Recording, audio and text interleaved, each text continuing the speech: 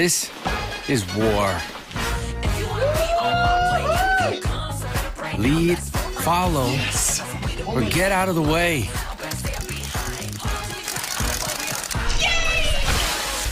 I'll show you who's boss.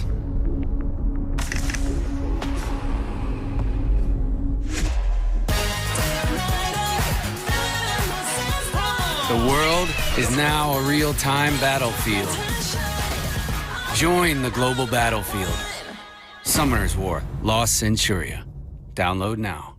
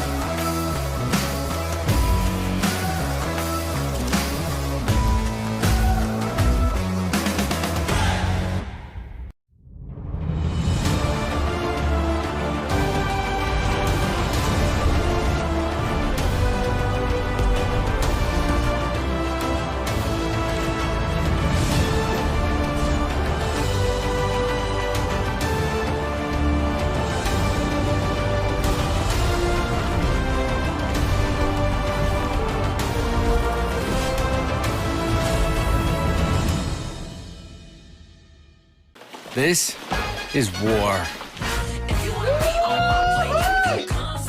Lead, follow, or get out of the way.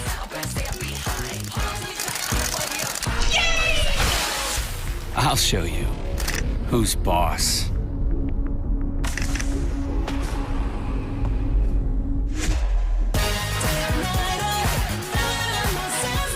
The world is now a real-time battlefield. Join the global battlefield. Summoner's War, Lost Centuria. Download now.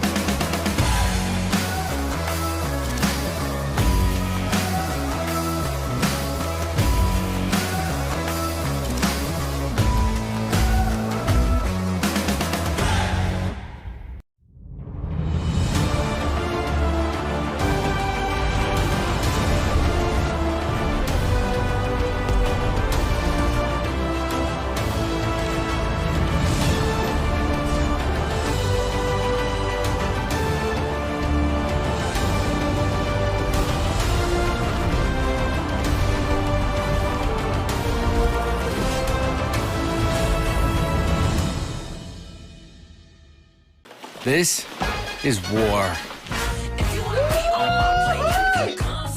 Lead, follow, or get out of the way.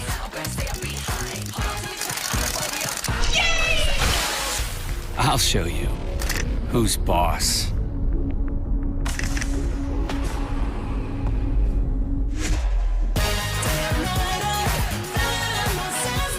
The world is now a real-time battlefield. Join the global battlefield. Summoner's War, Lost Centuria. Download now.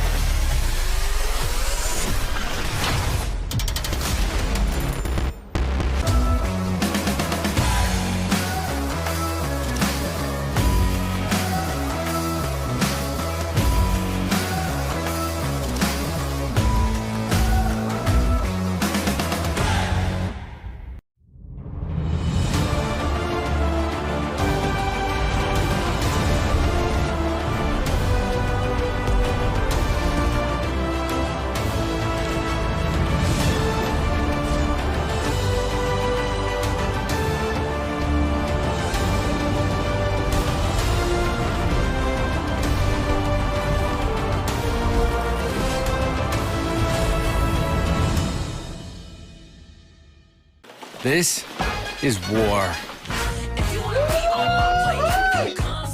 Lead, follow, or get out of the way.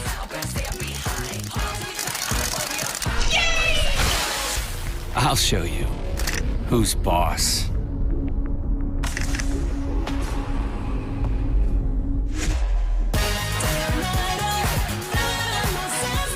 The world is now a real-time battlefield. Join the global battlefield. Summoner's War, Lost Centuria. Download now.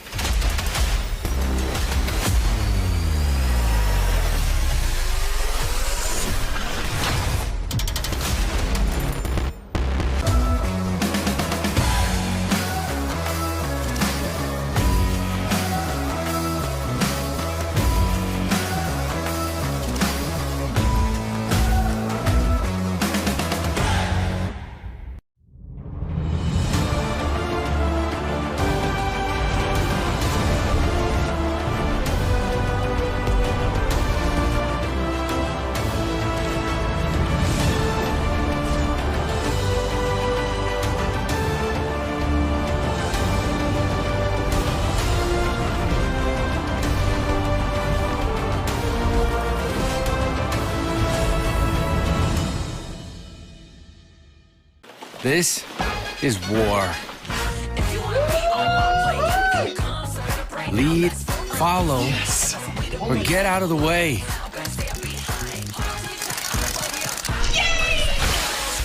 I'll show you who's boss.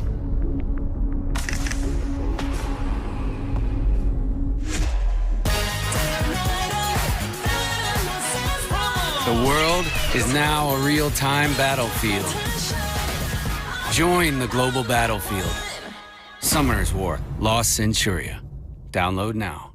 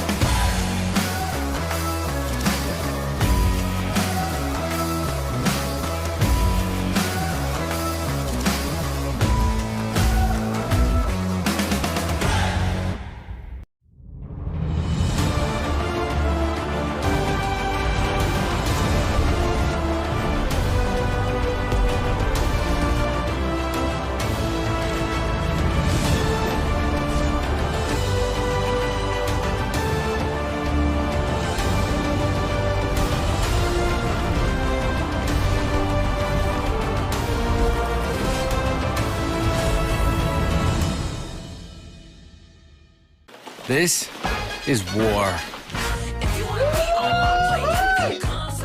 Lead, follow, or get out of the way.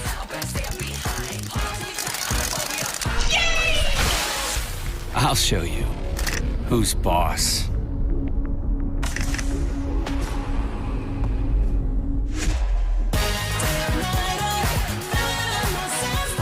The world is now a real-time battlefield.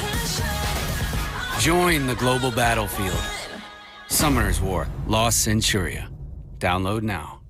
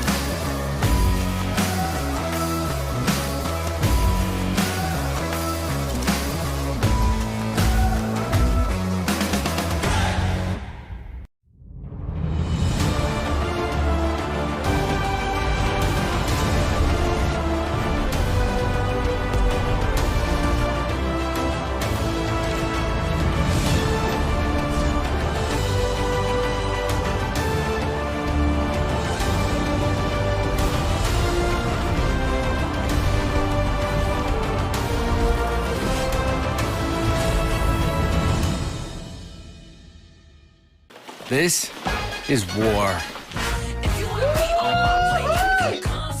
Lead, follow, or get out of the way.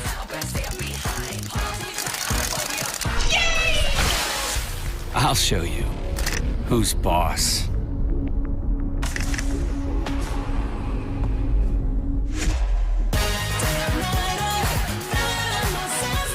The world is now a real-time battlefield. Join the global battlefield. Summoner's War, Lost Centuria. Download now.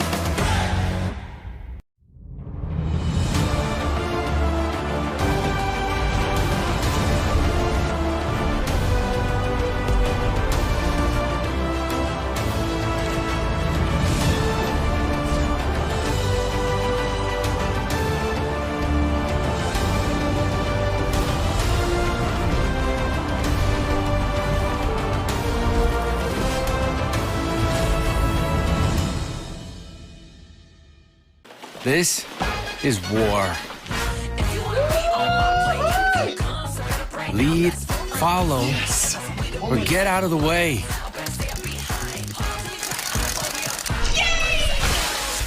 I'll show you who's boss.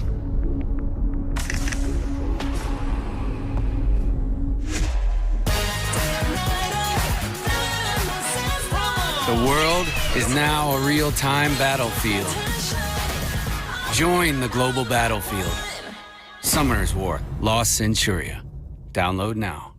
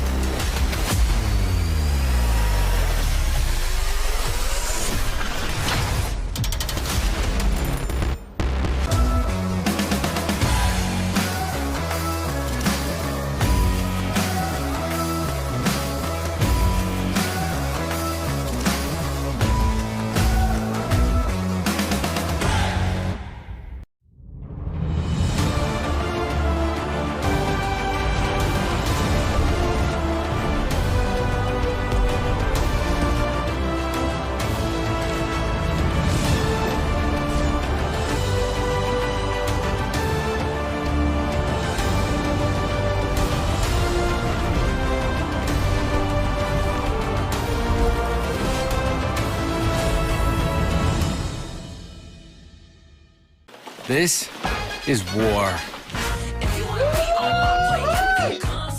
Lead, follow, or get out of the way.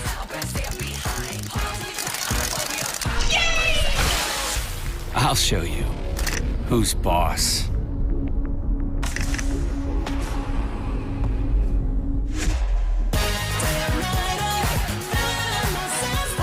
The world is now a real-time battlefield. Join the global battlefield. Summoner's War, Lost Centuria. Download now.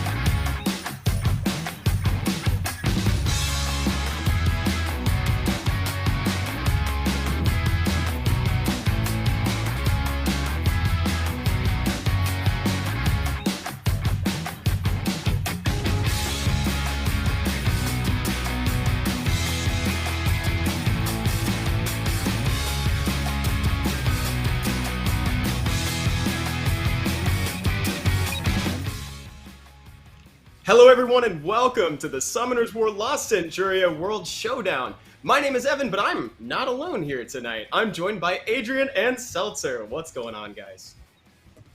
Hey Evan, oh my gosh, it's so exciting to join you here. We are two of the competitors from the Summoners War Lost Centuria 100 win challenge, where we got our hands on with the game, and I think both of us, it's safe to say, okay, Adrian, fell in love with it. Just a little bit. It became competitive quite quickly, and the first thing we did was we put it on our phones and played it the entire flight back. It's just a lot of fun. Well, that's great, and now we get to enjoy some of the games with the top 8 players from the World Tournament that was held between June 24th and July 4th. So we are in for some cool games today, and we're going to see who walks away with a slice of that $20,000 prize pool. Super generous prize pool. Can't believe that we're only in the first 100 days of the game being out, and I can't believe the accomplishments of the players that we're already looking at. Yeah, just seeing some of the wins that are racked up already and seeing some of the metas that are taking place too, and just seeing how good the competition can be already. Like, you play a little bit yourself and you feel like you have a good strategy, and then you watch the pros in action and you realize maybe there's a lot to learn just from watching this. There's definitely a lot to learn here. Let's go ahead and take a look at what kind of tournament we're going to be playing in today. So here's what we got. We're functioning with that same ban and pick mode that we're familiar with from that world tournament that we mentioned at the top of the show. In those rules, if those monsters are not already level 10, they'll be boosted up to that level. Rune set effects are applied, also skill stones, and just so you know, we're going to be in a best of 5 all the way up to the finals, where we'll transition over to a best of 7.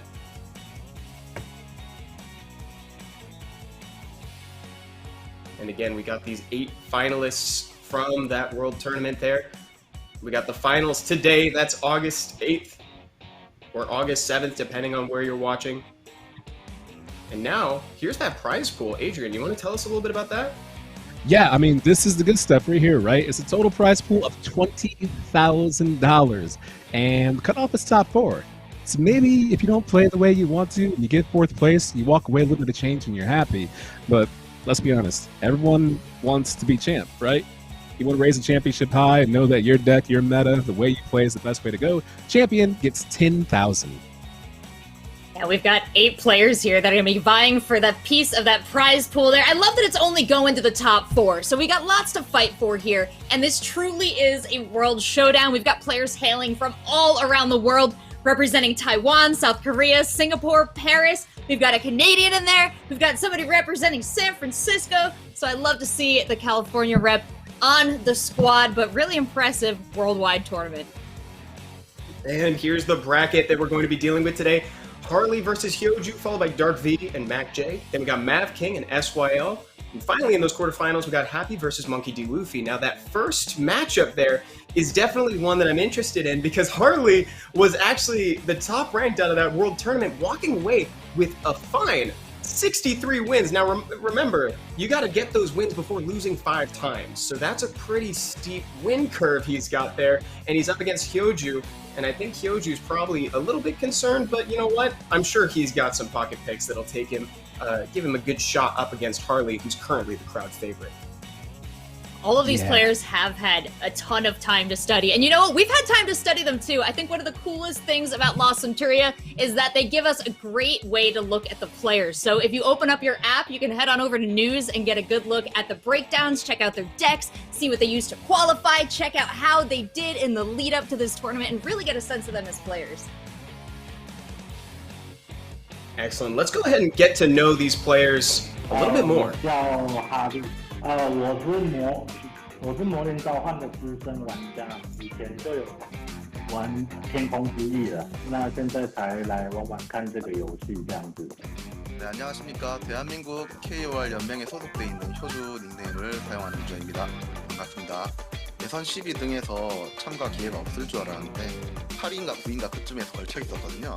일단 뜻밖의 기회가 와서 최선을 다해서 일단 진행하도록 하겠습니다. 我看到这个对手，老实说没有什么想法，因为在排位赛跟世界赛我都没有遇过他，所以也没有什么特别的想法。 그 하필 첫 상대가 예선전 1등. 월드 토너먼트 기록을 제가 그때 봤었는데 매번 상위권에 계시더라고요. 전설 스킬석과 이제 영웅 스킬석이 소개되었고 그리고 전설 몬스터까지 이제 10레벨 이제 아마 덱풀이 좀 넓겠죠. 상대방을 압도적으로 누르는 그런 전투를 봤었는데 살살해주세요. 因为其实它这个游戏机制是公平的，世界赛的机制是公平的，所以我不觉得说第1跟第12会有多大的差别。 그리고 등급전도 만날 수 있는 점수 폭이 아니거든요. 저는 지금 이제 200위권대에 있는데 그분은 이제 10등권 내외에 있기 때문에 만날 수가 없죠. 그 점에 대해서 이제 할리 선수가 이제 제 정보를 좀 얻을 수 없지 않았을까. 我觉得那个随机应变比较重要。 누가 우승할 것 같냐고요? 아마 게임의 묘미는 예선에서 힘들게 올라오고 12등이 1등하는 장면이 가장 재밌지 않을까. 저는 한번 생각합니다. 我很强，遇到我要小心。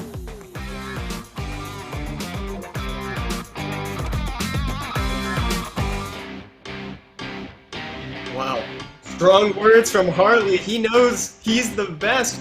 But let's watch out for hyojoo because, like Harley said, they haven't gotten a chance to match up before. So hyojoo's got the mysterious element, that esoteric nature on his side. Yeah, I mean, it's so rough, right? Because if you haven't played against somebody at all in ranked battle or anywhere else, like you said, you have no information on me, so you don't know what I'm going to do. But at the same time, Harley didn't seem very concerned about it. I think it was really impressive, too, what hyojoo pointed out about Harley, that on the ladder, he's managed to rank up all of his monsters, even his legend monsters.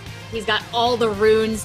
This man is playing with a full deck here. So with everything at his disposal, with every chance at his fingertips to try whatever decks he's wanted up to today, I think he's really had a chance to get comfortable with the setup that you're seeing here, and he's probably got some great ideas to fill in bans later. Great choice of words, playing with a full deck indeed. Look at that stacked lineup that he's got. He's got bombs, he's got dots from Perna, he's got Ciara to blow him up. He's ready to deal some damage to people. That is quite the control and damage focused deck. Now let's see what hyojoo's got. He's got to surprise him. I'm sure hyojoo's been doing his homework ever since that bracket's been revealed. And like Harley admitted, he has not done exactly that.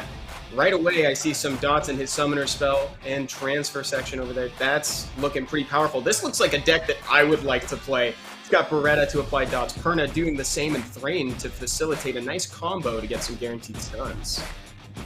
Yeah, nice way to go. I like seeing Bernard right there. That's one of my favorite picks. I like speed. I like going first. It's my turn. You can't go. When you're playing against someone who says, I'm the best, you probably want to go first. I just love to see the dots. Maybe it's a callback to my old WoW memer days, but more dots. You can never have enough dots. Never enough, and that's why I love seeing Konamiya there too, to bring that combo online so you don't just use Beretta once. You use him as many times as Konamiya's around to let you do it. I'm excited to see them get into the pick ban phase here.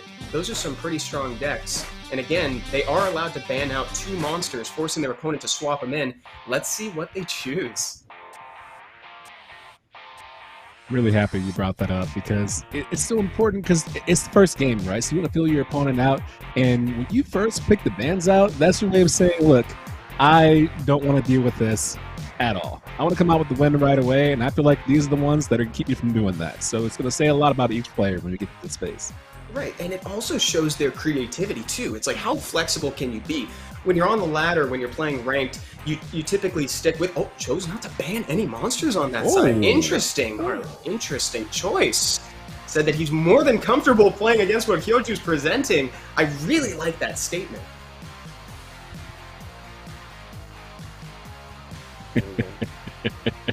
I just love it so much. I keep thinking back to the comment of, I'm the best. And it resonates with the idea of just go ahead and play whatever you want. I'm curious to see how this plays out. So it's a strong move. It's a power move. And this is where we're going to see Harley's creativity come through. Like I was saying, it's so easy to stick with a deck and just go with it while you're on the ladder and not change what you're doing sometimes. Like sometimes you get caught in a rhythm and you don't want to mix it up too much. So now we get to see him think on his feet and see what he swaps in for his 4 and 7 slot on his team. He's running low on time here. Maybe maybe he wasn't expecting those to be the units that were banned out. Maybe this is a power move on his part. Maybe he's like, you know what, I'm going to wait to the very last minute, make you sweat it out. I like the Wusa choice. Wusa being a super strong counter option, putting up shields and immunity so that way you can deny your opponent from putting debuffs or affecting your team. Let's see how this plays out. We're going into match 1 of set 1 of the La Centuria World Showdown. Harley versus hyojoo. Here we go. We're getting started here. It looks like Molong v Molong in the front there. Who's the Mo longer in this one? I like that. Who's the Mo longer? And we're going to find out who's the Mo longest. They're just chipping away some damage, and you'll notice they're letting their mana accumulate. Harley's sitting on a really powerful card, Wusa, but it's also a kind of expensive card in any other turn. Pops it out. Luckily, there wasn't a huge impact on the team, just attack break going out from that one. I like that the opening gambit of, look, we both can do a proper amount of DPS. I just want to see what your mindset is right now. There's a good mindset. That's what I love seeing. A Mo Long reckless assaulting another Mo Long. It feels so right. Neither player being at a deficit. Oh, Ganymede destroying the hand. That is such a powerful play. Harley now has to wait for his cards to be doled out to him so he can only work with what he's got right now. Love seeing Ganymede played. It's fantastic when it works out in your favor and you get the chance in your favor, and obviously worked out this time, and now you've got to deal with all this. That's a lot of blue above the heads right there. Yeah, it's a lot right there. And you'll see that Perna right now has Oblivion on, and that isn't something that we brought up at the top of the match. Tsarion applying Oblivion will stop passives from activating. So that means if Perna goes down right now, she's not going to be reviving. Oh! Which is one of the strengths, right? You pick Perna because you want that comeback with 50% of your HP saying, all right, round 2, but there is no round 2. There's round 1, and that's it. hyojoo with the surprise win against Harley, the current favorite in this tournament, bringing him up 1 against none. I gotta say, that was not the result I expected after looking at these decks, after listening to these players talk about each other in interviews. We had all hyped Harley up in our minds. Harley hyped Harley up in his mind. So a big L right off the bat. At 40 seconds that match was decided. You gotta wonder how that's gonna impact his mental for the rest of this tournament. A lot of psychological damage that was just dealt. He's gonna have to recover from that. When he goes in, look at him. He's already considering what could have gone wrong there. What he could pick out. hyojoo, happy with the win. Yeah, I remember hyojoo saying, I think, don't quote me on this, but please go easy on me. Right? Word? That's exactly what he said in the interview. Now, we don't know. From the look on Harley's face, I don't think that's what's happening right now. There's way too much focus and consideration on his game right now. But yeah, hyojoo did not need to worry as much as he did. Yeah, I mean, I'm looking at the commentary right now from the chat, and someone said, should have banned LOL, and yet the wonder, did that come back to bite?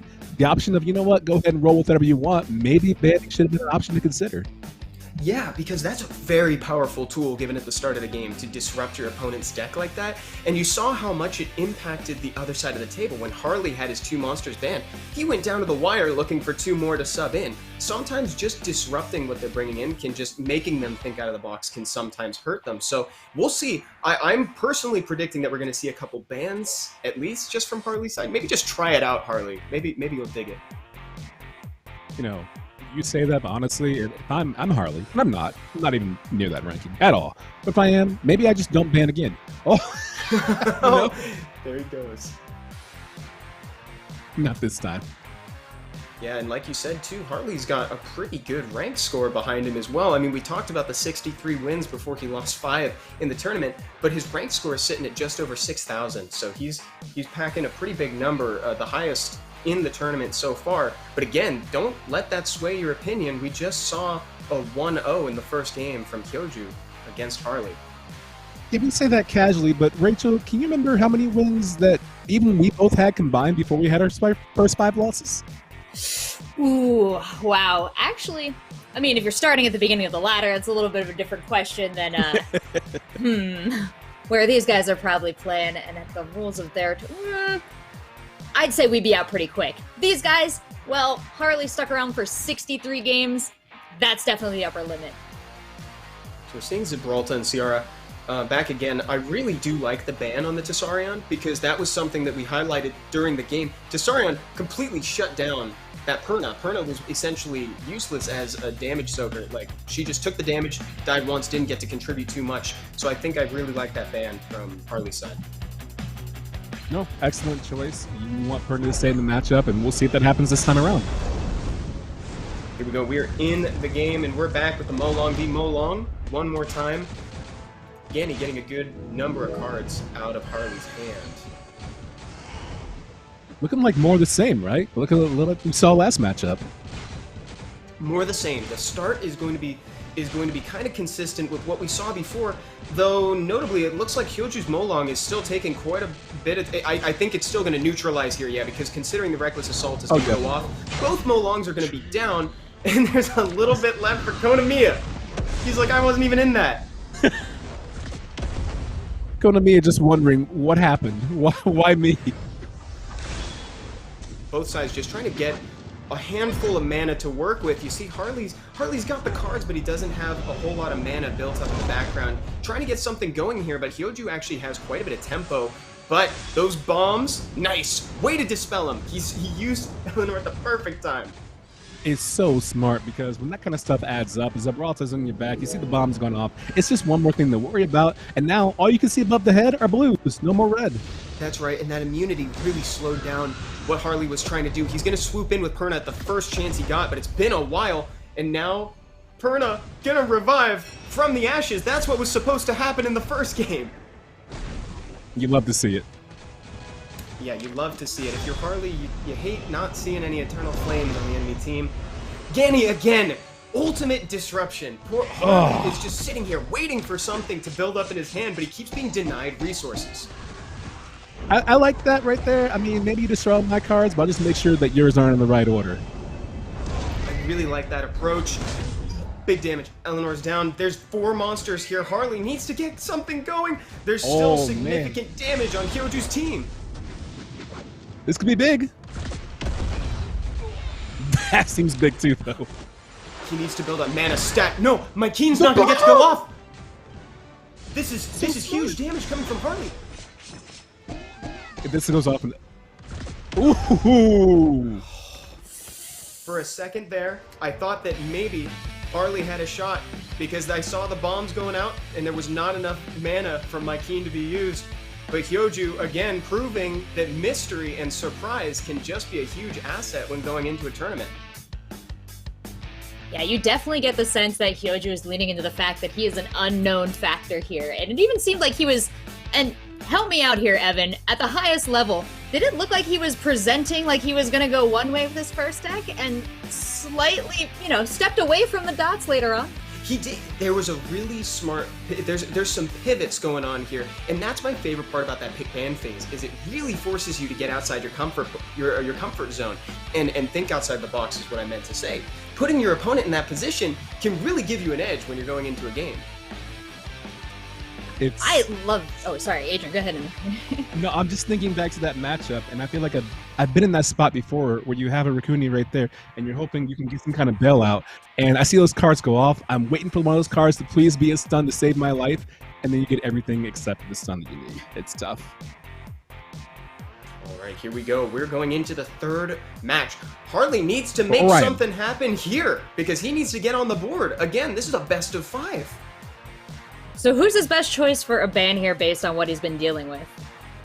I would say that the biggest source of disruption in that game for Harley was the Ganymede. I don't necessarily know if that's like the ban that he would prioritize, but when you were looking at the way that last game played, Ganymede was really showing how efficient of a monster he is at denying your opponent resources.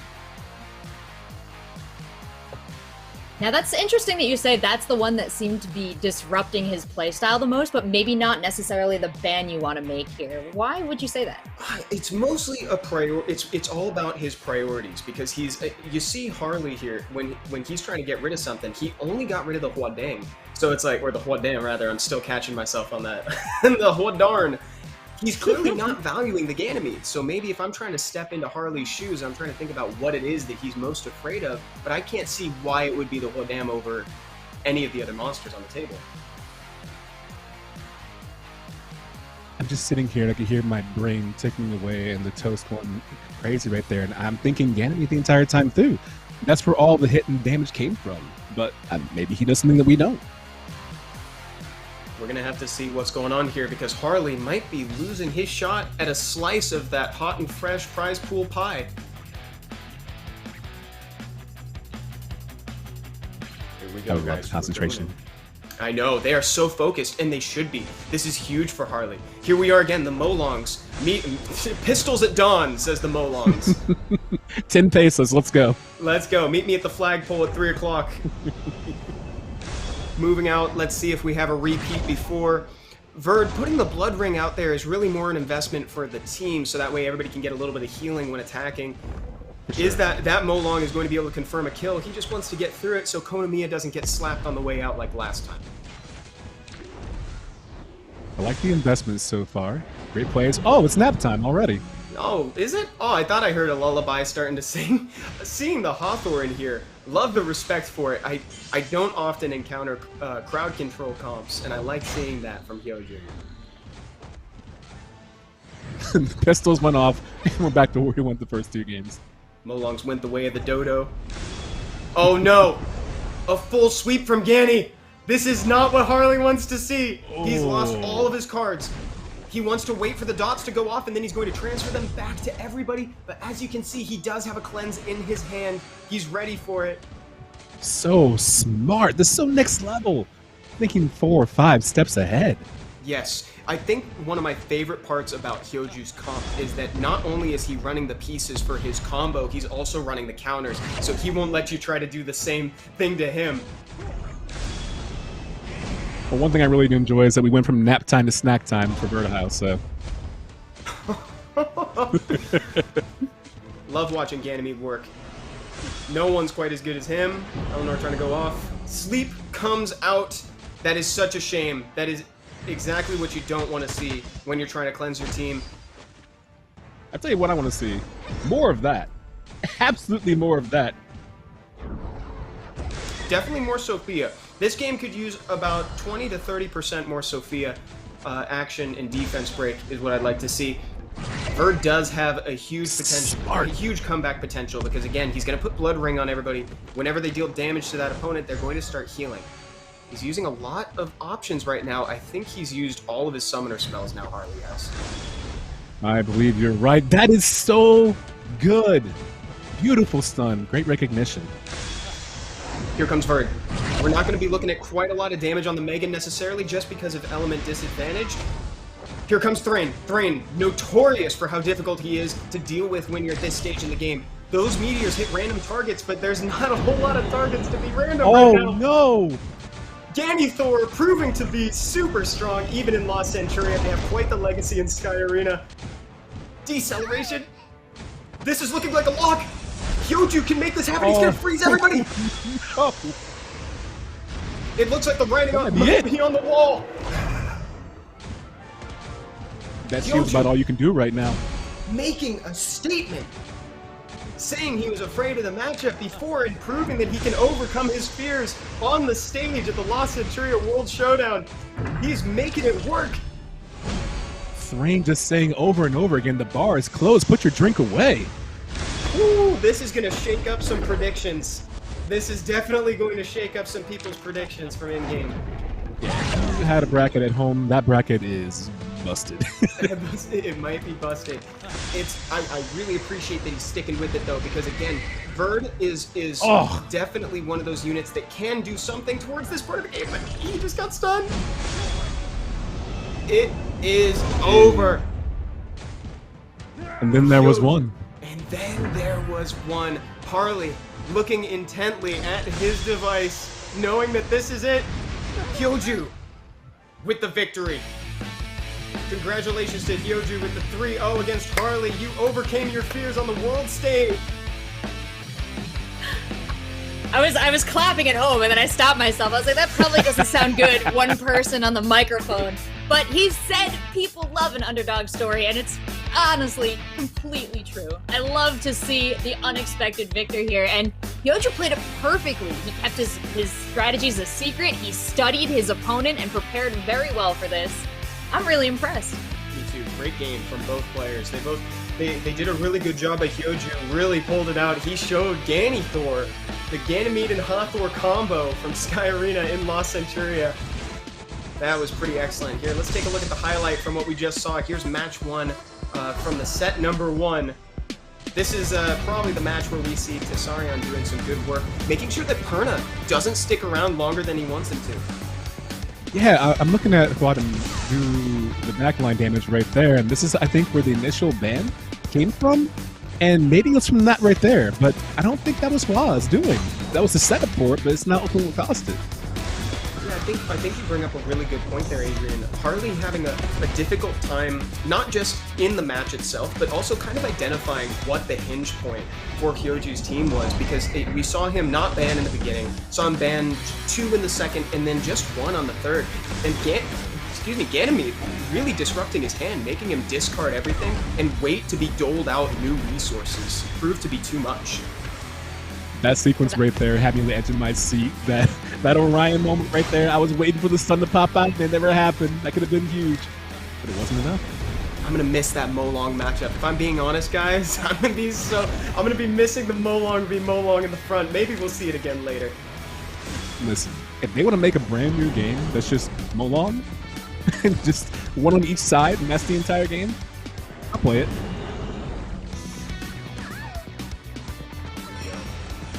So that was an excellent first set. First set from before. This match has been super cool to see. Harley and hyojoo, they did a great job, and hyojoo has my respect. I'm gonna be watching him for the rest of the tournament, and I know that people in chat are saying it too. They're like, well, my predictions are gone. There's another look at hyojoo's 3-0. A sweep. Not only did Harley not open up with a win, he got swept. Now, Harley, I don't want you to hear this, and I know you're not listening to me at all, and think you can't do this. This is the beginning, perhaps, of Harley's underdog story, and I can't wait to see where the tournament does go from here. Oh, no, it's not. No, it's not, is it? We gotta, well, you know what? He could have a redemption arc in the future, and you know what? Again, Harley had a huge ranked score, like out on the ranked ladder in Lost Centuria.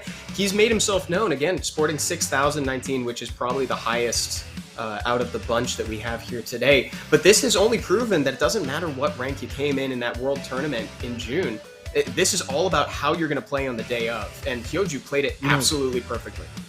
I'm so happy you brought that up, because one thing Harley said in the interview was, feels like 1 through 12, honestly, feels like there's not a huge gap or a huge discrepancy in the skill levels, right? And right now, we see hyojoo who says, I think I'm in the top 200. So maybe there's something to be said about 1 through 200 in addition to 1 through 12 in terms of skill level. Yeah, these guys are all so great that you put any of them, you can mix and match however you like. You just put 2 against each other, and you're going to have an amazing match. I'm DarkV. And hi, I'm Makjay. I co-founded an IT company in Let's go ahead and meet our Indonesia. next 2 It's players. called Qubit. And I'm really happy and excited to play this match and meet with different people from all over the world. And also theory crafting about my deck. It's really good. Which means when I usually play games, I always become the top players. I feel like maybe I have a good luck in this game. He's surely a good opponent because he ranks second, but I'll try my best. Even though he is in the 11th, but I think his rank is higher than me. I met him multiple times on the arena battle. I met him 3rd time. I only win once. The skill stone is game changing, so it will be a hard game. I think I'm a person that has fast reaction, so that's why I go with the counter. I play counter mostly, but it's kind of passive-aggressive, depends on the deck. I don't really like to have healing the damage, but if I beat Makjay, it will be really easy to win the 3rd place. Maybe my first step will be winning a match if it's possible, but the goal is to win the tournament. I will do my best. Good luck and bye.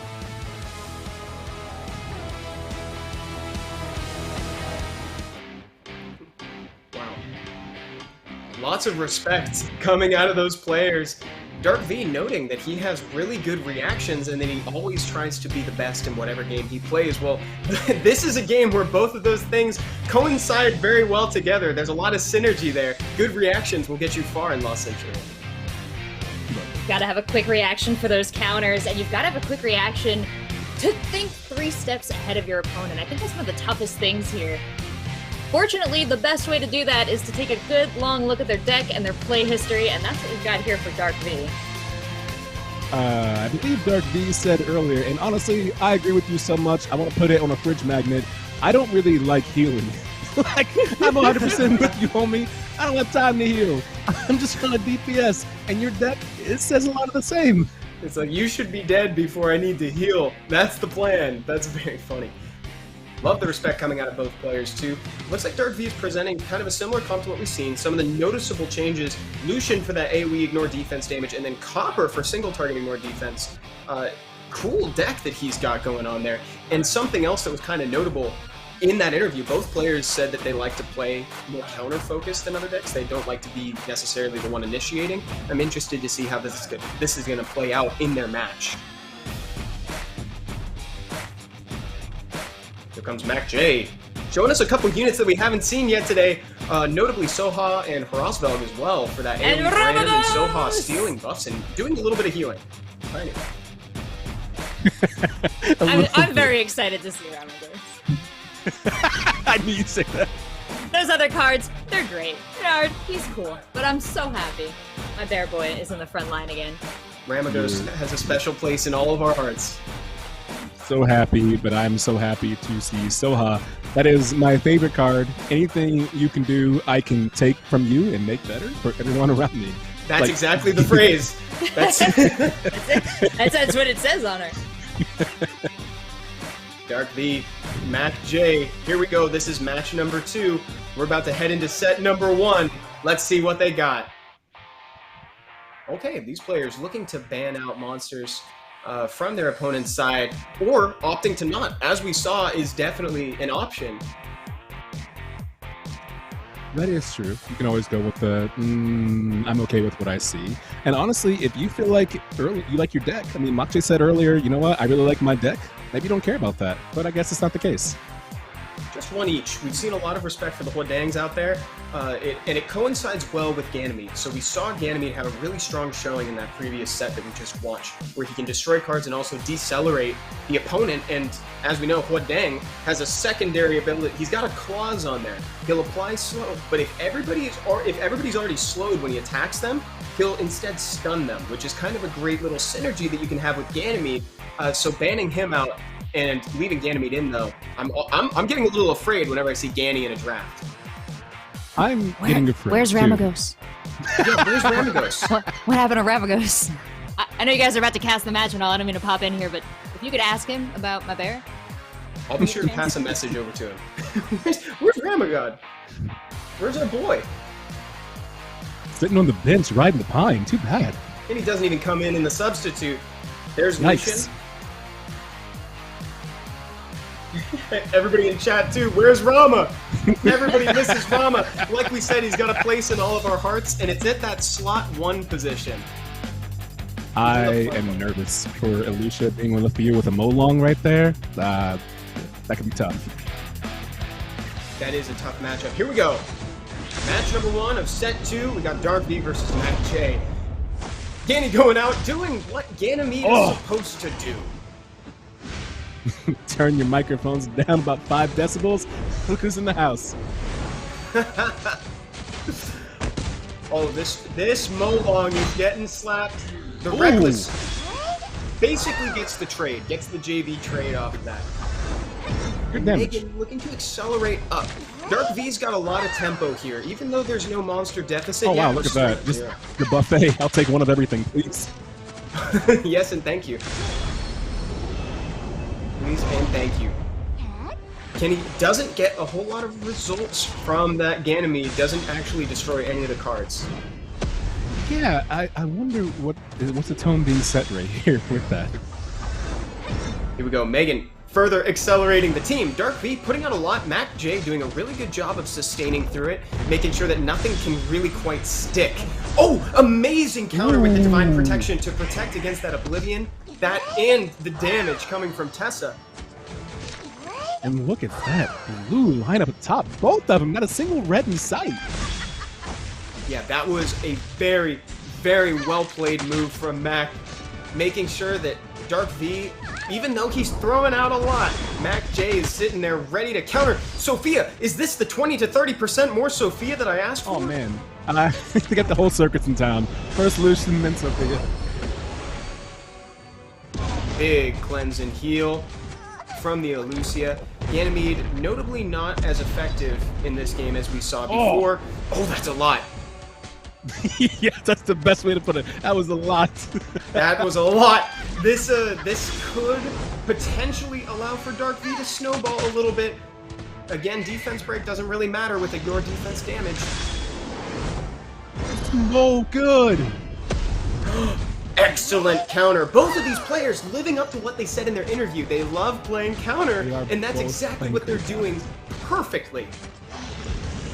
It's my favorite kind of game to watch. Just watching from counter to counter and knowing exactly what to play at the right time. Oh, and he's got the synergy card in his hand as well to boost up his friends. Look at this. Makjay's team is suddenly so low. DarkV could clean it up right here and gets a stun on the last one. DarkV pulling ahead, establishing really good early tempo, but Makjay just could not hold on. Yeah, the unfortunate thing is, like you said earlier, when it's just you, you know exactly where all of Doomsday is going. Yeah, you know where all of those meteors is going. Oh, look at Makjay. Makjay, not super thrilled about what's happening. Not super thrilled, but again, best of 5. That was the first match that we got there. DarkV walking away with a W, but it's not too late for Makjay. I always think it's real poetic to use Thrain for your final attack there and just bring about the death of your opponent. Just really finally end it. It makes it a lot fair.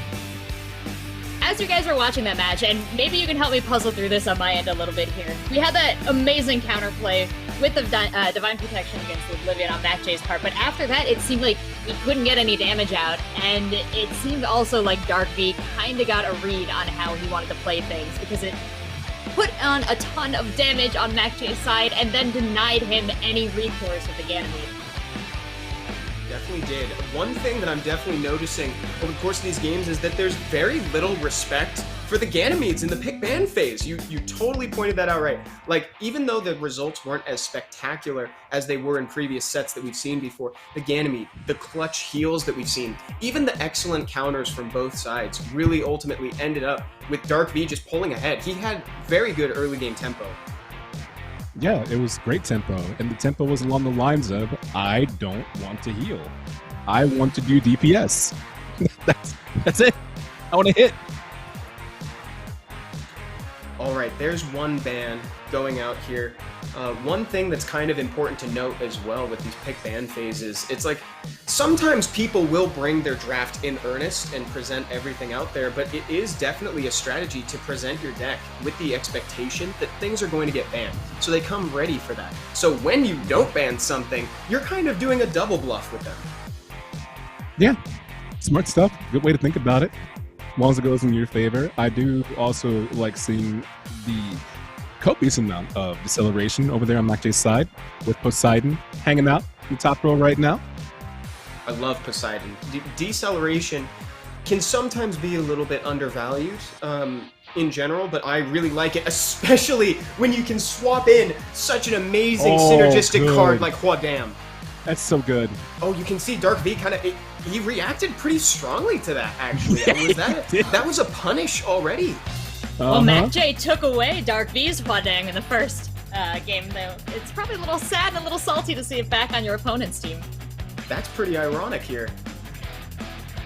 Here we go. We're starting the game off strong with a Bernard to accelerate through that mana production. Card Incineration. Ganymede doing what he does best, what he's proving that he's so good at doing, which is resource denial. He says you may not play for a little while. whatever plan you had, you can't do that right now. You must create a new plan. And do it slower while you're at it. Lots of buffs coming out. He runs a copious amount of buffers on this team.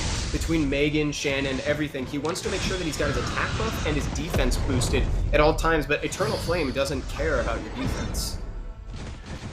Yeah, but you just, it's so intimidating when you see that much buff going on your opponent's side, especially when your tank right there is about 1 second from death.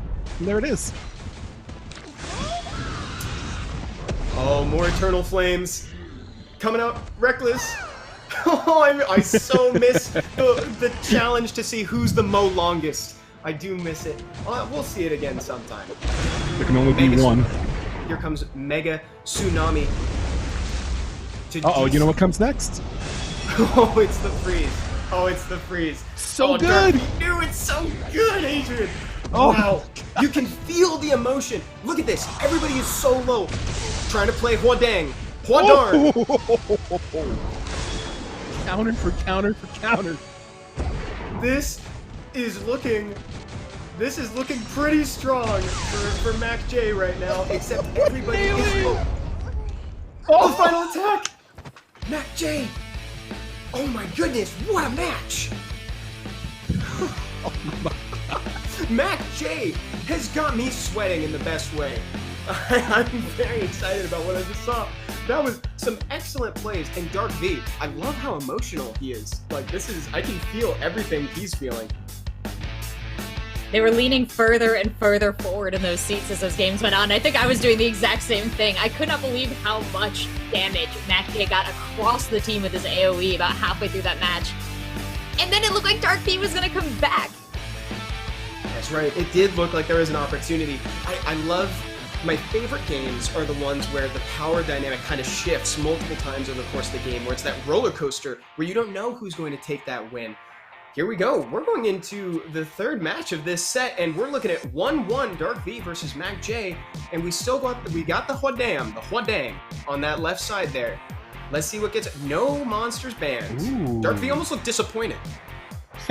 How dare you? I respect that. At the same time, too, like that last game, if Huadang does just a smidge more damage, that entire back row is slept. Like they're night-night. Barely survived. This is pretty important too, because since no monsters were banned, that also means that DarkV can't adapt. He's not able to bring immunity. Like, he can't respond to any of the debuffs that Makjay is going to be putting out here. Like, it definitely hurts that Ciara and Beretta are banned, but we still got Perna. We can still do debuff damage with whatever he decides to ultimately put in those 6 and 7 slots. But, like, that's actually a really good tech. And DarkV kind of, like, played it forward a little bit. He's like, just in case, I'm going to get rid of the 2 daughters. But it would be really nice if DarkV had the chance to replace some monsters.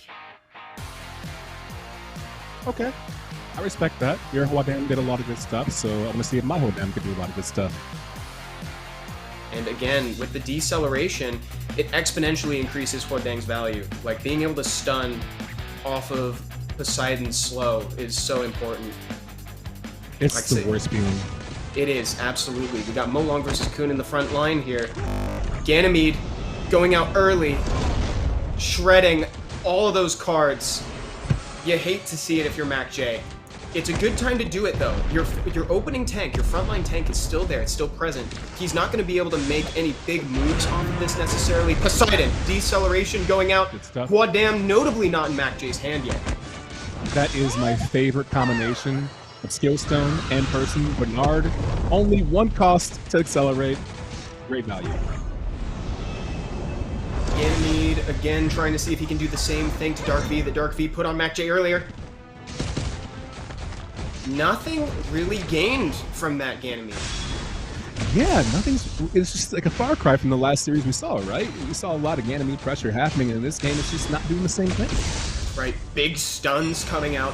DarkV not able to use even the card that's coming up next. Looking to prolong that. They are stunned and frozen. Big transfer. This is a huge transfer if it goes off. This is huge. DarkV with the big play. Perfectly timed. He needs to capitalize on this before it wears off. Oh, the cleanse.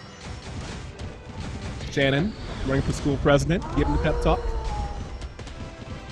Pep talk comes out. Trying to make his monsters look a little bit healthier as well. That's what you're looking for when you play a Ganymede. Getting rid of everything in Makjay's hands. That spoil's just so rough. That's day one stuff. Super rough. Here comes a cleanse. He needs to play it right now or DarkV loses this game. He knew. He used it. That was super important that he got it. Hey, look who's back. And Doomsday's upon us. Oh, good hits. Getting Good stun. stuns too. And notably, DarkV's damage had been kind of hindered through the course of the game with the attack breaks, so this is pretty significant. This game is way closer than we just thought, by the way. All of these monsters are so close, but that stun on Hodam is going to secure the match. Can he do anything? He can't secure enough kills. Hodam on Hodam violence. Brother on brother violence. You hate to see the Hwadangs against each other like that. DarkV pulling ahead. That's 2-1 against Makjay right now. DarkV exhibiting some serious learning. He's really able to look at each of these matches as they play out and adjust not only his deck, but the thought process behind how he approaches his opponent. So was there anything actually, Evan, you saw that he held a little differently in his hand this time? There were a couple things that I noticed. DarkV was kind of forced to play on the back foot towards the end of that game, especially. Like, he was waiting for cards to come in. He was very fortunate when that cleanse came into his hand. If he didn't get the opportunity to cleanse all those debuffs off of his hand, then that could have been a totally different outcome for him. So, in the sense of, like, holding cards, I think he was actually just trying to gain some of that momentum that he was looking for. Makjay just played that super well. And also, I'm noticing that some cards are left at level 9. I think what that means is that the cap is actually 10. It's not that they're all boosted to the same. Just wanted to clear that up here because I think that might have caused some confusion. I think I may have said that incorrectly at the start of the show. You know, it's funny, we were looking at Ganymede last game and last series, and now we're looking at this series. And not quite as effective right off the bat, right? That last game, when you have that many players, that many monsters left on that much low HP, Ganymede does serious concerns to your mentals when you're playing. He really does. Like, I can't get over the level of disruption that Ganymede can give if he goes off and shuffles, or rather destroys the cards, which is significantly worse than shuffling and drawing new ones, because you have to wait for them to be doled out to you. Oh, no Konamiya, huh? No Konamiya. That's an interesting ban. I really, so I value Konamiya that highly, but I wasn't aware tons of people valued Konamiya that highly. He's one of my favorite monsters. I also value Konamiya, maybe not as much as I should, but there's just certain things that you see happen to you that you don't want to see happen twice in a row, so I do respect it.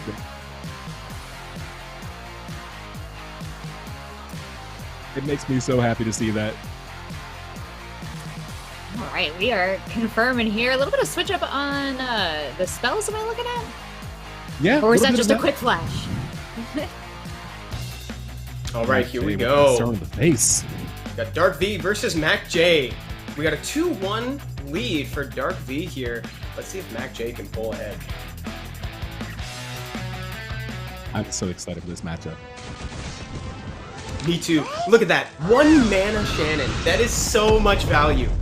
You can't find deals like that anywhere. 1 mana for a pep talk? That's excellent. You really can't. Black Friday special right here. Look at that ignore defense damage, and sharing it amongst the other people in that line right next to each other is so cool. Copper doing big damage at the start. Defense breaks go out. Look at that! DarkV. And all the deals. DarkV could really make something happen here. Let's see what Lapis puts out. Not a huge disruption from the Tessarion, but you gotta just do something. You can't just go out quietly here.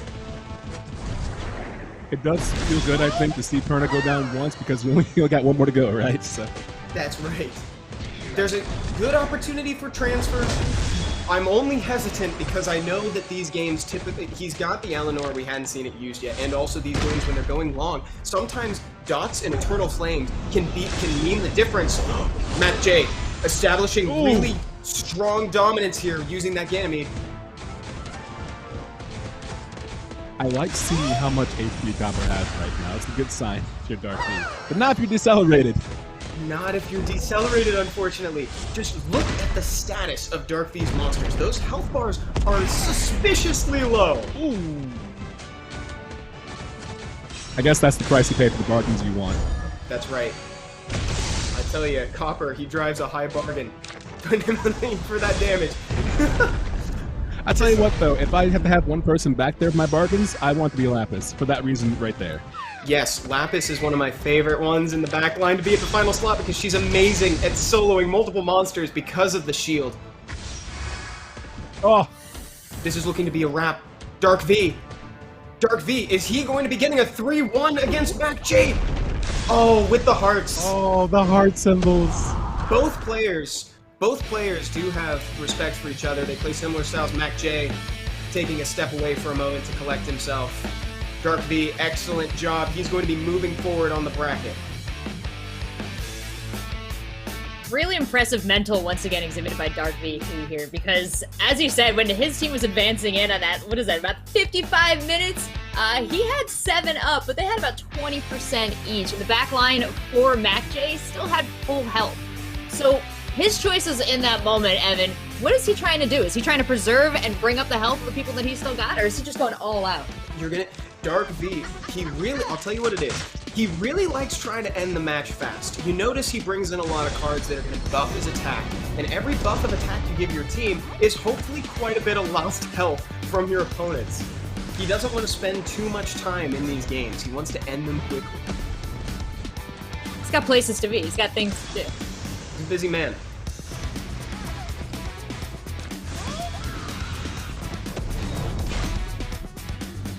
We're getting some pretty great highlights here. I like reminiscing over these. Remember that Shannon value.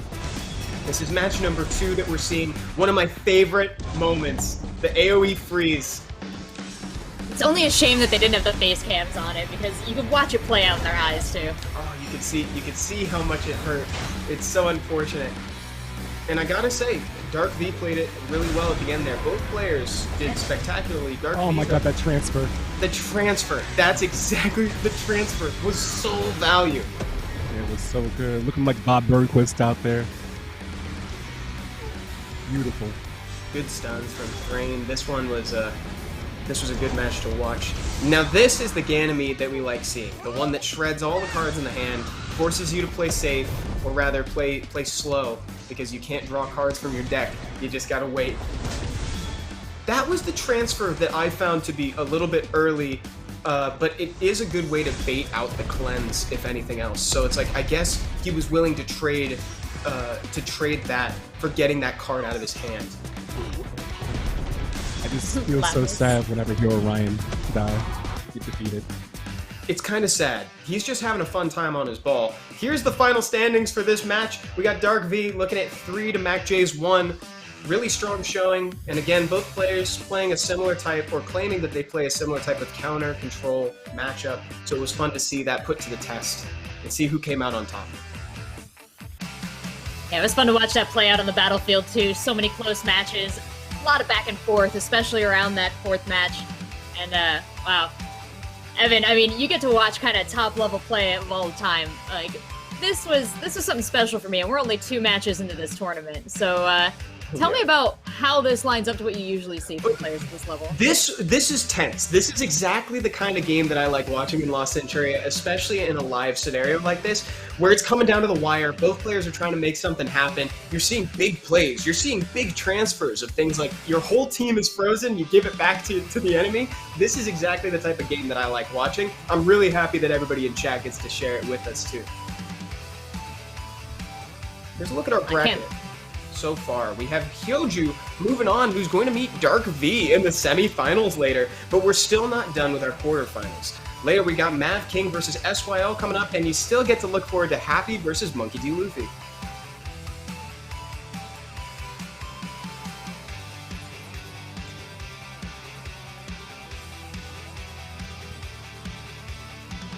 I mean, the one thing everybody said they like, right, is a good underground and like a good underdog story. And so far we have an underdog story in the works, which is maybe you didn't have these 2 advancing and they advance. So not only is your bracket busted, but maybe you're like, we should reconsider maybe who plays the best or what the new meta might be right now. I saw the chat right there. Someone was saying, I fear for a Ganymede meta. Here we go. Might happen. We're going to be taking a short break here in a moment, and when we come back, you get to look forward to more awesome games. See you soon. Lead, follow, or get out of the way.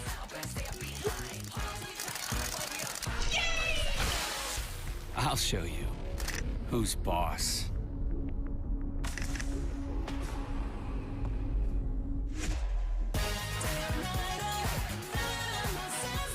The world is now a real-time battlefield.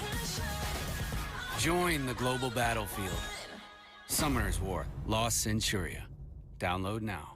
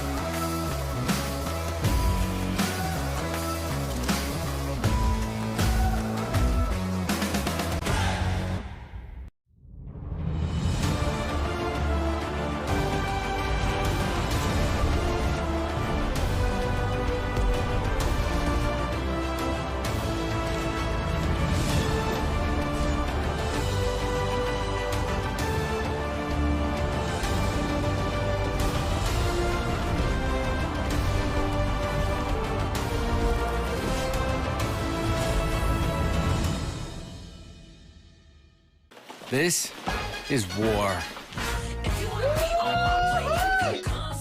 Lead, follow, or get out of the way.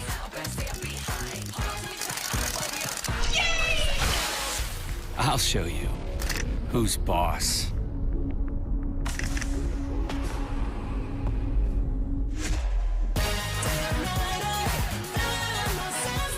The world is now a real-time battlefield. Join the global battlefield. Summoner's War, Lost Centuria. Download now.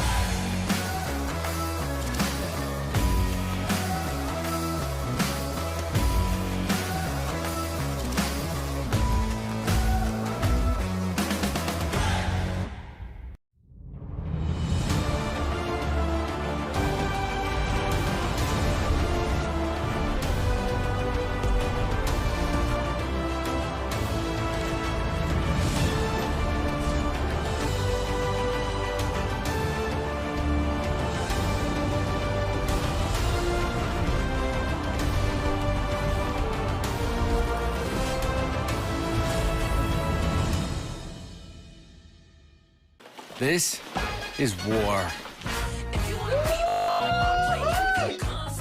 Lead, follow, or get out of the way.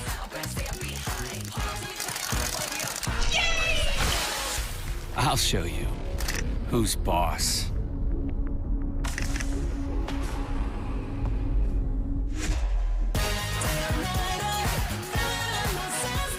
The world is now a real-time battlefield.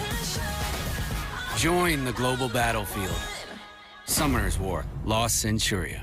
Download now.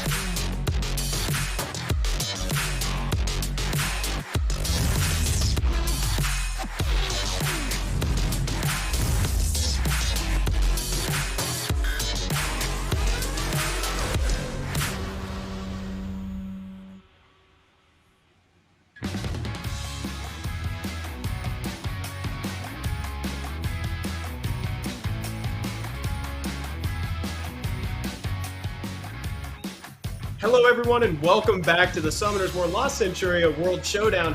I'm still Evan, and I'm still joined by Adrian and Seltzer. Welcome back, guys. Thanks so much. I'm really enjoying this studio we're in. I gotta say, this is probably the coolest one I've broadcast from in the past year and a half. Me too. Yeah, it's very cozy. It's air conditioned. I feel happy with where I am. So thank you for having us here. We get to be 30 feet larger than Evan. It's great. Yeah, it's a little intimidating, actually.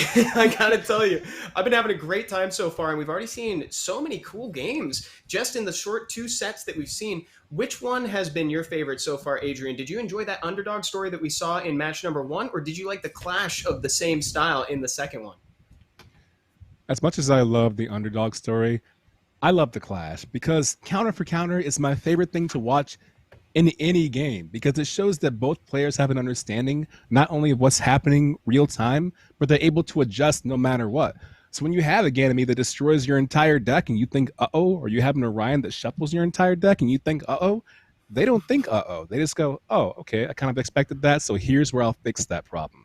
And watching it in action and seeing that thought process is just incredible. I want more of that. Big time. Yeah, so Seltzer, I'm kind of in the camp right now where I feel like Ganymede has been the MVP of this show so far. Do you feel the same way?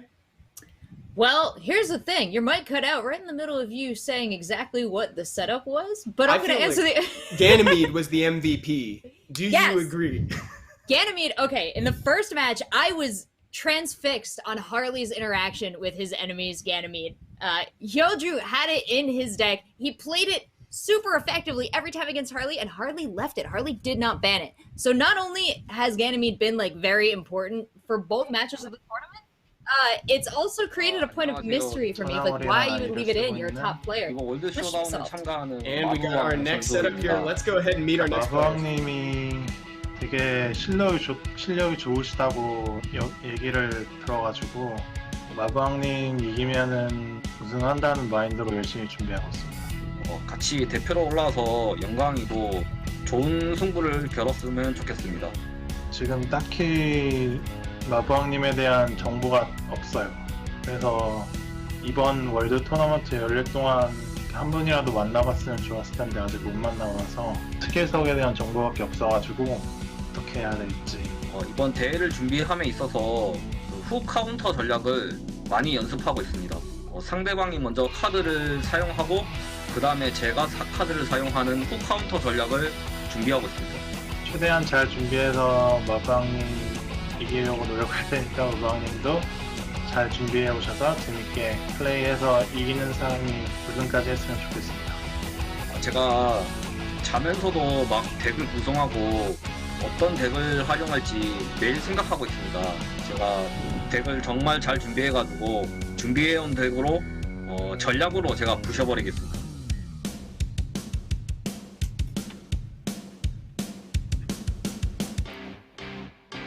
Oh, there we go. Mavking, sleeping, breathing, eating Lost Centuria all the time. The man is thinking about it all the time and composing decks. That's a pretty intense statement. That's love. When you're thinking about something all the time, when you're trying to make it better for yourself, when you're trying to improve that relationship, oh, I'm cheering for you, Mavking. That's a great way to approach the game, and that speaks to a long competitive career. If people want to stick with it in Lost Centuria, you've really got to eat, breathe, and sleep the game to be great at it. That's right. So here's a better look at Mavking's draft right now. This was his most used deck in Season 3, just as a reminder. So we may see a few changes today from what, if the previous games are to be taken as gospel here. It looks like he may be changing up some of this. More Sophia, always pleasant.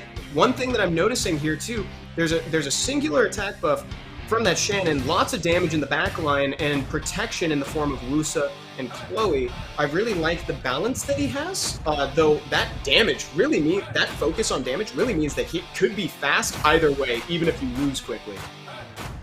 Yeah, I mean, one of my favorite cards that I saw in his deck was Kali. That's one of the cards I run regularly because I love the idea of unrecoverable, and I love the idea of just one target taking a ton of damage. None of this spread out nonsense, just I want you gone right away. That's good stuff. SYL, looking to see you later. Maybe. Look at that deck. He's got Sophia. He's feeling kind of a similar flavor to the previous deck that we saw presented by Mavking in the most moves of Season 3, where it's a high focus on damage with a little bit of counterplay with that Chloe, but with a bigger focus on healing on this one. You see that sustain from the Colleen as well as the buff from Shannon. And taking a further look at Sill's interview too, he does not like monsters that lay down continuous damage. He doesn't like spells either, so let's see how he reacts to those. He and I have that in common. I love playing it, hate seeing it.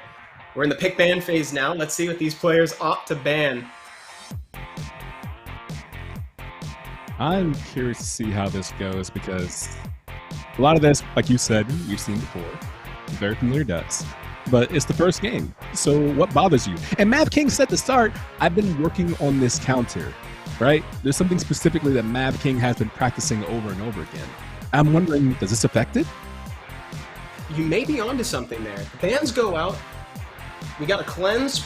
We got a cleanse taken out and a respect ban on Shannon, removing one of the attack buffers. Something that you'll notice is both of these drafts are very different from what we saw in their most played in Season 3. And we see Ganithor sticking in, which is an excellent composition from Sky Arena. Notably, those two work very well in that game. And while they don't directly affect each other in this game, that legacy lives on. Ganymede and Hathor together forever.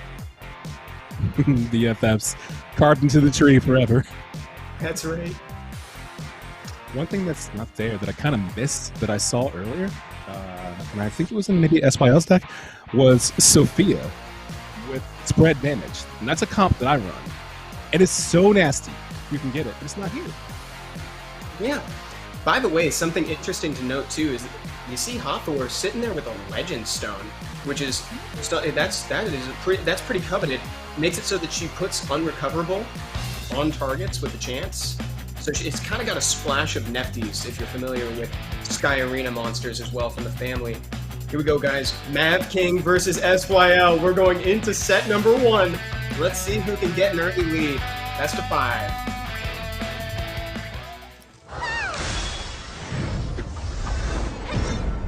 Is it? Am I hallucinating, or are we back at the Molong v Molong in the front? It's what you asked for, man. It's what you wanted, right? Here it is. And this is the spot. Watch out for this as well. That Hathor is going to be a thorn in Mavking's side throughout the entire game. He's going to be waiting to see if he can get a backline counter. As soon as Mavking makes a move, he wants to put him. SYL would like to put Mavking's backline to sleep. Very important too, considering the backline that's there. Nap time could come early and often. Ganymede making an early impression. Getting rid of Mavking's hand, and look, he doesn't even have a skill coming up. He has a summoner spell instead. He's got to wait. Oh, you can feel this. This is such a brutal time. Ganymede is doing great today. Whoa, that hurts so much.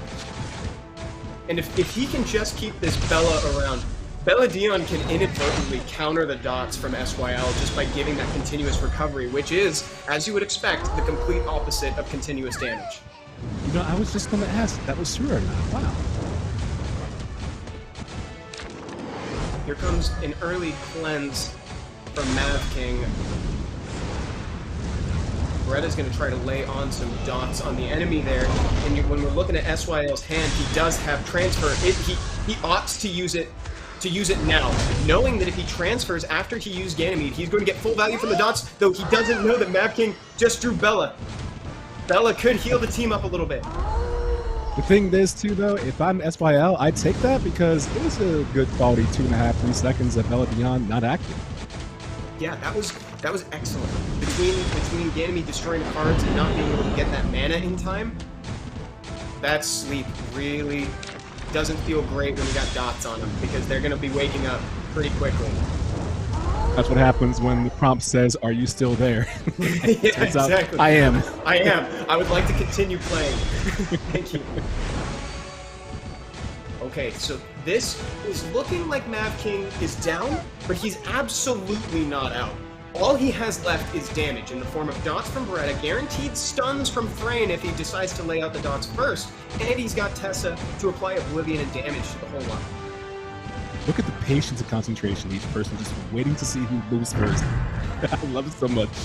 I know, they're just waiting for the other person to make a move.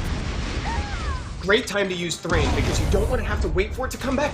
Ganymede, almost with enough damage to lock out the game right there. SYL saying that he would like that first victory, please. So good. SYL pulling a magician's trick and saying, now you see your cards, now you don't.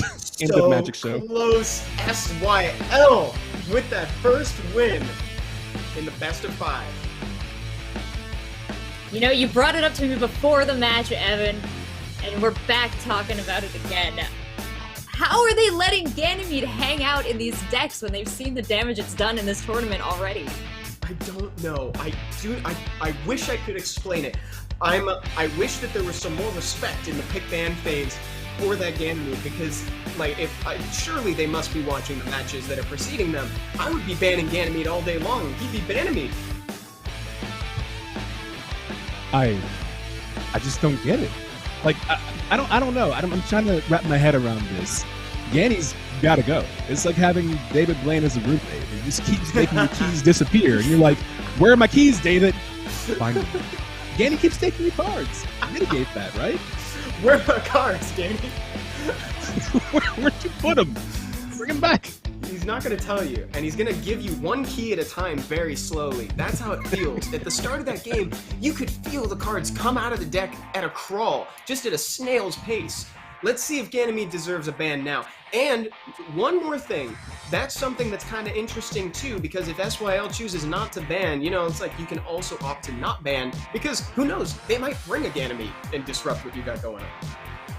Yeah, that's true. That's a Ganymede-free zone over in Mavking's deck, so yeah, maybe SYL wants to keep it that way. I do have to note, though, Mavking almost brought it back there. We watched a fine finish at the end, and that was after a punishing play by Ganymede against our Mavking. Really good point, because as we know, Thrain gets scarier as the game goes on and there's less random targets for those meteors to hit. Because it almost looks like he starts choosing the hits as the numbers drop. So he's one of those monsters that you really like having in the back line, because he just gets exponentially better as the match goes on. Well, look at that. Ask and you shall receive. No Ganny this time. I don't want to deal with that. It's about time. That's right, and notably, we had some immunity banned on the side of Mavking. We might see SYL try to take advantage of that, maybe bring some more dots, maybe bring some damage, even though there's a tiny bit of anti-synergy with the Hawthorne, but it might be a price that he'd be willing to pay here, because he's going to have to reach. Mavking is going to have to reach for some immunity here. We see a little bit of this, little bit of both. A little bit of both. He takes a half measure, goes for Bella Dion in the form of continuous recovery, which does counter dots, and then Wusa with the immunity so that they can't be applied in the first place. Oh, there it is. The steam popping up. You know what time it is. That's right. It's time to hop into the next match. Between Mavking and SYL, let's see who takes the next step towards that best of 5 victory. Both teams trying to establish early tempo, buffs go out. We got acceleration on the side of Mavking, seeing more mana coming up, and he's going to be banking that for a little while, because notably he has a lot of very good counter options in his hand. Mavking isn't want to do anything, and SYL is put in a position where he says, do I just do it? Do I just eat the Wish of Immortality? Because the fact that Mavking is not playing anything is kind of a tell. Just trading from I will never get tired of that. I will never get tired of the 2 Molongs in the front. Oh, wow. Just when you thought it couldn't improve. When you have Molong versus Molong, now you have Kona on Kona. This is such a tough situation. Neither person wants to take the first move, because he knows SYL, as soon as he throws out dots, if he throws out a sleep, Mavking has got his finger on that Wish of Immortality, and he's ready to pull the trigger. Are we just going to see them lava attack until the backline goes up? Yes. Wind versus water now, and you see that Megan is unrecoverable from that Legend Stone on Hawthorne. Not that it necessarily matters right now, it's just an interesting thing you don't get to see every day. Autoing. This is going to be... Okay, now here's the thing. Mavking has been autoing this whole time, but he's forced to make a move, because they're going to lose... somebody's gonna lose a unit here, so you gotta use the cards. SYL decides to just take it, throws out the delayed promise to force out that immunity. There's a lot happening here. We've been banking up time this whole match. We've been waiting for players to play skills, and we are never gonna stop seeing skills at this point. And the only skills you can play are from 5 of the monsters because the first 3 are gone. Well, 4. Oh, that's actually a pretty important transfer. That is not the counter that you want to see when they present a transfer. SYL taking control of the match. Oh, Mavking, my tummy hurts. Literally the worst response to a transfer that you can see. Mavking. Oh, this is devastating. Easy. Can he do it? Can he do it? If he AoEs right now, he's got it. Tesorion so close. Thrain securing the match in Mavking's favor. Oh my gosh. The patience, the sheer amount of patience in that game. Lots of respect for the players. I cannot believe he managed to come back in that fight. That is nerves of steel. That is not mentally giving up when things look absolutely terrible. That's right. And we saw Mavking just waiting. And then as soon as he had immunity up, he wanted to play as many cards as humanly possible before that timer ticks down and he's vulnerable to more attacks.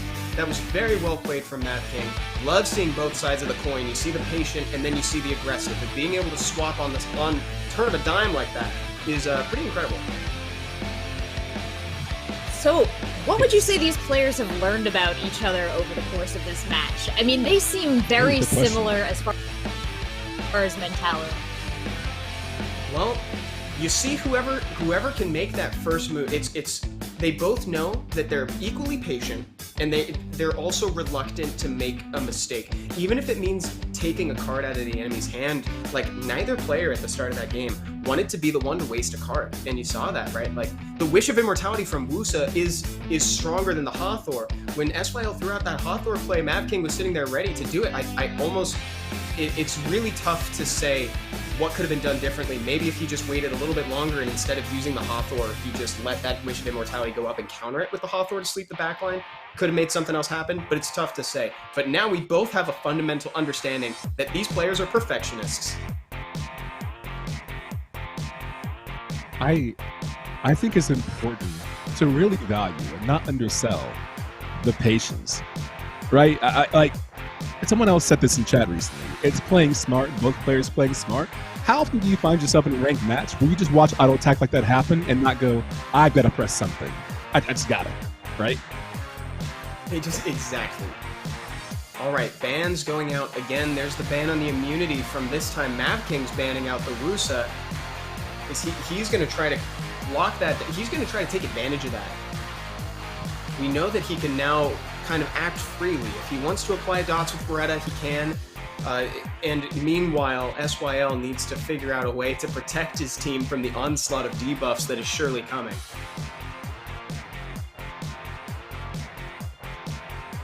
Well, so far, the important thing is that we have Molong in slot 1.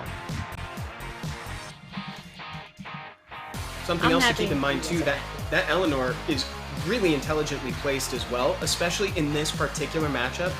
Hathor wants to sleep the backline, and Eleanor's not in the backline, so she's going to be ready and waiting to cleanse up the entire team to make sure those sleeps don't stick. Well, you say that. Yeah, we'll have to see. Here we go, guys. We're going in. Mavking versus SYL. These players, more alike in their play style than I think we've seen so far in this entire tournament. I'm really enjoying these matches. Here we go. We are already in game. We are back with the Molong to the front. Who's going to take solid this? Stun. Super solid stun. Players are looking to make something happen here. Danny did not actually do too much work there, it looks like. No, game didn't do a whole lot of stuff, and now people are having nap time, but they're awake now. Okay. Here comes Perna, putting on the Eternal Flame.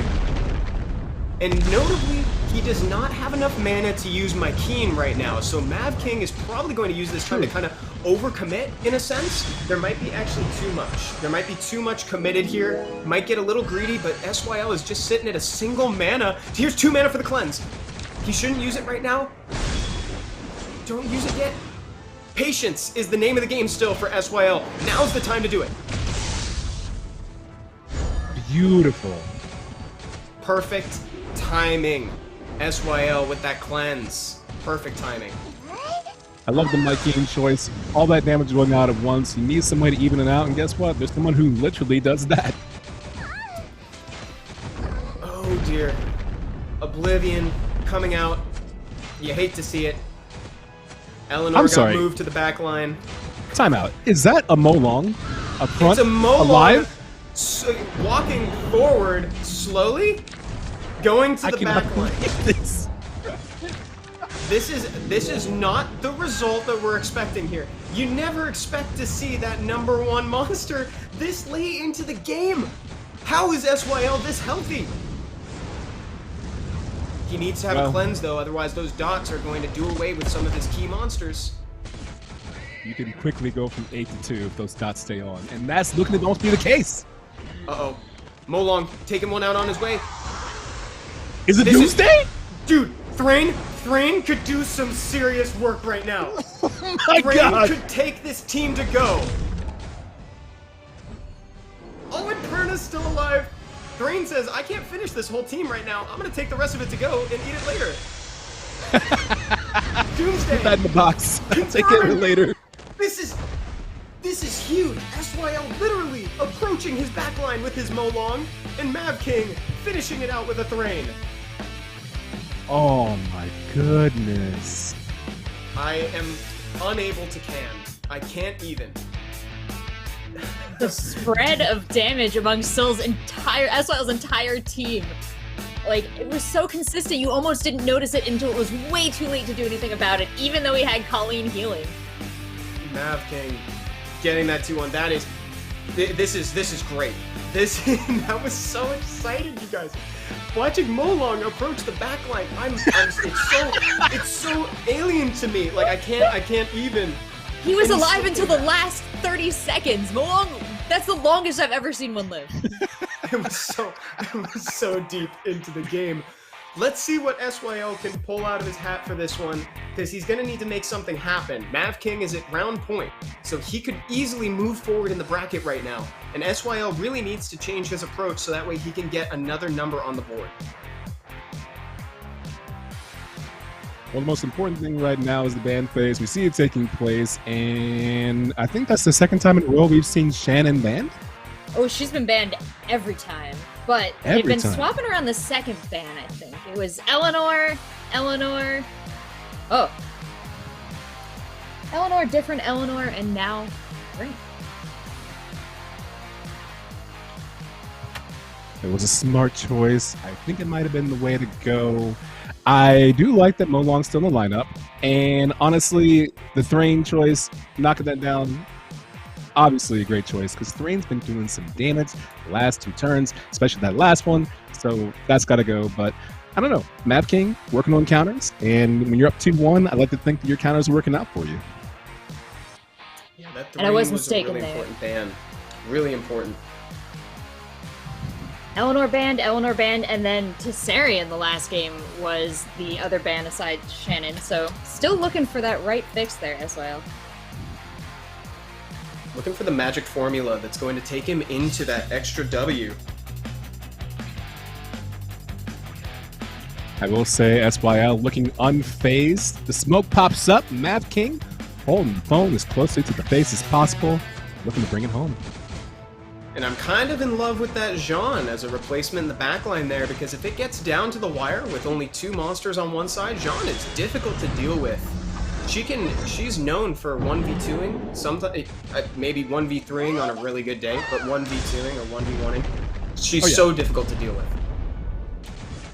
Absolutely is. Once you get Protector 2, you know you're in trubs. Big defense breaks. Big defense breaks here. Let's see if he can capitalize on it. SYL wanting to make something happen while he can line up that damage. Smart Invincible. Really well-timed Invincible. Chloe trying to prevent damage. Cleanse coming out from Eleanor. Mavking taking tempo away from SYL. So much smart stuff back and forth. Nice little spell card waiting in the wings just in case. Yeah, that's a very good point there, Adrian. He is holding on to that because that is his golden ticket for a victory if it ever looks like something's going to happen. He's being really smart about not popping it yet. At 3 mana, it's pretty affordable. Absolutely. I feel like sometimes when you play the game, if you have a really good spell card, your first instinct is to use it first chance you get, but having it in your back pocket, man, that feels good. It does, but what I love about it too is it also means that you're essentially playing with one fewer card in your hand for the time being. So you gotta see, do you value that safety in the back pocket 3 mana card, or do you value having the extra hand? And I'm extremely in favor of what you're saying, where you keep it and wait for that right opportunity. Plus, when you have 2 spell cards like that, I think you'll be okay. That's right. You can't really go wrong. Can't go wrong in that regard. Stunning the Shannon, not as big of a counter from Jean as you'd like to see. Shannon's card notably not even in SYL's hand anymore. Oh, there it goes, because he used it. Prylia? Could set something up. Both of those shields have been up for a very long time. There's the Alleviate, and there's the Nap. Inadvertently, really nice timing here for a couple reasons. One's the cleanse from Eleanor was available, and also Chloe was the one that was going to be set up to take the damage. Jean made her invincible. It's all great. Mavking playing this very well. Honestly, my favorite kind of timing is inadvertent, because you can just say, I meant to do that. It's like, oh yeah, I planned that. That thing you loved? Totally intentional. So Beretta's finally going to be putting on some dots after the immunity admittedly slowed down Mavking's playstyle a little bit here. Needing to get through that Shannon to start stunning something effectively, because that's not exactly a high priority target for Jean. If you're SYL, though, you gotta be feeling good about having a Shannon stay alive that long to the point of exhaustion level 1. Yeah, Shannon staying alive, doing her best Molong impression from the previous game. Oh, the stuns, too. Oh, my goodness. Poor Mavking. Wait, this is huge. SYL is starting to snowball. He's losing too many monsters. Is he able to get these dots to land? He needs to use Beautiful Colleen. stun. He needs to use Colleen, like, right now. Transfer, anything. But he doesn't know he has the Divine Protection. He doesn't know. No. He doesn't know. He's ready. He's been waiting for this. Beautiful. Oh, this is so perfect. Mavking has literally been waiting for this moment the entire game. Oh my god! And he's gonna seal it! Mavking with the super smart save on the Divine Protection. That's it? That got him the victory! Mavking, 3-1. Amazing job. Very well played. Great job holding on to that card until it really mattered. Mavking had the planning there at the end like a diabolical villain, and with a shaded face camera, I think he's gonna make that role in the tournament for me. Not that he's a bad dude, he could be the greatest dude, but that play was diabolical. You can be a great dude with a diabolical plan? That is super... This is exactly the right way to describe what's going on. Entirely true. Let's go ahead and take a look at the highlights of the match that we just saw. Pretty incredible showing from these two players. Yeah, it was solid all the way through. I mean, we saw the patience on display every single match. And it never felt like at one point that someone was going to steamroll the other, and that's what made it so fun to watch. Until, well, Rain shows up, and then it feels like a steamroll. It felt like a game of inches for most of the time, right? You're trying to grab a mile when you can, but you're just crawling forward, sometimes not playing, sometimes waiting for the right opportunity for a counter. I think that Divine Protection kind of stole the show. It was excellent foreshadowing. Oh, man. All those skulls on deck. Too much. It was so much to deal with. I can't wait to see the final highlight, because that was that last game. What a match to close on. I'm really like, I feel guilty because the entire thing was so fun to watch. I'm just like, all right, can I just see the last one again, please? Yes, I know, and you called it so early, Adrian. Like having that card in the hand, that summoner spell ready and waiting for the perfect opportunity. Like, and we had that whole discussion. Do you keep it in the pocket or do you use it at the first possible moment? And I think Mavking here kind of gave us the answer. Well, yeah, you brought up a great point, which is with a spell card like that, you have to wonder, are you missing out on an attack card, right?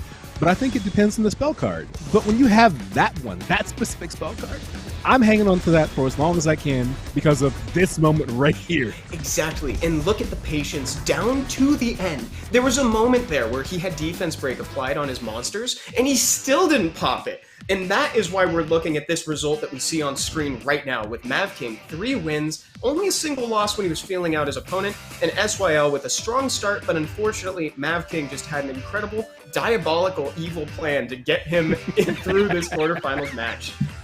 Well, I do have to say, still, SYL knew what he was getting into here. When they interviewed him before the tournament, he said, I'm pretty sure Mavking is my rival in this tournament. He is an excellent player, and he's going to do his best without regrets. So, while we definitely saw incredible play from SYL, I'm going to say that's not the best we've seen from you yet. You've got a long history in competitive lost Centuria, and I can't wait to see more from him as a player. Yeah, me too. Adrian, what did you think of Mavking?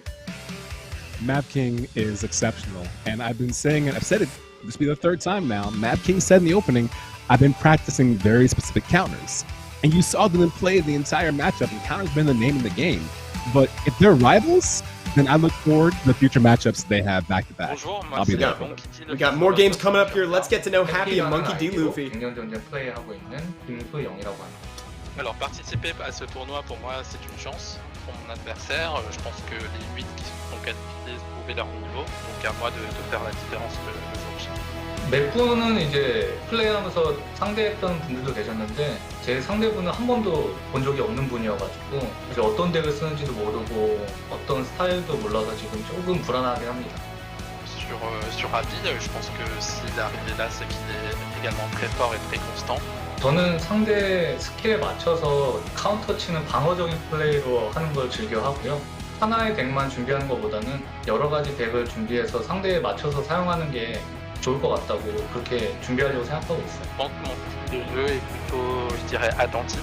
Donc plutôt prendre son temps et voir, essayer de voir si c'est intéressant de prendre l'initiative ou bien de rester passif. 제가 최연장자라서 경기 시간이 길어지면 체력적으로 조금 힘든 부분도 있을 수 있을 것 같아요. Je pense que ça va être serré, surtout que dans un tournoi il y a toujours une part de chance. 일단 우승을 목표로 준비하려고 하고 있어요. 제가 할 수 있는 최선으로 준비를 해서 꼭 결승까지 진출해서 할리 선수를 전설 스킬사 없이 꺾도록 하겠습니다. 몽키디루피 선수는 모르겠네요. 운에 맡겨야죠. Je pense que tous les matchs vont être intéressants. Je lui souhaite bonne chance et j'espère qu'à la fin il régale. Good luck, buddy.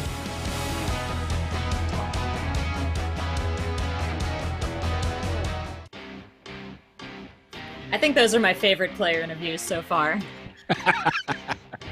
I love the sentiment of good luck, buddy, but I hope I'm the one that wins.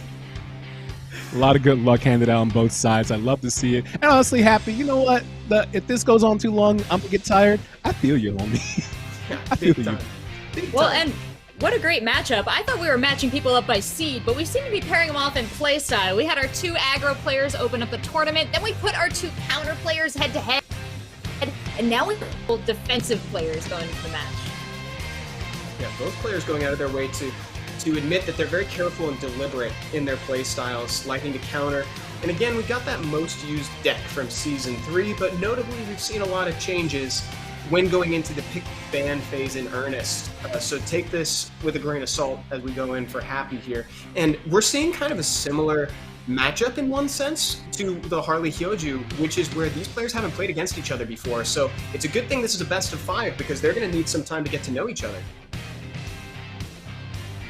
Yeah, that's a good point there that we get to see a nice rounded out matchup in our best of 3, or best of 5, first 2-3.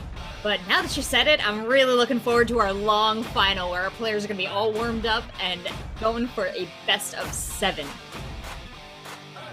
Really happy to see getting ahead of Happy's myself. progression the entire time. And right there, it's nice to see each player too, Happy and MonkeyDLuffy, getting better each season. Score going up, score going up, score going up. It means you're improving, you're getting better, and that's how you get in the position that you are right now, which is playing for this tournament, for championship, for the prize money. That's a great spot, Adrian. I didn't notice that, but in our seasons, you're right. He's improving every season. Climbing up the ranks, going up the rungs on the ladder. You love to see it. Monkey's got a similar setup to what we saw in Happy's deck that he used in Season 3. Let's see how many of these units actually carry over into the pick ban phase, though. Looks like we're ready and waiting for that next match, Happy versus MonkeyDLuffy, to see who joins up That's in a great the point. semifinals. About the difference between ladder and what we're seeing here in the head-to-head. We saw that come to play in the first match of the day where one of our players, no matter how many points they picked up on ladder, it's a different game face-to-face. Absolutely. Right here we have Happy and MonkeyDLuffy, and you can see the difference already. Happy sitting there, content, maybe as happy as can be by the namesake. MonkeyDLuffy, notably with the hand by the mouth. I do that when I can't figure out what I want to order at the drive-thru window, so I know how that feels. Bringing this here. Yeah, that means that he must be really thinking intently about what to ban. At least what it comes down to. No thrain allowed. This is a no thrain zone. Oh, that sentiment is shared by so many people. No thrains allowed in the treehouse. We gotta kick them out while we can. And you don't want the Huadang in there because as long as Poseidon's lined up, that means that the synergy is just too off the charts. You don't want those. You don't want anything the slows turning into stuns. It's how I feel whenever I'm playing against someone and I see a Huadang and I see a Poseidon. In my head, I'm thinking, can I just have one of them not be there? I know what's going to happen. Yeah, I know what I'm signing up for if I let both of them go. We got lots of buffers on the side of Monkey over there. Lapis in the back. And Adrian, I know you're a big fan of having Lapis in the back line. It's a wonderful anchor to have. Something about just shield and multi-attacking over and over again. It's one thing that you look at and maybe you don't want to deal with. So maybe try to mitigate that by picking someone that gets rid of that right away. Here comes Beretta and Ciara to fill in those two spots on Happy's side. Yeah, Happy looks content. Well said. It's the name, right? It's part of it. It comes with the title. We're heading in here. Smoke goes off. The pink gem's in place. MonkeyDLuffy happy. It's the first game. Let's see who wins. MonkeyDLuffy sailing into battle here. Looking to establish early control with Ganymede. Coming up empty, unfortunately. There was not a lot of results from that. Well, this never comes up empty right here, so... Yeah, Wusa, always reliable. Just getting an attack boost out of this one from Monkey. Deceleration. Oh, it's a good thing there's no Huadang. Yeah, it's a good thing, but at the same time, it's still just annoying to deal with. You know, you just don't want to have that happen because this is the follow-up. Deceleration is underrated in a lot of places here. Eleanor saying no thank you, no dots here today. Trying again here. And oh, Adrian, no stun. Correct me if I'm wrong, but is that not the first time that we've seen a Mo Long use a skill this entire tournament? I don't remember seeing that happen at all, so I believe you were correct. That's the first time we've seen Mo Long use a skill. Yeah, it's a pretty powerful one, though admittedly one that's kind of difficult to time because it targets someone who's using a skill in the moment, so you have to kind of use it in a counter format. There are ways to do other things, but that's when it shines most. Ciara, popping the dots. Lots of damage going on. Oh, the cleanse! The Beautiful. clutch cleanse! I'll tell you one thing you're happy to see if you are playing on that side of the fence, and that is that Perna is still alive. You love to see it. You love it when your Perna is still alive at the end. Brand of Doomsday. Ooh! Poor Perna laid out. Oh, that Spoke too poor bird. soon. Oh, the fried chicken. Oh dear. Easy way to mitigate that right there. Happy incrementally taking steps towards a win. Deceleration going out. Happy has a lot of tempo, and he's got Ganymede to shred Luffy's hand. That is a tough glance from Kali. That is really tough. I love Kali for that reason. Single target damage. But when it glances, not what you're looking for. Feels so bad. Oh, you pray for no glance during that time. Yeah, MonkeyDLuffy notably having the one monster net here, not playing at a deficit, but I don't think that means that Happy's necessarily behind. At the same time, I don't feel too bad because it was just Poseidon, I guess. So maybe I can say, oh, well, I guess I can save it for later. Bye, Kali. Bye. MonkeyDLuffy notably flinching at losing his hand to Ganymede. Molong's gonna take somebody out. Oh, he's got Divine Protection. Exactly. Wait a minute. I was gonna say. He's got it in the hand, Adrian. With shields on deck too. Oh, This could... MonkeyDLuffy, he's got it in the bag. He still has Divine Protection. Choosing to just go for it. The final attack. MonkeyDLuffy Beautiful place. gets the W.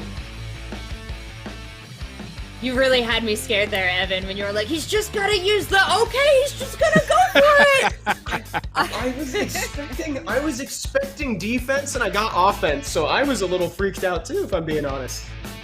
Oh, it's totally fair. I mean, Luffy was the one who told us to expect calm and collected defensive play, and yet right at the end, he just wants to seal the deal. So I think we're speaking to an edge of violence in our first round winner here. Really well played. Really well played by Luffy here. I'm excited to see what he brings into the next game. Adrian, what'd you think of that match? It was quality all the way through. I think the small things like having Poseidon there to celebrate add up really slowly over time. It's undervalued, underappreciated. But of course, when it comes down to it, like I said, nothing feels better. You mentioned this top. Having Lapis right there as your anchor, it's the best feeling. You feel like you're in complete control. And MonkeyDLuffy was in control. Oh yeah, you're right. We did talk about that, and she ended up being the one to secure the final blow. Now I wonder though, if I'm happy, am I miffed about the end of the match or the start of the match? Right? Am I worried about what Lapis did? I am. I'm very concerned is the answer to that question. Thrain is still not allowed. Still not allowed here. The sign's up. No Thrain's allowed. But yeah, maybe that'll give Happy a little bit of anger at the start of this game. I don't know if he's going to want to go aggressive or anything like that. Something that he did say during his interview as well, Happy mentioned that he had prepared multiple decks. So I would also read that as saying that he's ready to fill in some slots and bans as well. Yeah, 100%. I would agree with that. I'm really curious to see what both of them choose for their anchors because, I mean, that match went down to the very end. It can happen again with this very specific build, so who do you want there is all reliable? As long as the back line doesn't get, mushed. Yeah, and Happy has a chance here to take something that's going to... He's already got the Poseidon and the Huadam. We're going to see that combo go off. He's got Gani, too. That's exactly what I was leading up to. MonkeyDLuffy had to bring some sort of interruption in the form of either immunity or cleanse because Eleanor's gone. So having Wusa in the back line makes me pretty happy, and it might actually shake things up for Happy in this game that we're about to see. Yeah, 100%. The changes have been made. The bans have been in there. Both players ready to go at it again. Can the swing take place? We'll find out. Let's go. Here we go. Happy versus MonkeyDLuffy, set number 2 in this matchup. Okay. I'm going to run that back one more time, I guess. Oh, the clutch freeze.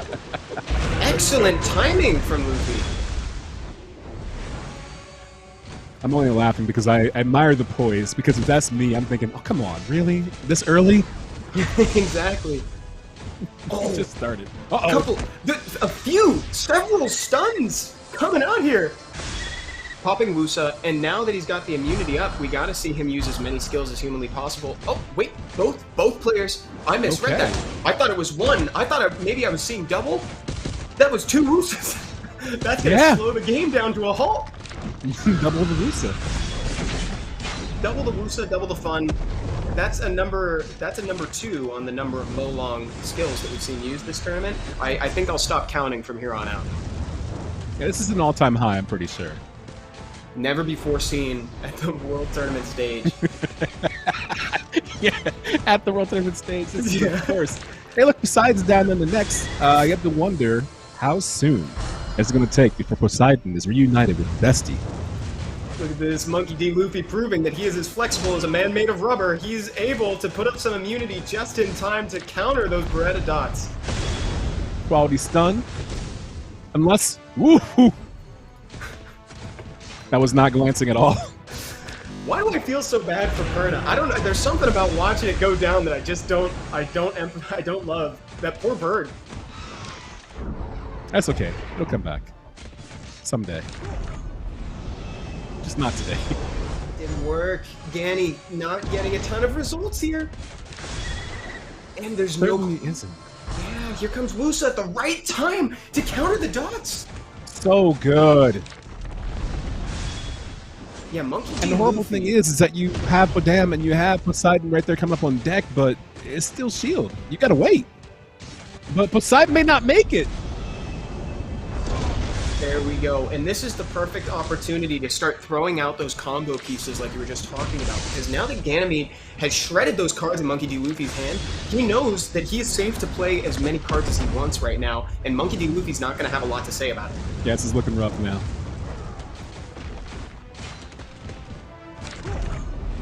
Another lockdown.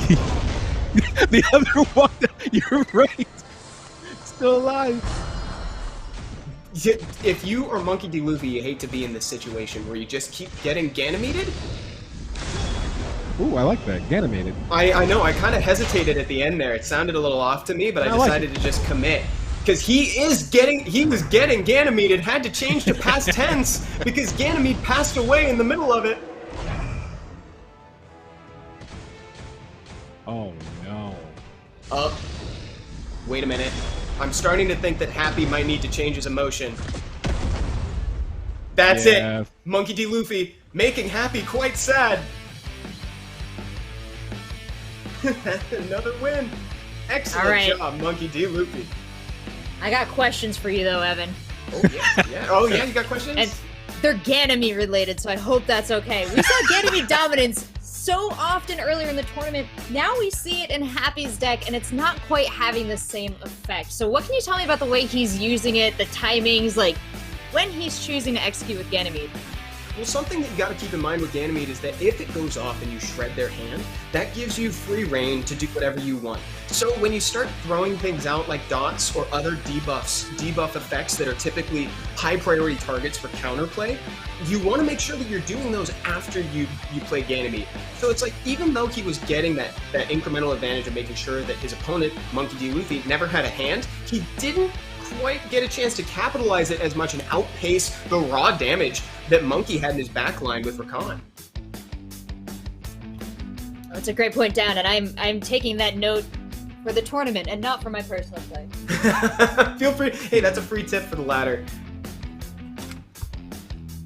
I'm curious because so far we haven't really seen someone come back from a deficit, right? Like a 2-1 and then the full climb back happens.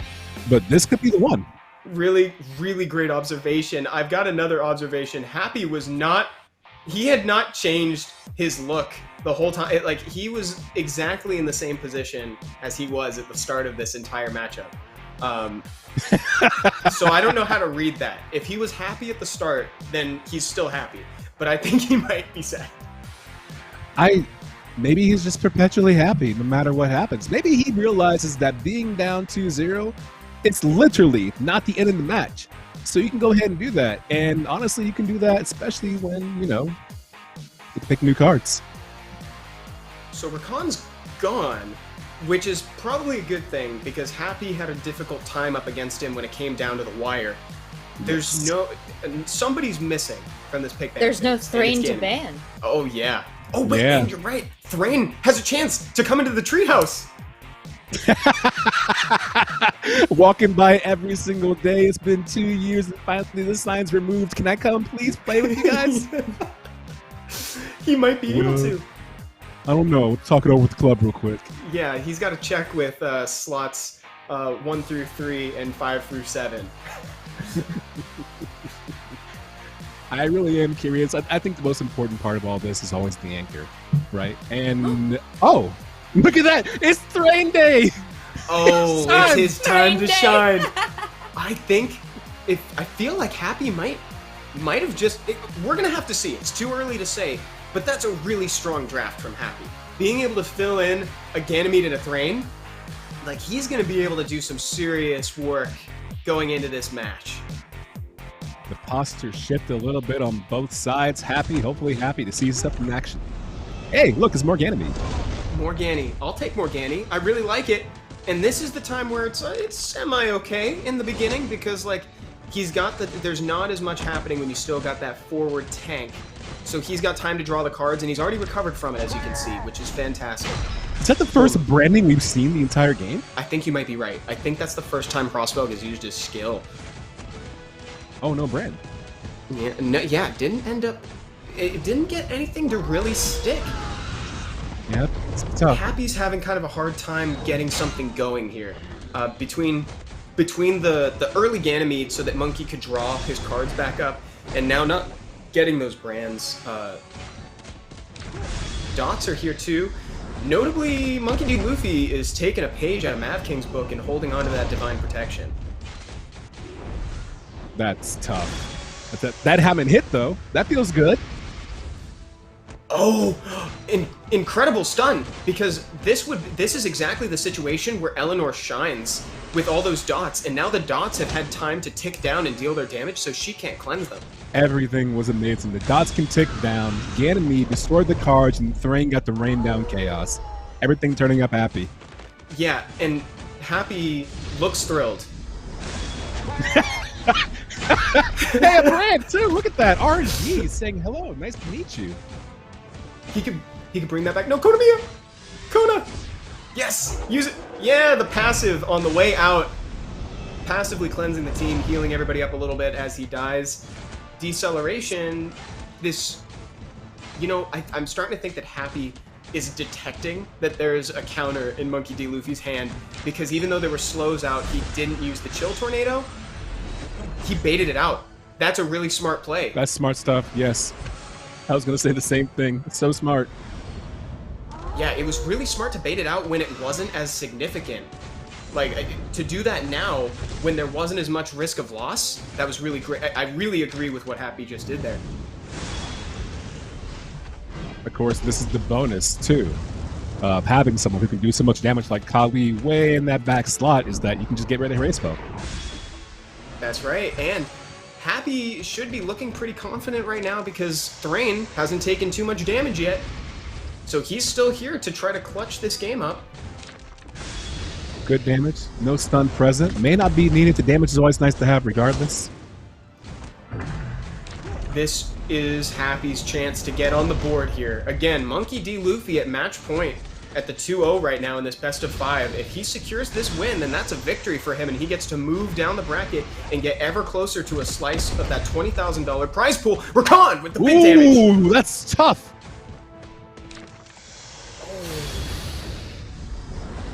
Uh-oh. Is that it? That is Wow. it. MonkeyDLuffy with the 3-0. What a sweep again. Rachel, I know you felt that one, right? I can't believe, I really thought Happy was going to pull it back. I have to say, like, 90% of my energy was focused on his face that time because he had some really amazing plays. You guys called it out, but when he baited the cleanse with the chill and he still had Thrain in his pool and several other options, sorry it didn't work out for him this time. It is Do you think, rather unfortunate. Do you think it just got a little late over there? Is it closer to bedtime than it is here? That could be it. That is something to keep in mind with these players. Not only is it more difficult to just play in a stage, in a tournament format in general, but also you do have to keep in mind that these players are up for a long time doing this. You know, I've always loved long set play in any game, right? Because you can see the value of adjustments taking place. Like Ganymede staying there the entire time is whatever else, but that Thrain then came through the entire way through, and you see the last game how much damage he can do and how quickly that game was almost turned around. Yeah, Thrain in the rear is a really difficult thing. You hate to be stuck between a Thrain and a hard place. Like, that is not what you want to be up against. most definitely true. It was the thing is that every set, and Rachel called this beautifully early, has been so methodically different in terms of the play style, from aggression to counters to just being patient and observing what your opponent does.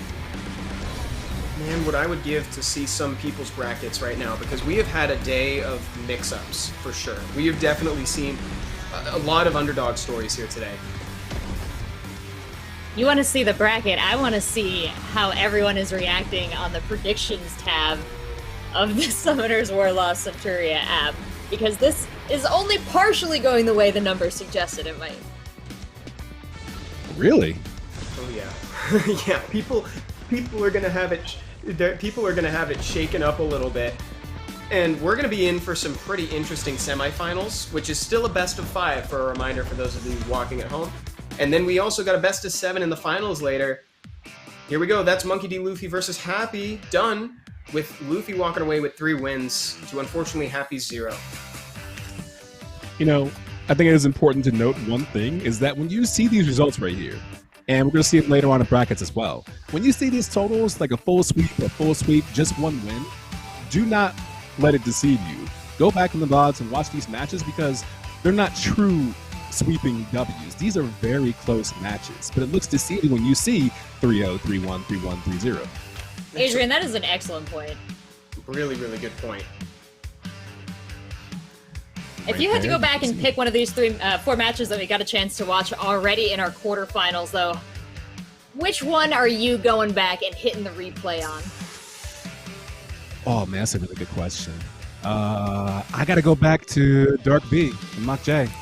I just love that style of play the entire time. I love counter for counter. I will go back and watch that one. What about you, Evan? I think I gotta go back to the tension of Mavking versus SYL. I really like that whole set, and I'm excited for what's to come here. We got hyojoo versus DarkV and Mavking against MonkeyDLuffy coming up in the semifinals. We're in for a really interesting night. Yeah, these are 2 players. It's going to be a very exciting matchup based on what we've already seen from them. I was terrified just now seeing that Lucian on the screen. I want to duck instinctively just seeing that pose. I know, I'm starting to look for counters and everything.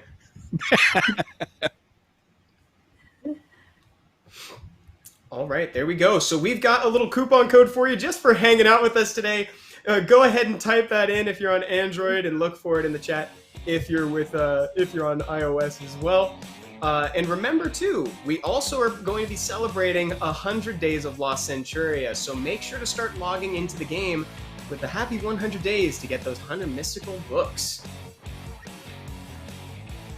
You can disregard me. I'm just over here logging into my app and inputting a code Right? Just don't mind me. Everyone, this is the designated break time. Somebody screen cap that, right? And make sure to secure those books. You all have been asking all stream long, what's the code? How do I get my books? Here they are. Maybe you're sitting there and you think, man, if only my sequel was just 1 level higher. It can be. Get your cards. Coming up next, we got hyojoo versus DarkV. It's an excellent quarterfinals, and we're looking forward to seeing you guys back here again when we go into the semis.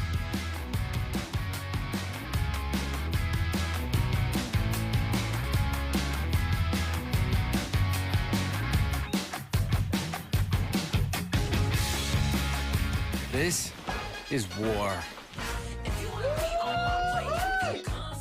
Lead, follow, or get out of the way.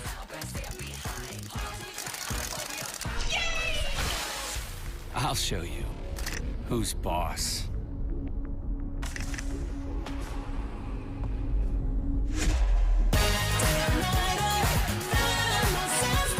The world is now a real-time battlefield. Join the global battlefield. Summoners War Lost Centuria. Download now.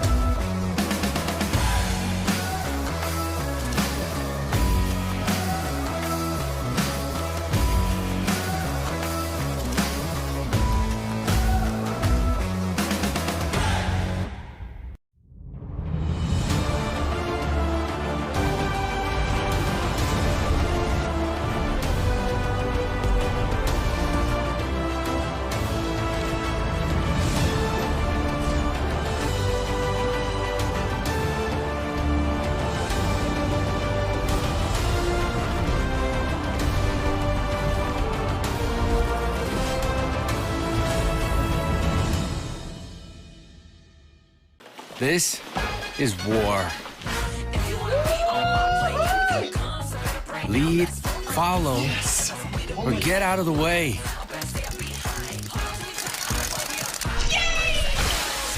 I'll show you who's boss.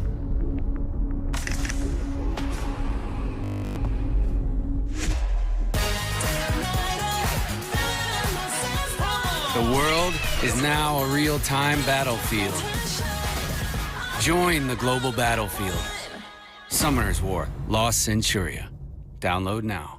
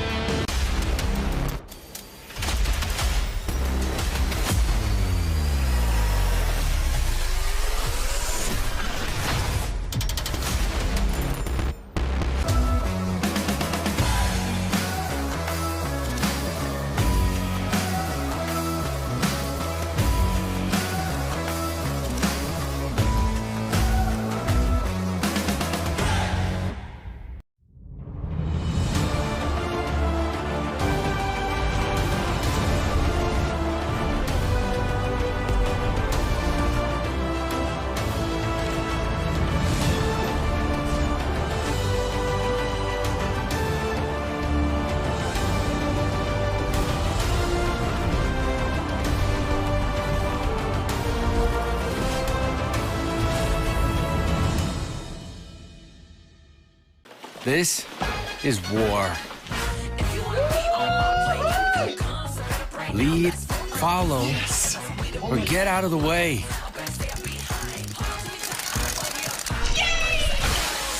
I'll show you who's boss.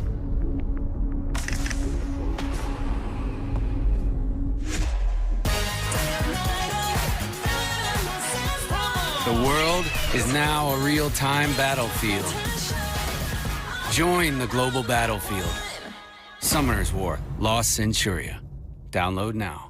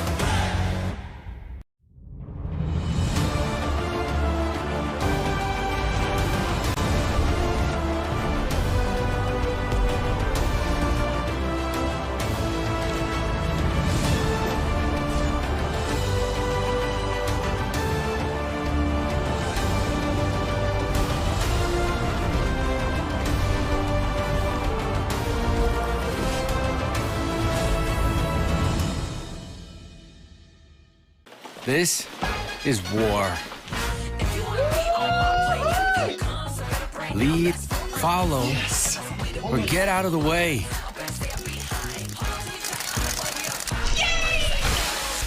I'll show you who's boss.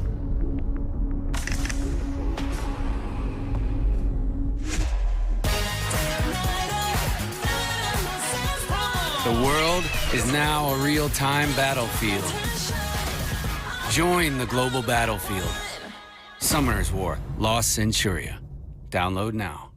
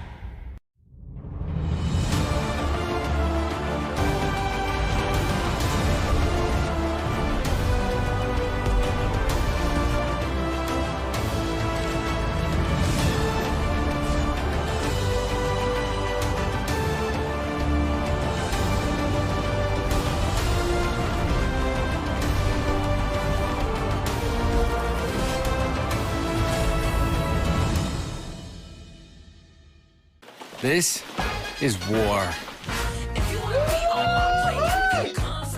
Lead, follow, or get out of the way.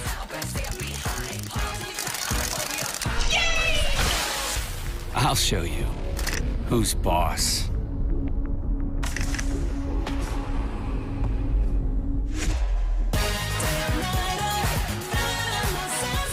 The world is now a real-time battlefield. Join the global battlefield. Summoner's War, Lost Centuria. Download now.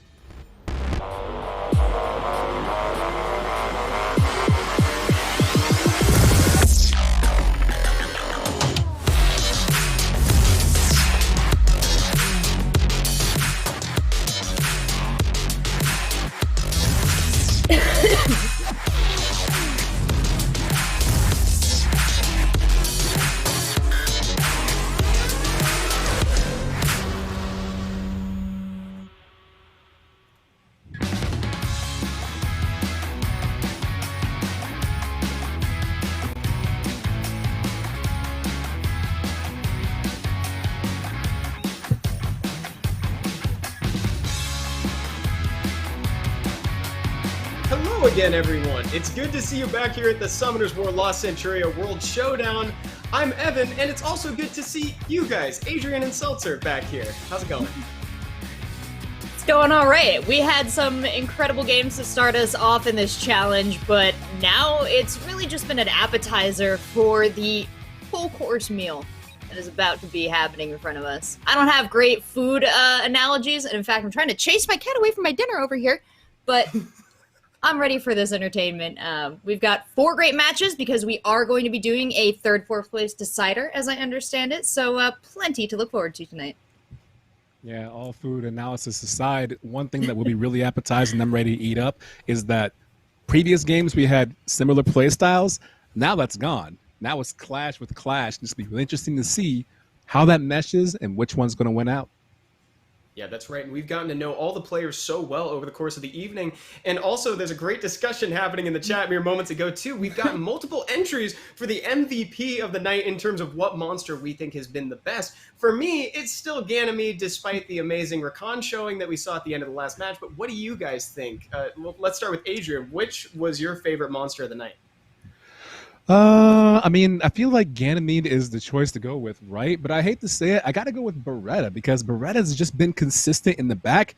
Every match, always see your skulls popping up with continuous damage every single match. And even though Ganymede's doing huge damage spikes, I like seeing that tick take place. Don't underestimate the dots.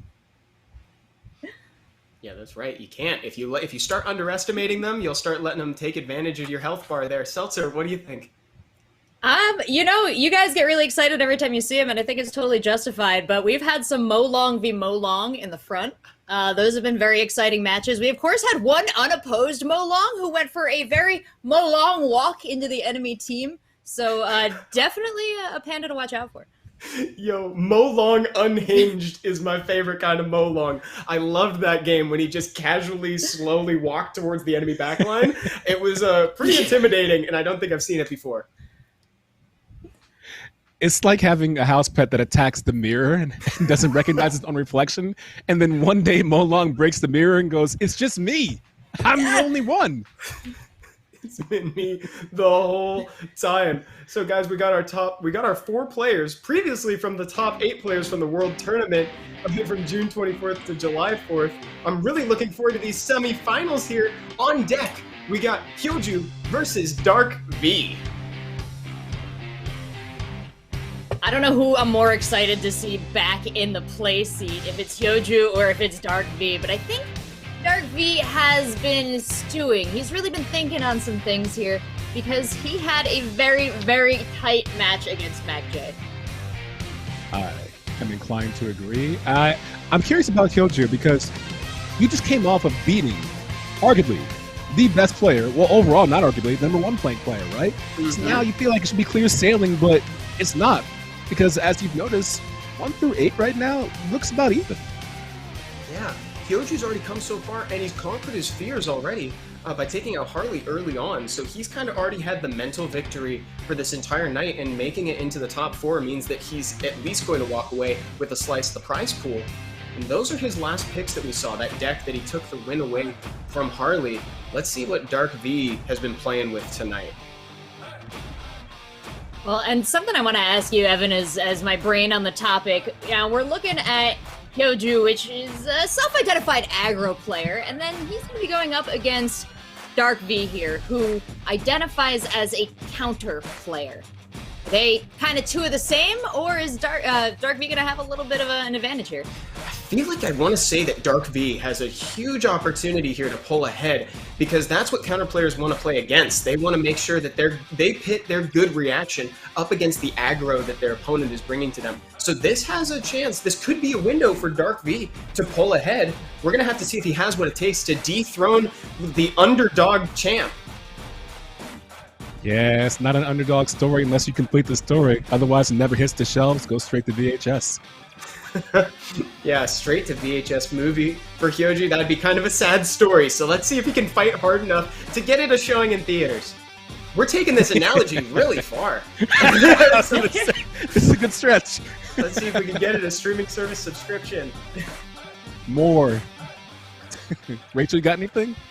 Yeah, I'm in like a Korean 4K theater where I'm watching the Avengers and they're blowing air and spraying water on me. I don't know. What can you do with that? Is that useful? Yeah, I like Good that. luck. I think that's a perfect bookend for the analogy. And here we are in the pick ban phase.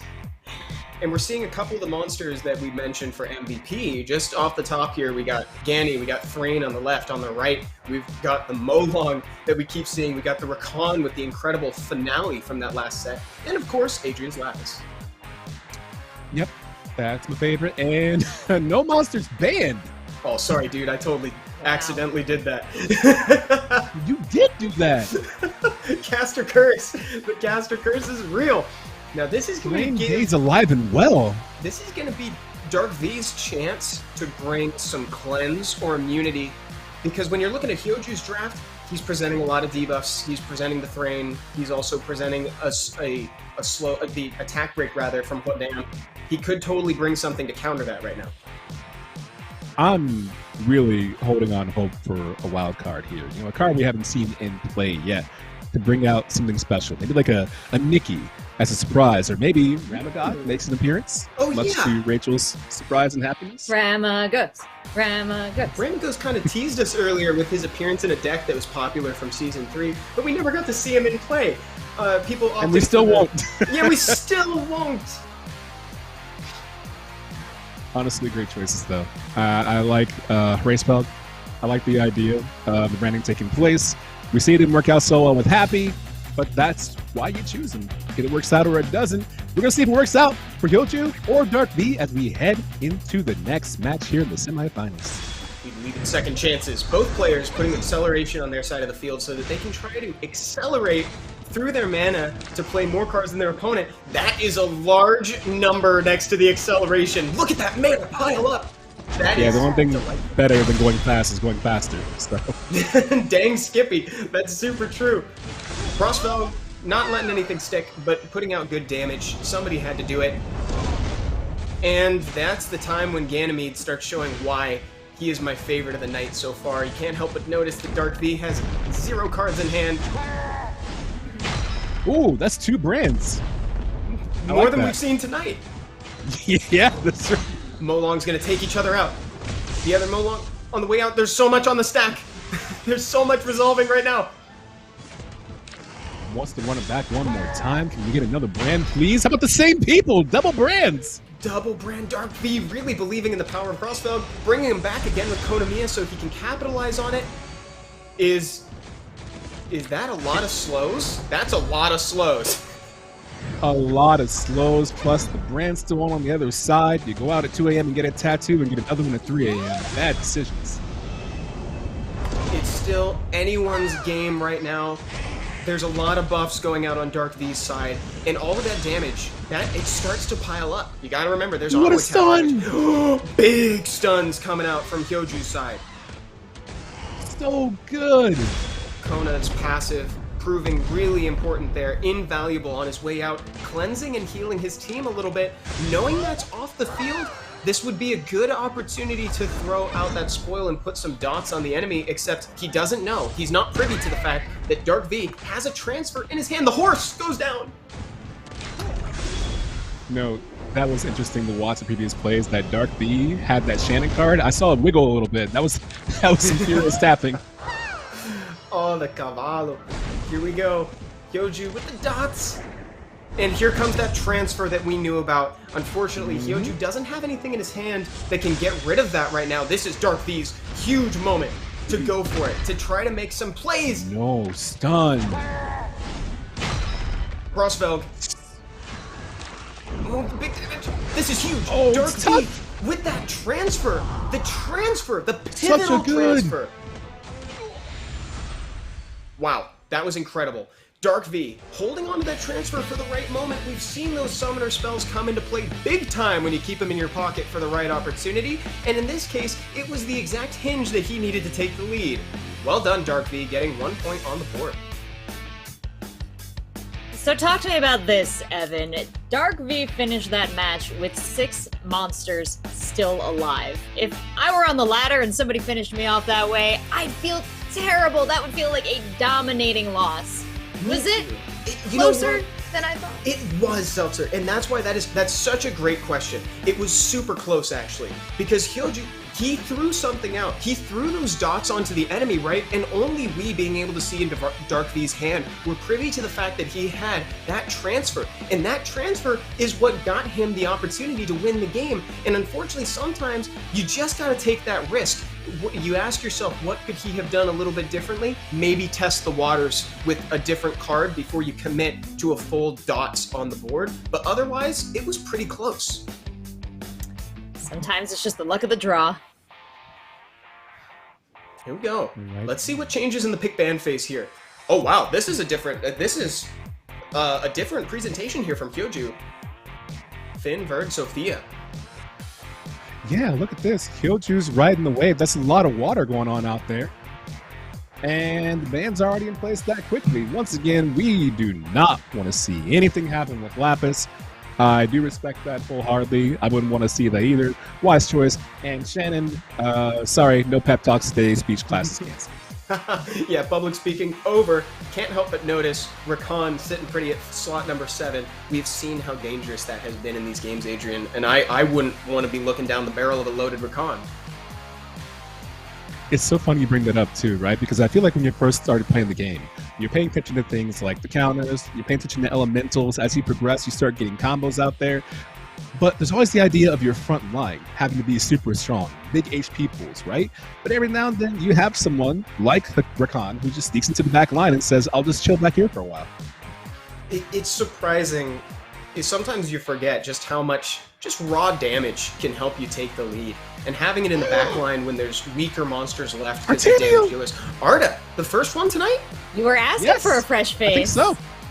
A fresh face, huh? Very cool. Look at the smile. Is that nerves or confidence, would you say? Counter player. So I'm feeling pretty good no matter what. He keeps glancing up as if he has something to say. Like he's got a secret that he wants to share, but he knows he should keep it to himself. I see you, DarkV. I'm interested to know what that is. Kind of early. Kind of early on that wish of immortality. I was going to say the exact same thing. What are you afraid of? Yeah, there's no need to be super afraid of the Megan here. And Prylia has already cycled her card back, you saw. She threw out the defense break. There's immunity on hyojoo's side, so we're not going to get anything landing, but her damage is clear enough. Molong's down. Kun looking to do something similar. There he goes. Maybe the play was to keep Kun alive long enough to do the freeze and not trade right away with Molong. Really good insight. I bet you that's what he had in mind, and it paid off for him, actually. That's a really good thing to remember. Konamiya gracing everyone with a cleanse and a heal on his way out. Sophia almost securing the kill on Bernard. Just damage. It just hurts. So much damage.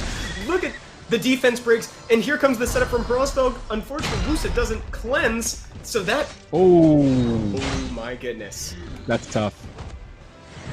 That is tough. DarkV is pulling ahead a little bit here. About to lose the line. That's water v fire. Look what happened. Yeah, right? Look at that. It's funny how the way that plays out. And we've been in this situation before, Adrian, where that divine protection is in the hand, and you know you need it there. Oh! Uh-oh. Ooh. Yeah, I'm a little afraid. I'm a little afraid of that one, Adrian. We had the same reaction. I think that was another one, a little bit of jumping to conclusions there. Maybe it was a little too early to throw out divine protection. My favorite combo. There it is. It's happening. Oof. Oh my goodness. I love it so much. It's my favorite combo in the game. Although it didn't do as much as I thought it would. That's a great answer to pep talk from Shannon. Putting the attack break on with the synergy here. Yes. And remember, guys, like hyojoo still has his monsters, but DarkV's for Khan that we were talking about. Well, it's such good placement, right? Like, this is exactly what you want. Look at this. Nice and beefy. And he's able to just throw it out. Wait a minute. Oh, that was good. That vitality conversion could change the course of the game. What a counter! DarkV knows it. Oh my god. That vitality conversion might have been the biggest play of the night. That was sick. Unironically, the largest play. That was the biggest counter. Swapping the HP so that Rakan could be taken out. That is a great secret from hyojoo. That was pretty great. So, Evan, do you feel like he planned that? Because we're talking about how unbelievable it is they would leave Rakan in there, given the opportunity to ban him out. He's sitting in the back line. He's got him still full health. Was he keeping him right? He had to. I was thinking about the same thing. Because if he's cycling through his cards with low-cost buffers, he's drawing a lot of cards from his deck because he's trying to see if he can find it and maybe keep it in his hand. Because having all those wind units up against Rakan can be a death sentence in certain situations, and that's what it looked like to me until he pulled that summoner spell out. I'm just still blown away by that. That was such a fantastic play. Rakan going from full HP to Night-Night that quickly. Great counter against the counter player. Hey, look at that, more of the same. We don't want to see any more Ganymede. It's been a long Ganymede night. No Ganymedes allowed this time. And we're also noticing a lot of recurring bans on Vertihile, so that Blood Ring doesn't go out, and then they can't keep recovering HP just from attacking that monster. And it's contagious too, right? So if someone dies with Blood Ring, the Blood Ring goes on to somebody else. And that's just a recipe for failure sometimes. I do like the smart choice too to ban Podam, because if you look in that back line, you saw exactly how much work that Finn was able to put in. And maybe you want to give a second opportunity for Sophia to do the combination again and get a chance to really showcase how much can be done with spread damage and Sophia. That's the combo that you were talking about. That was pretty excellent. One of the it's so good, but you got to have the defensive down kick in, right? Otherwise, it's just pure damage. You really want that defense down kick in. Yeah, if Sophia doesn't do the job and facilitate it, then it can definitely be kind of disappointing. picks and bans go out. We're going into round 2. Hyojoo versus DarkV. We'll see if we can get Artaniel chance to shine a little bit more this time. Yeah, he's the new kid on the block. Let's see what he can do. Similar start to last time. Yeah, business as usual. Business as usual, though notably this time we're not countering a Megan with a Wusa, which I think is good. There's that that's strip. good damage. Whoa! Look at that damage. That was, frankly, more damage than I was anticipating out of that Artemio. I'm being 100% honest. Like, chat, we've known each other for a long time. I can be honest about that. Was not expecting that much. Perfect timing on the invincibility. Yeah, great call. Give him a little time to just, I guess, do that and fall flat on your face. There you go. That's what you want to see. Sophia actually landing the defense break. That is exactly what you bring her for. You know, I have a feeling we're going to regret that cleanse in just 1 second here. I was sitting here thinking, like, I see a Wusa in the back. We're kind of low on mana. The dots do happen. It's great that the shield is there, but, like, I just couldn't help but feel that one in my soul. Yep. As soon as it happens, you shake your head, IRL. But not at Artemio, because that's still good damage. Because look at that. Imagine if he had successfully stripped those buffs. There would have been massive damage. He probably could have confirmed the kill. True. Here comes that nice shield. Huge. Well, except that, Cop doesn't care about defense. Look at that. That's one of those, this play, even though it was kind of small, I feel like that was a personality test for Hyojoo. Even though Wusa was about to leave, he opted for the damage from Sophia. He didn't value the Wish of Immortality over the damage and the defense break. Yeah, sometimes there's a feeling of when you see a character about to go down, a monster go down, you want to use that card right before they go, but sometimes it's not worth it. Just let them die. Yeah, I think that we're going to have to see how that goes, but I feel like that was a smart play. Uh-oh. Thread. Doomsday coming back around. Look at this. So DarkV is down to just his backline, so he's going to be cycling through just these cards. And these are not really the cards that you want to see cycled through, because that means Thrain is coming back around all the time. Not only that, but your value, you're looking at 4, 5, 2, 4 every turn, right? You don't just want to pep talk over and over again. You want to spend, but it's expensive. Exactly. You want to spend that mana. Okay. Big commit. He didn't have tons of health left. That was a big commitment. A lot of mana down the drain on that one. Uh-oh. This is it. DarkV. DarkV. Oh, it won't matter now. Excellent plays by DarkV that got him there. That was surgical. That was just a methodical game. I really enjoyed that. More of that patience, too, with just auto-attacking at the end. I'm not going to try anything fancy. I don't want to be countered. Just going to auto-attack you to finish it. Yeah, I definitely like confirming the Artemio again. It's a great counter to what DarkV was presenting. That strip and the bonus damage was huge. We saw him take out a unit so quickly in the game. Take out a unit from the game quickly, plus remove a buff. So if you see a buff there you don't like, and you need some HP for a friend, and you just want to do damage, check. And if you guys need a book recommendation, I highly recommend you check out Artemio's Skill. That's a great read, and it's got a lot in it. It scales with a bunch of different things, including the buffs that it strips off of the opponent. I noticed Hyojoo used Artemio every time it was available, almost as soon as it popped up, so a lot of value out of that card. And I'm learning so much myself. Yeah, right. Me too. I feel the same way. He's a great tank. He's got a huge HP pool, and because his damage scales with defense as well, you kind of have to build him tanky. No monsters banned? Okay. But on the other side, again, no debate class, and of course, no Lapis. Now, I gotta wonder if that's signaling that DarkV wants to maybe bring some control elements or some dots, because, like, there's no cleanse on that side, there's no immunity. He's not even running cleanse or divine protection as a summoner spell, Hyojoo. Like, so this could be an opportunity for DarkV to just get some debuffs, grab Beretta, grab Thrain or something. I'm curious to see that. I am also curious about 7 and 8 on Hyojoo's side. You're down 1-2, and today, so far, like I said earlier, we haven't seen a climb back in any matchup. But if I have a chance to do so, I like the idea of having Artemiel and Lapis in my 7 and 8 spot. Let's see who it is. Opts for raw damage. I like Interesting. I like it too, actually. That aggressive playstyle is really shining through. We're seeing, as we go deeper into the night, DarkV is closing in on that third win for the best of 5. We see him abandoning patience in lieu of damage.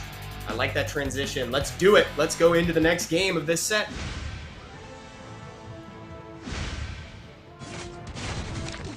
Okay, mirror for mirror. I like it. Yeah, we're going to see this start play out kind of similarly with a splash of Krylea putting defense break on.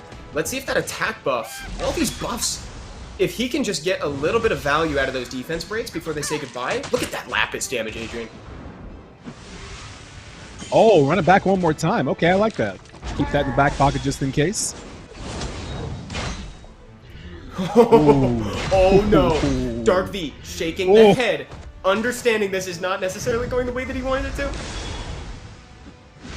I mean, that's what happens when you play that card, right? You're really, really hoping the stun works out in your favor. You're playing the gamble, and if it doesn't, oops. Oh, uh-oh. Yeah, throwing out Shannon. I don't know. Maybe saving the mana would be good there, just because it doesn't help with the Lucian. But you know what? Hyojoo's got a big enough lead that minor things like that aren't going to make too big of a difference. Yeah, and I think the idea right now from DarkV is putting pressure on with Lucian to force you to react that all your characters are low, but honestly, they're all just kind of chilling at a little bit of half health, and the rest are okay. Yeah, everybody's looking healthy. So Hyojoo's general health ratio is down pretty low, but DarkV is just down to his back line, and we know that they're going to be taking tons of damage. Is that a transfer just for the defense break? Oh my god! Oh no! Oh, Whoa! DarkV! A little too late. Yes, with the plays! Rakan's gonna have to carry against another Rakan. This is not looking too favorable for Hyojoo. Is this where the underdog story ends? He did it! Oh! DarkV saying no more rise to the top. DarkV securing that third win in the best of 5. Wow. DarkV taking it just in stride, too. Just gonna grab a sip of water and really collect myself here. He seems like he was planning this. Hyojoo, though, sorry to see this sad face. Oh, DarkV's happy face! Yay! I like that one. I like the happiness. Yes. Give me the happy face. Plays. Really good plays from both players. And yeah, that was pretty great. That was great. Let's see the highlight of the matches that we just saw here. And again, I find myself looking forward to the final set. To the final match. Exactly. It's the same thing I was thinking. And it's no disrespect to the first 2 games. They were just really good, but these last games are just really packing some intense moments. Something interesting too, DarkV is also from the Bay Area over here in America. Yeah, he's my California player that I got very excited about, so trying to maintain that bias, but happy to see him succeed. Yeah, he's doing great. And you saw, it was so interesting in that final match where DarkV was looking, he felt like the game wasn't necessarily going his way, but like he had such great damage at the end there. There was just no coming back from it for Hyojoo. DarkV hoping to climb all the way to the top and stand shoulder to shoulder with Klay Thompson and Steph Curry. Respect. Respect. Yeah, a couple missed times from Hyojoo, but like generally he was playing very well. Just a couple unfavorable counters where you really wish they would have gone off just a moment before. It's so rough, right? Because we were going over this in part of the game, is the aggression versus the counter. And when you're playing against someone who knows counters so well, I mean, that's their game. Yeah, and this was it too. The defense buff when an ignore defense attack is coming out. Lucian just proving how good he is in that back line. Lucian just having a great time, enjoying life. Oh, and it was so devastating. There was a chance there where the damage conversion would have gone off, and maybe we wouldn't quite be looking at the same results here, but ultimately, we've got hyojoo with 1 W on the board and DarkV with 3, which means that DarkV is heading on into the finals.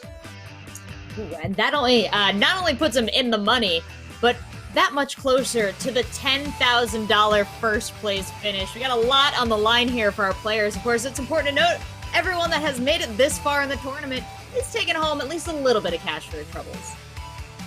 You are certainly right, Rachel. The champion walking away with 10,000, second place getting 5, third getting 3, and fourth place taking away 2,000. So a good payday for everybody. Yeah, we're well beyond the point of pats on the backs and recognition. Now we're actually playing for slices, and that's what I like to see. Everybody here has gotten here by their own skill at playing the game, their reactions, or their careful and deliberate play. It's been very fun to see, and some of the best games, I have a feeling, are still to happen. We've got quite a few left. Here's another look at Mavking in case you forgot what he played beforehand. That's a look at his last deck and his favorite bans. I've elected Mavking the villain of this tournament. He is our... What do you call that in wrestling, Adrian? That's a heel. That's a heel. 100%. I like the wrestling reference. I appreciate that. I'm gonna turn to you for all my wrestling needs. And Mavking is the one that put up the sign that said no thrains allowed. I just want Mavking to be faced away from the camera and then spin around slowly right before the match starts. Oh, yes. Get him like a pet cat for his lap. Yeah. Yes! Or Dr. Claw. That plan. That out to Gadget. And let's see his opponent. Mavking's not going up against nobody. It's MonkeyDLuffy just pulling into Harbor after a long time on the Grand Line. Here he comes. And it looks like he's got that respect for Lapis as well, that ever-present 1v4 possibility with the AoE damage and the shield. And his last pick featured Belladionne, who, again, we haven't seen much of tonight. You know, what's really cool is when you watch any tournament take place, it changes your entire impression of certain characters if you see them go in the distance, right? So maybe a lot of people don't have Belladionne in their lineup and think it's not worth it, but then you see MonkeyDLuffy play and you go, wait a minute, maybe there's some value here I hadn't considered. Yeah, because when you think about it, like, up against a dot team, somebody that's trying to land some debuffs on you that deal damage over time, right? Belladionne's actually technically a good counter. While he's not immunity, he will do the exact opposite of continuous damage, which is continuous recovery. He'll be healing your team up so that they don't take as much from the dot. Yeah, what you pointed out, Adrian, is one of my favorite things about watching competitive gaming. There's so much to learn, and players that make these games study really have a lot to unveil to the community. So, like you said, I'm going to take some tips here that I see today, try and take it back to my my ladder play. I'll let you know how it goes, but in the meantime, I can remain fully impressed by the thought that these players put into the game so far. Yeah, Rachel, I've been taking notes too. I want to make sure to take this to the ladder. This is a great study opportunity for everybody at home. I have a feeling that as soon as the tournament's over, there's going to be a lot of people logging in saying, okay, I got to try this out. So if you want a chance to really climb and lab, this is your chance right after the tournament. Well, it's a great time because it's the 100 Days of Lost Centuria. The Happy 100 Days event is happening in-game now. So you can get some mystical books for logging in, guys. Well said. Celebrating 100 days, the 100-day anniversary. Here we are in the pick ban phase once again. I love seeing Artemiel here, constantly surprising us with his damage. You know, maybe that's one thing we didn't consider enough, right? Is that maybe you change your deck the further in the tournament you get. You're willing to risk a little bit, right? Or maybe you say, I don't want to see Artemiel do any more than I saw earlier, and I don't want to hear Finn's actions. So, yeah, you don't want to hear the sound. Now that Jean in the back scares me, but I feel like Jean is the natural predator against a 2v1 situation, against Lapises, against Prelias. She's got such an affinity for taking control of the match because she can counter stun an opponent, and if she does it a bunch, she starts getting that invincibility skill as well, which is pretty tough to deal with. Very true. Great observation. You got to think that Mavking's thinking about that right now and trying to find a way to mitigate that. Plus, MonkeyDLuffy brought out just an ordinary dude at the top. Oh, yeah. Roy! What's up, buddy? He's like fresh from a barbecue, like he's still got the board shorts on. Like, who let Royd in next to the Frost Giant? Yeah, like, Royd definitely out of the element that you'd expect to see him in. The one justification that you can see, he did have a purple skill stone on him, which means that he has an added passive ability that is going to decrease the damage that his allies receive. So we're gonna see, let's see if that's enough to hold off the opponent here. We're going into match number 1 of this set in the semifinals. Royd saying I go first, if you don't mind. To his teammates. There's a stun coming out from Jean, and that's kind of an important one for a little while, except it doesn't last is the only problem. It's really good at denying skills, but in situations like that, he's still able to use Kun's like freeze in that front line. I like the choice right there. Getting the opportunity to freeze the front line, getting the critical hits out there, but didn't hit quite as hard as I thought it would. Right, and now we're going to be noticing a weird situation here. So Royd, admittedly pretty tanky, but his passive only works for his allies. So that means that once he's gone, his passive ability is no longer there, and also he's not receiving 15% less damage. So that means that he's gone, and now all that tank is out the door too. Sophia taking full advantage of it. Oh. The 1% curse, Hiroshin must still be in chat. That was a clutch save on Megan. I thought she was toast. Great card usage. Love to see it. I believe that's 2 stuns. That means Protector 2 is in play right now. Yes, I think you're right. I believe that was all the prerequisite effects to get the additional skill. Oh my goodness. There goes Kamoon, dying to the hands of Kali and a few auto attacks on the way out. Chat's been asking for a unicorn miracle for a while now, and there it is. Invincibility. Sophia looking to lock down what she couldn't before, confirms the kill. Always finishes what she starts. It's just so rough, too, when the first 2 hits were enough, and then she just keeps hitting you, and you're already toast. And also, I hate to be the one to bring it up again, Mavking with the Divine Protection in hand. Notably not enough mana to use it right now because he keeps getting things that he's valuing a little bit more. He needs to wait. He needs to... There it is. That's the opportunity. There you go. Did not want to see that take place. Absolutely not. A defense break is the last thing that you want to see when you're down to your back line. Now you got an even matchup, except for that. Oh, you hate to see it. Look at all the cards. I love having the other option of Jean back there. Coffee just hits so hard when it's not glancing, which when you say it out loud, you're like, yeah, but seeing it in action is just rough. It is. Uh-oh. Kali. Kali kind of needs to get a kill here before she goes down. Good hit! Kali on Kali action. That's some violence. That's the Kali violence you don't like seeing, but it's great for Mavking. Jean, she needs use the invincibility. Great counter. MonkeyDLuffy. Oh, amazing. Wow. Now that was a super important counter, and she's healing the whole time she's doing it too. Look at that my heal. gosh, it's happening. Jean, the natural predator of 2v1 situations. She's in her element. Oh my god. It needs to go off. Jean, oh my god. Taking control of this game. Is that going to be enough to do it? And MonkeyDLuffy with the point on the board. What a final exchange. Oh, I don't even know how you guys follow everything that was going on. Even when it was down to the last 2 things, I had to like watch their face cams to see that it was actually MonkeyDLuffy that won that one. Jean did so much work with those stuns and the recovering health at the end. Evan, how did he set that up? There was so much. That's the sort of thing that you bring Jean for at the end. You want her in those situations where it's down to the wire, you're low on health, and your Jean is suddenly, all of a sudden, she's at half health again. Like that was incredible. The sustain, the counter, the invincibility, and the alleviate. She was set up to try to take that 2v1. Unfortunately, that defense down kind of lingered a little too long. Lapis was able to exceed the damage requirement, but it was cool seeing Jean in the situation she thrives in. Yeah, Adrian. I didn't want to jinx it. I was gonna say, you were the one that put me onto Lapis in the back line here, and you said it before this tournament. We've seen it come to fruition in a ton of these matches here. What an impressive save at the end.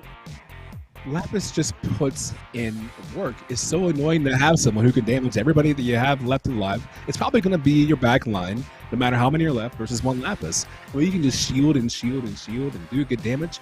It's not a good feeling. And it turns out Jean is not something you want to see ran back. So goodbye to that. Monkey also said that was a little too close for comfort. We're just going to remove that and not deal with it.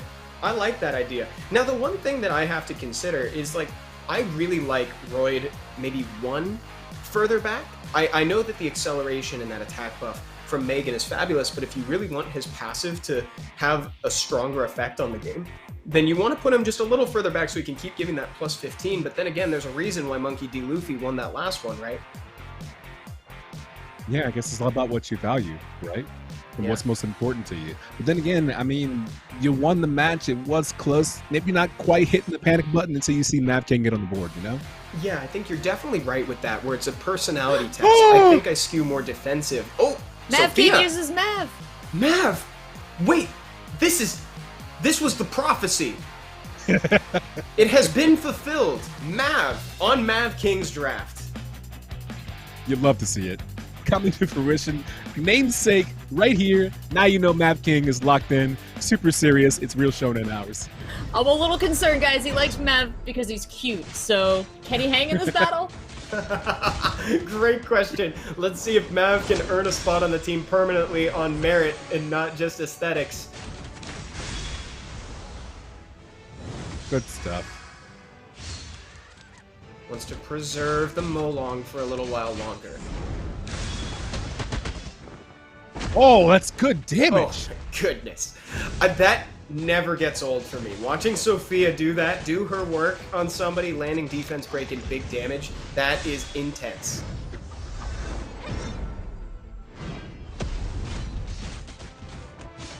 Okay, just an ordinary guy. Staying his ground, not quite dead yet. Strong damage coming into him, too. Yeah, and here we go. And you know when you kill a Molong, you have to look that ignore defense in the eye. Artemio is going to confirm the kill on Royd, and Mavking scooches ever further. Really important cleanse to get rid of the defense break before Lapis could get even more significant damage on. That could have been a lot worse from Lapis. Overkill! Oh, the overkill is crazy. Wow. Yeah, MonkeyDLuffy not afraid to commit. Confirming the kill is more important than saving cards for a different day. I respect that 100%, and I don't see it enough, and it's one thing I love to do. You got 10% left, the attack does 60, I'm still going in. That's one less person to deal with. Mavking sitting with 6 monsters still alive. Oh my gosh. Yeah, that damage conversion, super great. Very clutch save. Anytime you have a card like that, it buys you time to just kind of set up what you want to do next, knowing they can't do anything to you. It feels good. It feels good. And yeah, holding Divine Protection feels nice as well, but you kind of got to consider your number 3 slot on mana as your new 0. No! Ooh, Mav! Oh, rest in peace. He did great. Now he did do a good job. Now he's just king. Now he's just king. He lost the Mav. I love it. This game is starting to even up, and just as I say it, he pops the Kali skill card. Kamoon's going down, but not before the horse follows. Oh, perfectly timed reflections. Beautiful, by the way. Yeah. It's just a different story when your hits aren't glancing, right? Like Kali's locked in right now. Everything's a bullseye. The horse there is going to be reflecting some damage back at the attacker. Wait, that's a big reflect. Took about a third of Kali's health away too, so that's going to be an even easier task for Artemio when it comes time to strip and do some damage. But we're going to put our defenses up. Smart. Water Very puts smart out fire, it turns out. So this is looking like a pretty high mountain to climb for MonkeyDLuffy. He's going to have to push Lapis to her limits in order to come back from this. Let's see if she can put out enough damage. And that, wait a minute, that was pretty big. I think she can. That was a really big chunk of damage. She's okay. She's okay. She survived? She She's survived? It's Water v Wind, though. Let's see what happens. Ew, that was close. MonkeyDLuffy trusting in Lapis. Unfortunately, looking down Artemio and Sophia, the writing was kind of on the wall there, but like Lapis really showed us how much damage she could do at the end. I feel a bit silly for doubting the Mav choice, but Mavking, if anyone was going to use him effectively, managed to pull it off. I don't know if I quite understand the logic of the swapping. Is that something you guys can talk me through? Yeah, absolutely. Saving a monster in the front for later is a pretty good move in certain situations. You just want to swap them out so that way you deny the kill. Maybe if you have a healer up, you can try to bring him back up so that you're not playing at a deficit. He also brings a defense buff, and losing Mav in the long run is not as big of a deal as losing somebody with a little bit of utility. A really good question there, and I love to see Mav in this high level of play. Yeah, Mav has a lot of long-term value, I think, that you don't see. Like, when I first started playing the game, one thing that I saw a lot of when I first started playing was seeing a lot of Mav and a lot of Ramagos, right? They would just switch spots until you had a chance to just clean shot bite, right? And then as you progress, you start thinking to yourself, maybe I don't need Ramagos, maybe I don't need Mav, maybe I don't need Royd. But in this matchup right here, in the semifinals, may I add, of the Summoners World Lost Centuria World Showdown, we see a Mav and a Royd. It all comes full circle like that. And that's like the introduction to countering when you first log into Lost Centuria, learning Ramagos and Mav, how you can swap them out and save your Ramagos for later and let him heal up so that way you deny the opponent a monster, but you get to keep all of yours. You're talking about it all coming full circle, and we're only 100 days into Lost Centuria being out. I can't wait to take screenshots and visuals from this tournament years from now and talk about how the strategy has evolved. Are we still going to be using Mav? Is Ganymede still going to be slapping cards out of everyone else's hands? I'd like to think he'd be doing it even into old age. You know, one thing we were discussing earlier was if MonkeyDLuffy needed to make a change, and I said maybe unless Mad King gets on the board, you don't panic. Mad King's on the board. Now you start making some changes. And opting not to ban anybody on that side again, Mavking feeling pretty comfortable with the draft that MonkeyDLuffy's presenting. Okay, I like that. That's confidence. You feel really good at how the last matchup went? Give me your best shot. I respect that. I also respect seeing Artemio on the ban side because he's been having a great showing ever since he showed up for the first time. Yeah. At a certain point, you see what Artemio's bringing to the table and how he's working in the rotations, and you say, I don't want to see that anymore. Also, Jean, you don't want to see any more of that either. It scarred Luffy, and I love it. I love that, like, he still won that game, but it scarred him. It was too close. Once bitten, twice shy. Looks like Mavking decided to do pure DPS. Kali's hanging out right there. He brought in a good friend, too. Here we go. Let's see what these players got. Let's see if these changes can change the way that these games are going to play out. I think Mavking has got a pretty strong showing here in that deck list. Let's see what he can pull out here.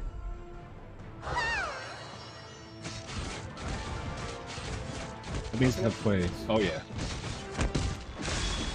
I was going to say, I think he's doing something right away. Yep. That was fast. I'd love to see how much that took. So little time. I think that was all of 10 seconds before we saw a monster go down, the fastest of the night so far. Mavking immediately ready with the cleanse. I come to expect that from him now. Paying dividends already with the choices bringing in. Kali doing great damage and Sophia already with an elimination. Yeah, and I'm starting to doubt the Royd a little bit if I'm being totally honest here because he's been sitting there in that... man. He's tried his best. I know, he's been sitting there in that second slot each of these games and not contributing much. When you see Sophia knock down that frontliner and you're thinking, maybe that 15% damage reduction didn't really work for me. Oh gosh. Oh, and Megan's down too. Sophia is ruthless tonight. You know, that's the second time that's happened, where he's raided to eliminate Royd, and the very next move is Sophia. Like, that's no longer concerned. This is very calculated. Mavking just one by one taking out these monsters and going back, making it look easy. Just single target damage is the way that he wants to win this game. I almost got quiet just watching because this is exactly how I play. I don't do a lot of AoE stuff. I love just single target nonsense. It's my favorite. Just each one of you go down in order. We haven't seen that summoner spell tonight, throwing out the stuns to try to stop a move in its tracks. Wow, that's going to be a big reflect. And we'll see if it actually ends up helping MonkeyDLuffy here, but Mavking is still encroaching on his space. They're about to kill the horse, and he takes his time, putting the buffs on. Uh-oh, immunity is still out. You hate to see it. Yeah, that was a brilliant immunity in the first place, not wanting to deal with the defense down. It turns out it doesn't have to, but uh-oh. Lapis is still alive. Lapis is still alive, and you gotta remember that when she attacks everybody in this line. Given the right situation here, she could knock everybody out of this game, so MonkeyDLuffy is not out of it. Uh-oh. Uh-oh. Yeah, uh-oh indeed. The Sophia card and the Reflect Shield. Oh, yeah, it was already over. It was a wrap. MonkeyDLuffy. Oh, man, with the Lapis. The 5 hits. The 5 brutal hits. That's what should be called from now on, the 5 brutal hits. Sophia was explicitly told at the beginning of this tournament to take no prisoners, and she's taking that very seriously.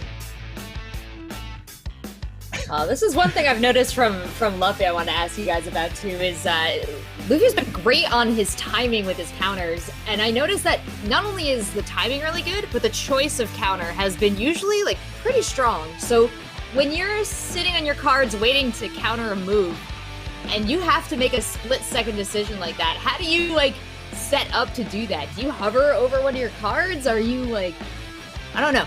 Teach me the ways. Oh yeah, he's hovering, he's waiting. You're right that it looks super deliberate. MonkeyDLuffy is ready and waiting with those responses. We saw him use the AoE stun. He has the Reflect Shield to try to get him back into the game. He's being very patient and deliberate in the way that he used those summoner spells, and it's smart because you only get them once each per game. You saw the very confident big smile on Mavking's face, and honestly, if my last cards were like that, I'd be confident too. He's going to replace those two that were banned out, the Jean and the Shannon. Mavking showing that he's more than comfortable with what MonkeyDLuffy is putting out on the field. Monkey, you got to make me a believer, man. In that Royd, I'm still doubting. Rachel, I think we're gonna have humble pie in the side of crow because again, in our little YouTube short we did hee haw and guffaw at the idea of Shannon, but they don't want to see Shannon at all. You know, I've never like regretted so much being mean to someone and then seeing their glow up and being like, oh, I could have been a part of that if I wasn't such a jerk. So I'm sorry, Shannon. Like, I'm sorry that I was mean to you back then. Like, you are everything. You are bannable. You are ban-worthy. You are so good. What did you guys say to Shannon? Listen, it was very mean. Yeah, she is definitely ban-worthy. The low mana cost with the high benefit, the attack buff and the defense Mavking buff. going all in, bringing back Mav, feeling very confident that this is the way. MonkeyDLuffy again, hand to face, a little bit concerned right there. And I would be too if I was down 2-1, but it could be the first time a player comes back all night long. And here's the chance to find out. Let's see how this one plays out. Mavking sitting at game point here. Ooh, allowed it to hit. Not necessarily knocking it out just yet, but still so close, and he's not going to get the skill off. That's saving Mo Long, and no shield for Lapis. It's Operation Save the look at Molong. Oh, Operation failed. Operation failed successfully. Just an ordinary guy trying his best. Like Rachel said, coming back from the barbecue, only to walk right into an Artamiel. It's a rough day. Yeah, poor Royd. That was some huge damage considering how many buffs he just stripped along with it. Perfectly timed cleanse. Perfect. I'm kind of going back to your comment earlier that I really do believe Roy should have been third, fourth pick because it hasn't been working out in the position that he had him in. Yeah, I just haven't felt the impact of him in that second slot there because his passive only helps Kun for the most part. I felt that. I physically reacted to that. I jumped back in my chair a little bit and held my stomach. MonkeyDLuffy's team is crumbling, and Mavking taking full advantage of the defense break. Or rather, the dot misread the debuff. And he's look at all that mana, Adrian. Oh man, look at all of that. Mavking has so many responses in his hand. And Invincible's one of them, and that's a pretty good response, honestly. He's looking like he's got to play really reactionary here because just from the cards that he's getting from his deck. For that.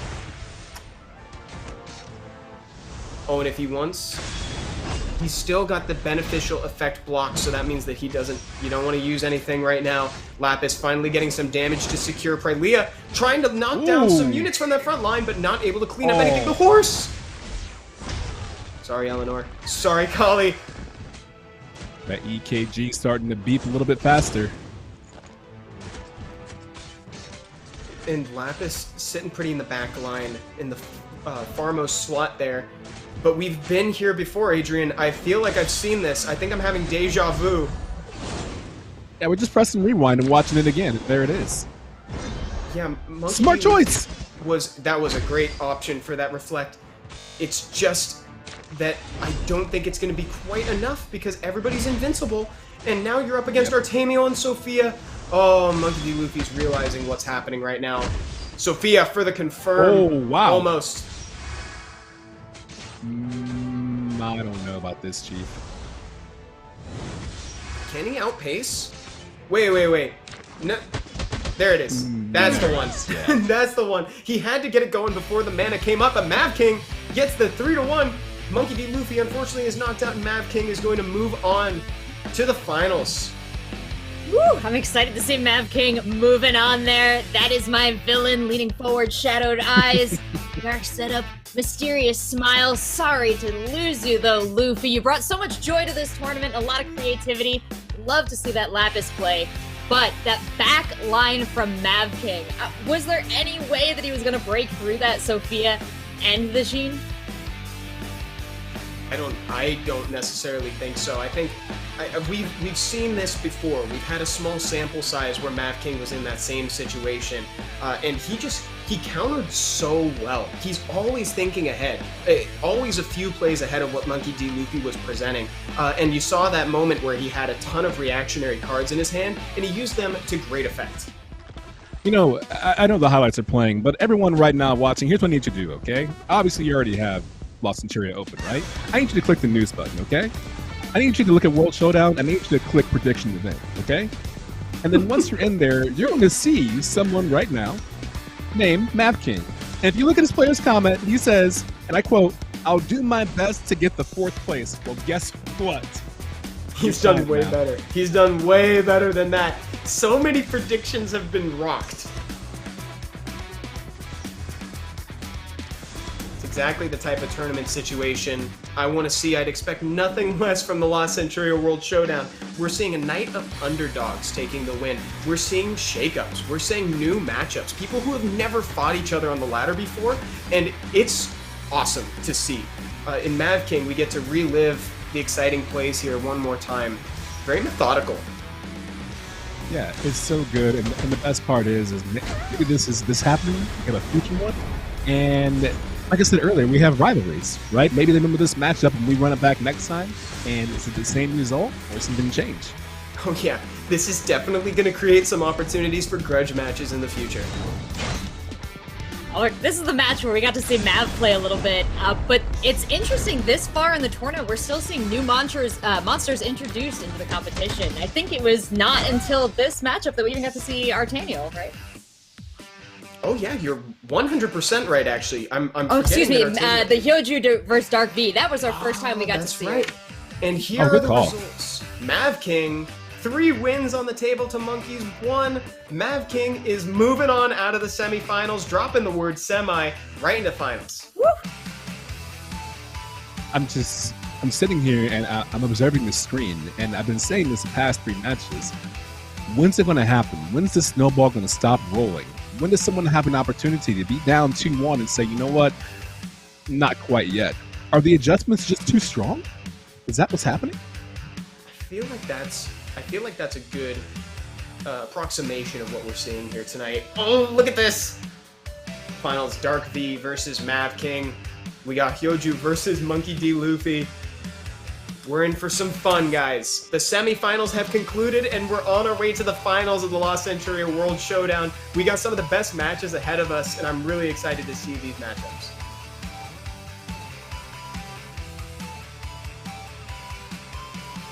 We have had cool so far. So many exciting games, Evan. You're exactly right. So far, Adrian, you've put so many plays that I'm impressed that you've been incorporating, and we've got so many more exciting matchups to come. Evan, tell me what it is. Yeah, we get to see so much more after this. We'll look forward to seeing you right back here at the La Centuria World Showdown after a quick break.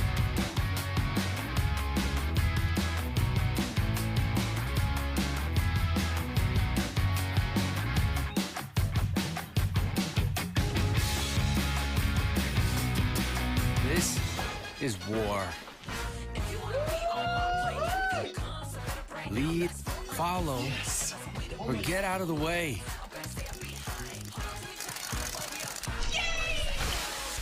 I'll show you who's boss.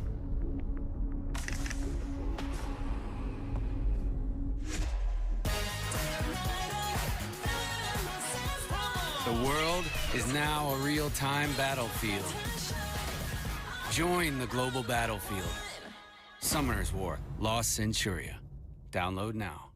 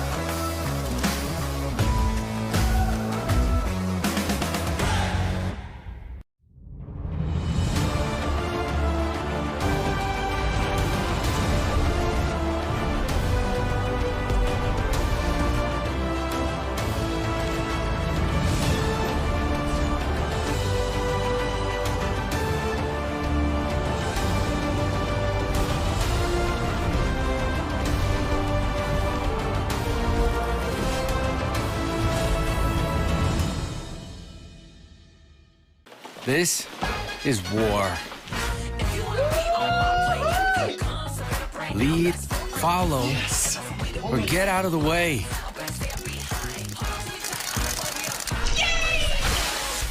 I'll show you who's boss.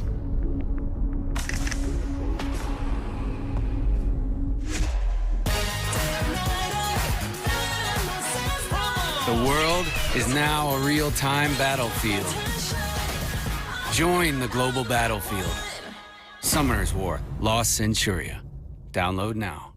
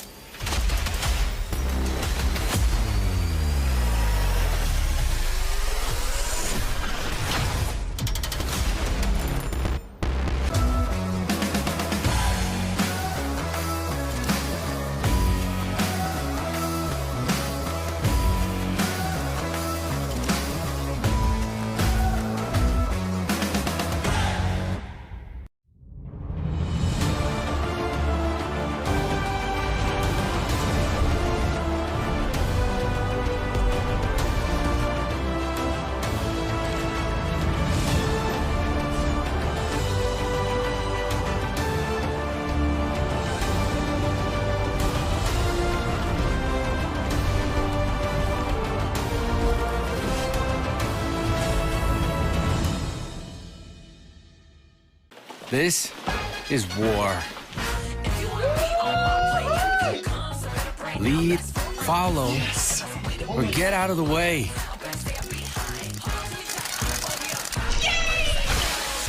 I'll show you who's boss.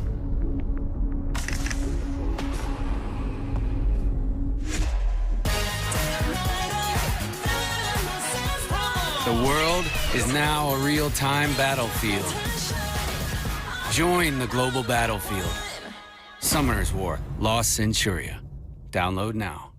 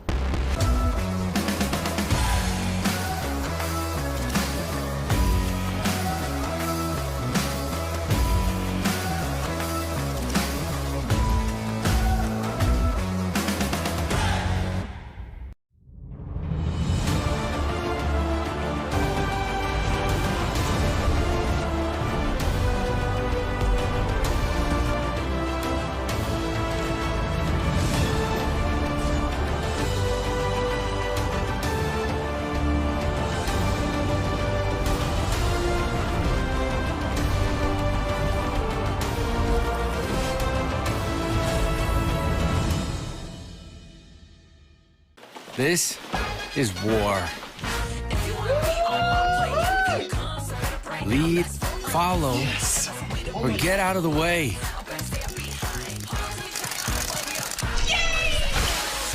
I'll show you who's boss.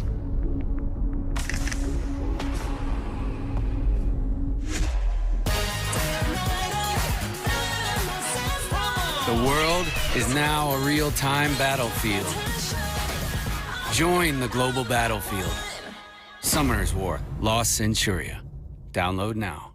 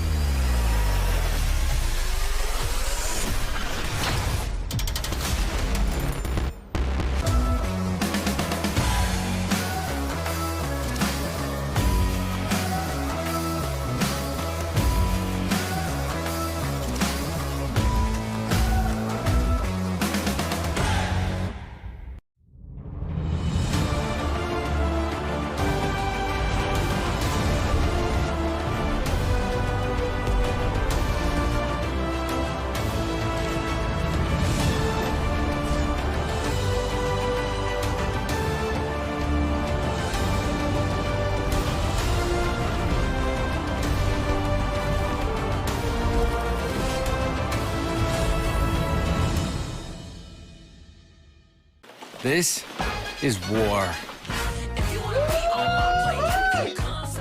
Lead, follow, or get out of the way.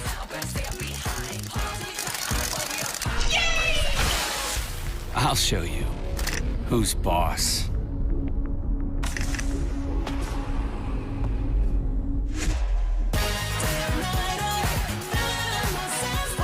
The world is now a real-time battlefield.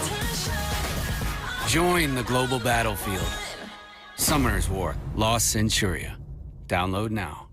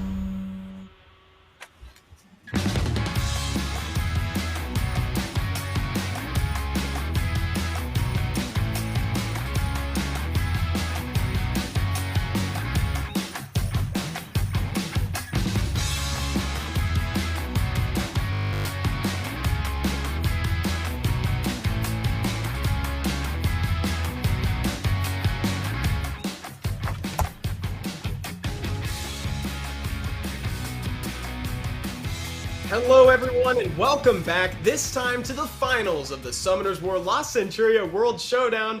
I'm Evan, and I'm still joined by Adrian and Seltzer. Welcome back, guys.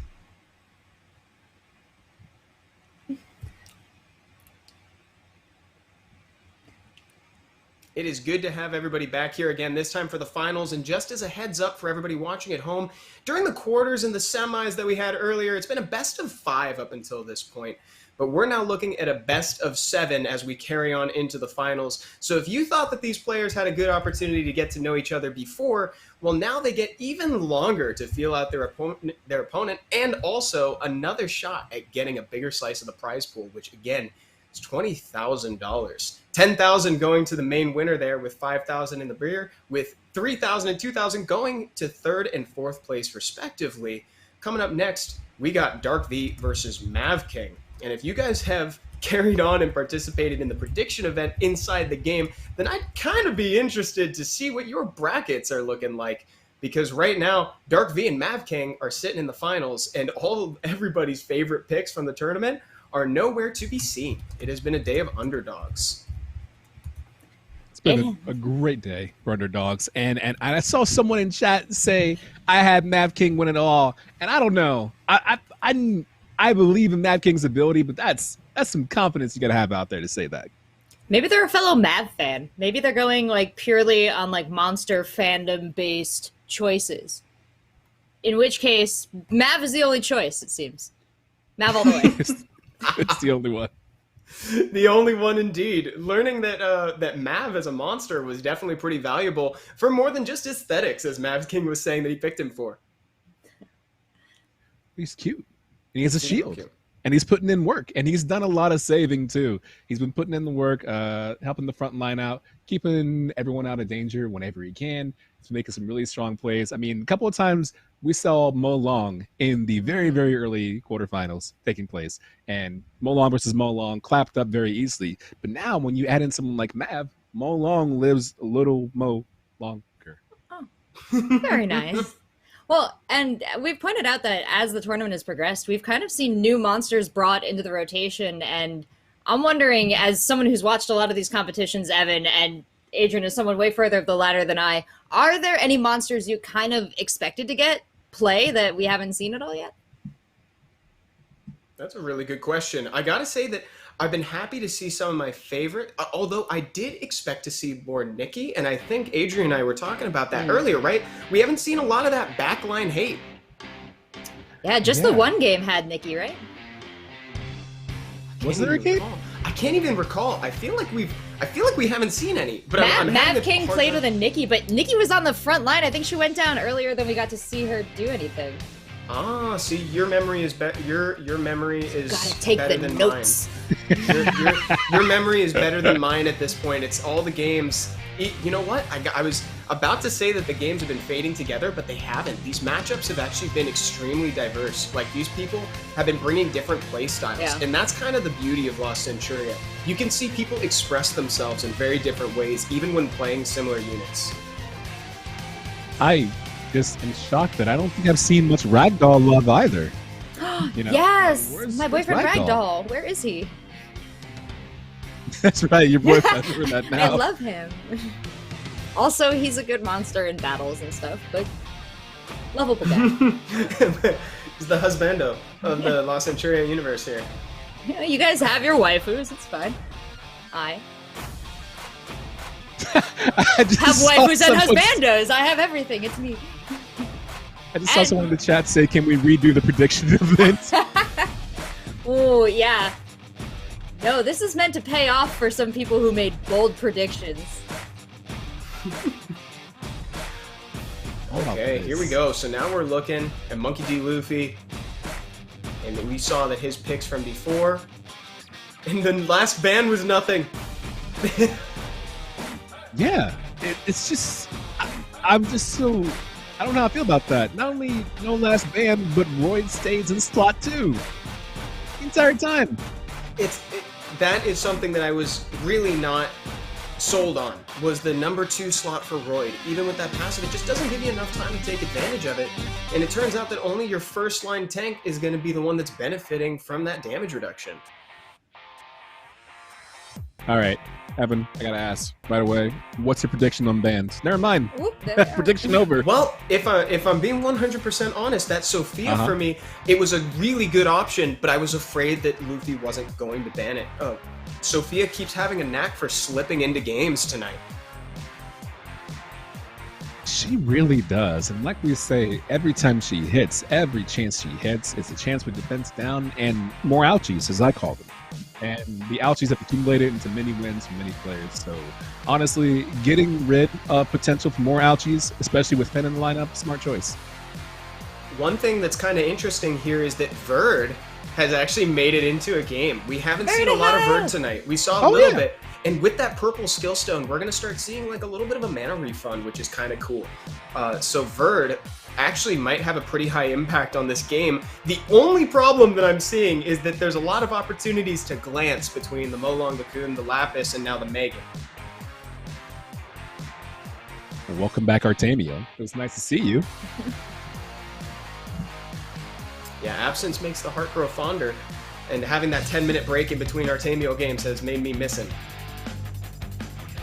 Look at the expression on the faces. Hyojoo's digging down right there into the console. MonkeyDLuffy always looking like something is on the mind. Maybe it's this matchup.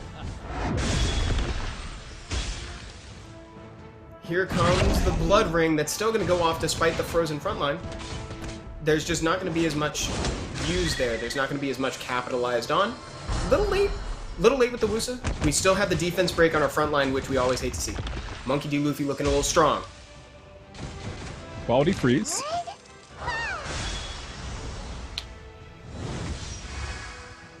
Oh, that Goon really wants to go down. He's about to go. Oh, actually, that was really favorable for Hyojoo. Yeah. A whole Reckless was taken out on the monster with a single HP left.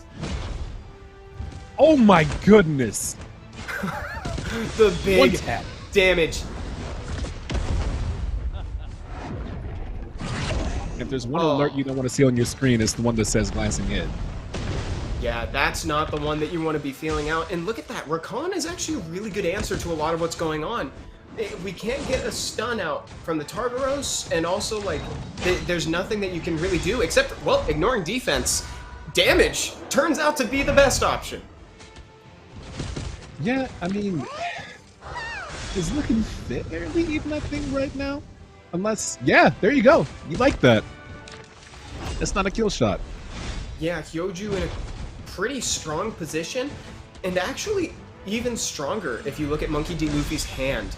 That is a bold move. MonkeyDLuffy throwing out Divine Protection just raw, with no counter and no threat immediately presented. We're going to see if that comes back to bite him. Too soon to say, but I'm not sure. I can see Blood Ring is still active, so that's not good either. And oh man, Kali just lost a ton of health. A ton. And that dunk is so worth it because you're taking out such a large source of damage. Here comes Verd. Watch that Blood Ring. Now as people start using skills, we're going to see the mana pile up. There you go. Immediately got refunded 1 mana because of that purple skill stone. Proving to be super valuable here. Lapis against the world yet again. You know, honestly, that should be a t-shirt. Like, it's always Lapis versus the world, to be honest. Yeah. Lapis dies at the end. Something along these lines. There we go. Big damage. Oh, gosh. Exciting way to close out the game from Artemio. Hyojoo with a win. Oh, that was a big smile. Love to see the reaction from him. He's finally picking up those victories that he feels he deserves. And that was a solid play there with 5 left standing at the end. Poor Lapis. I know we talked about her being a great, backliner, a great person to have up if she's your last monster, but Adrian, was it tough to watch her go down like that? You know, honestly, the only thing that's better to watch than a Lapis is an Artemio. Because it's just hearing the click-click of that sword and just watching it erupt from the ground, you can almost see it penetrate straight through the shield. I don't care about shield. I just want to do damage. So it's rough to watch, but I'm okay if it's him. Yeah, Evan, we see Lapis on the backline a lot. I know they're relying on her, as you guys have talked about strategy-wise, but perhaps a bit too much with that last lineup from Luffy? was a tough one. I gotta say too, I wanted to. This is a slight tangent, but I wanted to bring up the fact that I really think that throwing out Divine Protection just out there from MonkeyDLuffy was pretty rough. It kind of got rid of his best response and really let hyojoo just kind of encroach on his territory. And we spoke so much too about the value of keeping Divine Protection in your back pocket just in case, not expending it too early, because like you said to everyone playing old new, once you use it, it's gone. You can't pull up another one. Yeah. It's important. Okay, hyojoo trying to maintain this lead that he has. It's just 1-0 right now. But now that money's on the line for this victory here, we're trying to see who gets third place.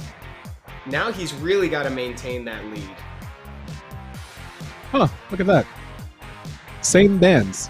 Still do not want to see any more Sophia. Still do not want to see any more Finn. And I definitely see why. So now that the cleanse has been banned on Luffy's side, but I don't know if I don't know what hyojoo is planning to do here. He could try to bring some sort of debuff to apply and maybe hope that MonkeyDLuffy doesn't supplement those 2 slots with another immunity source. And Verd's back. Oh, Verd is so great. That mana refund on the skill stone is so great. It just lets you gain tempo because you're spending less mana, in theory, than your opponent. I'm predicting Artemio. Is it coming to fruition? There he is. Nice on both sides. Nice prediction there. Listen, Anchor Artemio is the way to go, and Rachel, you said it correctly. Lapis in the last spot, nah, live and die by the sword. Literally, with Artemio. Am I sensing a change in your future ladder lineup, Adrian? We'll find out soon enough. Blood ring to open up just like last time. Smart plays to make. Coon already with the tummy ache. Artemio not getting a chance to finish it off. Great stun. And that blood ring, again, if he manages to kill that frontmost unit, the blood ring will carry on and go to another person.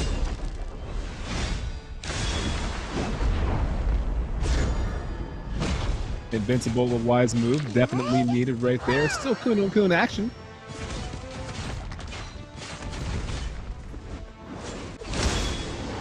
All right. Look at that reflect shield. And putting up the buff, cycling through some cards, which is really nice. And Blood Ring landing on Mo Long is pretty huge. Yeah, it's a great Blood Ring. I'm really... Oh my gosh. I'm sorry. I was going to say something. I just keep watching Artemio do damage. Oh, and there goes Mo Long, dealing reckless damage on his way out, as we love seeing him do. Here comes the defense break from Prylia, but is she going to get interrupted? Nope. That's it. Defense breaks go out. That's rough. You know what? We talked about it earlier, right? Even though he's down to just like 5% HP, Mo Long, you want to get the kill. That's Kali. So make it a surefire thing. Oh man, MonkeyDLuffy was kind of reacting in such a way that made it look like he wasn't happy with the results of what's going on, but he's pulling ahead. Looks like it. More Blood Ring. This just getting so much value out of Blood Ring. What's that, like the 4th one now? I think it is. I'm pretty sure you're right with that count there. Artemio securing another kill. Tough trade. This is exactly what can help him pull ahead. Yeah.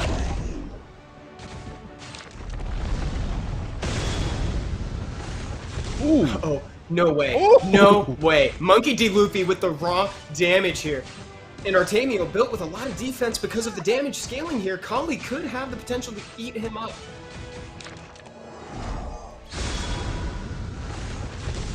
Is it in time? It's not. Not quite. Artemio looking for more DPS. Lapis additionally looking for more DPS and some shield.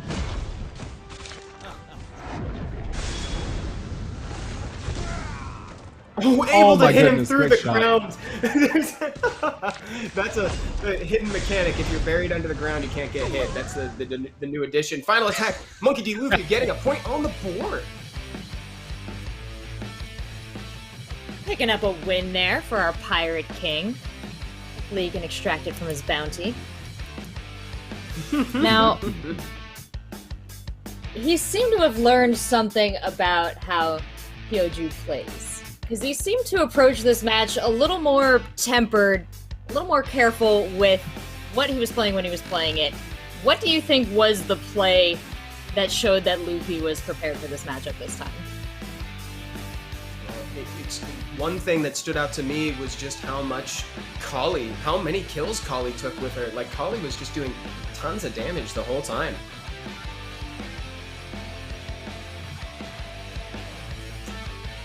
I'm sorry, I'm just really invested by that look. I know. They're so focused on what's going on, and they need to be. Again, this is for third place that we're playing for here. They're not necessarily out just because they've seen their plays tonight and they've gone through the bracket. They're still fighting for their slice of the prize pool. I do love hyojoo's posture here, too. I don't know how many mobile games you guys play, but this is exactly how I sit for several hours a day staring into my tiny phone screen. That's got to be how he's most comfortable playing. Hopefully that extra level of comfort kind of brings him when he needs to win this next match. Do you guys, how do you play on your phones from home? Are you like a lean back player? On a table, flat surface maybe? Oh, dude, I am definitely the same way that you just described, but I'm elbow on knees. So that means, like, when I lean, I ultimately end up with legs that are asleep, which is not great. Yeah, I put the weights on my wrists when I play and have the same posture as hyojoo. So I'm a little bit like Piccolo. When it's time to play, I take the weights off and I'm a different person at that point. I'm afraid, man. You're gonna rock Lias one day? Yeah. You know what it is? Take them off. It's like something anime trope? I've got you. I'm here. Only one ban too is a ban in the entire matchup, and it's Ciara. How do you feel about that? Really crucial ban, because he is like setting up. We got hyojoo over here who's setting up tons of debuffs for Ciara to detonate. We got the dots from Beretta, we got Gibraltar's bombs. So getting rid of that Ciara in the ban phase was super important, and especially when you start looking at his summoner spells too. You know, he's got even more dots for 2 mana. Like, that's really good. Oh, Ganny's back. Just when you thought it was safe to walk into Ganny's neighborhood. It's not.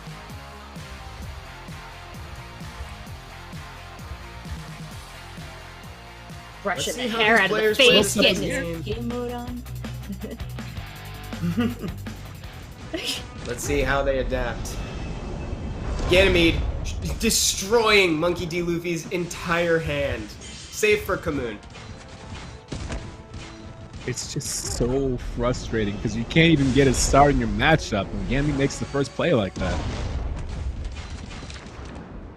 This is exactly the combo that you want to see when you're a dot player. You got Ganny depriving them of their hand so that way your dots can come out and they will have no response, except you'll notice that Eleanor's card there stayed around. So that means when he ultimately commits to the board, she can cleanse it up.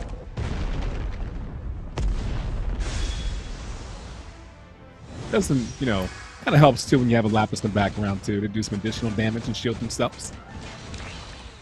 Oh yeah, having that last bit of raw damage in the rear, just so that way you don't have to rely on your entire composition, your strat, in case something goes south. Nice Violent to get the card back there. Oh my gosh, that was so funny to watch. Gibraltar bombs, cleanses the bomb, and then just reuses it and rebombs and doing it again, reusing and You're gonna see it again.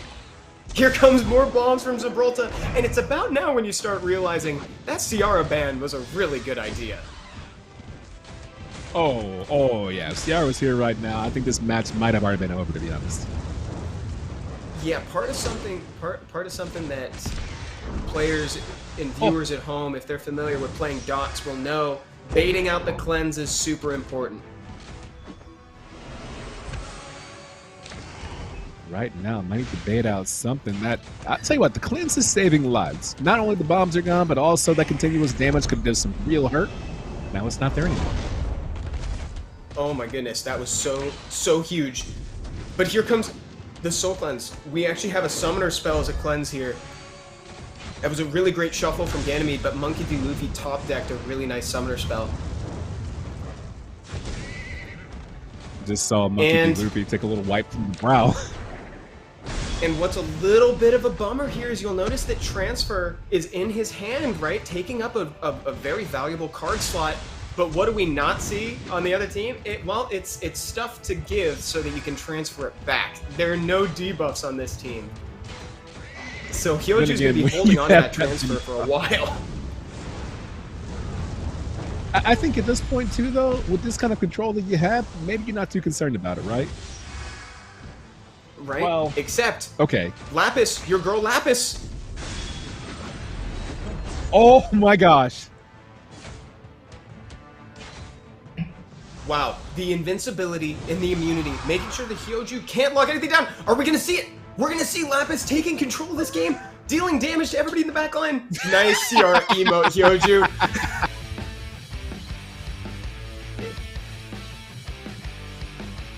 That was cute. That there was we go, brutal. MonkeyDLuffy That was absolutely with the win.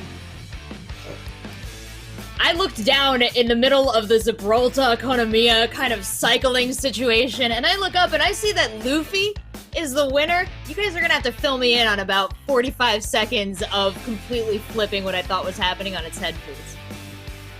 Oh my goodness. Well, we saw what Adrian has been foreshadowing for a long time, which is Lapis's AoE damage, just taking control of the match. Dealing that damage to everybody in the backline was crucial. It's such good turn of the card, too, because it was cleanse, cleanse, cleanse. Okay, she's dead, but guess what? I have a spell card, cleanse. And that's just enough sustainability to stay in the game long enough for Lapis to claim some mats for you. You know, Adrian, I'm so happy to see a success from Lapis out here. She was putting in so much work in the middle of the tournament, and she really had a tough time against the Jeans in the last couple games. The Jeans, if you will. Just outlasting her when it got to the back line for both teams. Now she's picking up a couple W's again. Maybe we change our vote of MVP from Ganymede to Lapis. 'Cause, I mean, this is the part where it Ganymede matters, right? who? This is for the money. Ganymede is gone. Right. I don't know this Ganymede anymore. We don't hang out. Yeah, Ganymede is not needed anymore. And we still got... We might end up seeing a similar situation with hyojoo that we had last time, where transfer is sitting in the hand with nothing to transfer back. We're gonna have to see what MonkeyDLuffy brings, but if it's not dots or a stun of some kind, then that means that we're not gonna be getting any value out of that summoner spell. Yeah, that is interesting to contemplate here too, because what would he have learned in the last couple games that would... Is that an option for him to switch this out at this point?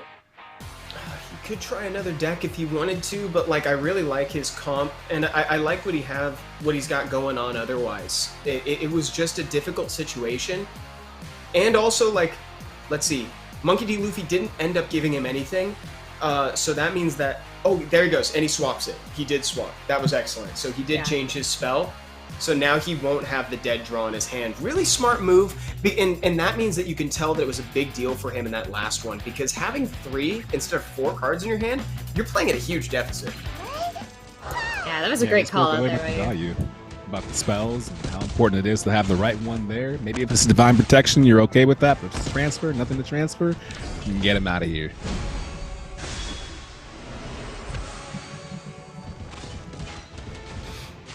Cleansing up early, I do like that, and he's already got it back in his hand too, so that can be a nice little subversion of expectations in the favor of MonkeyDLuffy, where he's free to cleanse stuff up as soon as possible.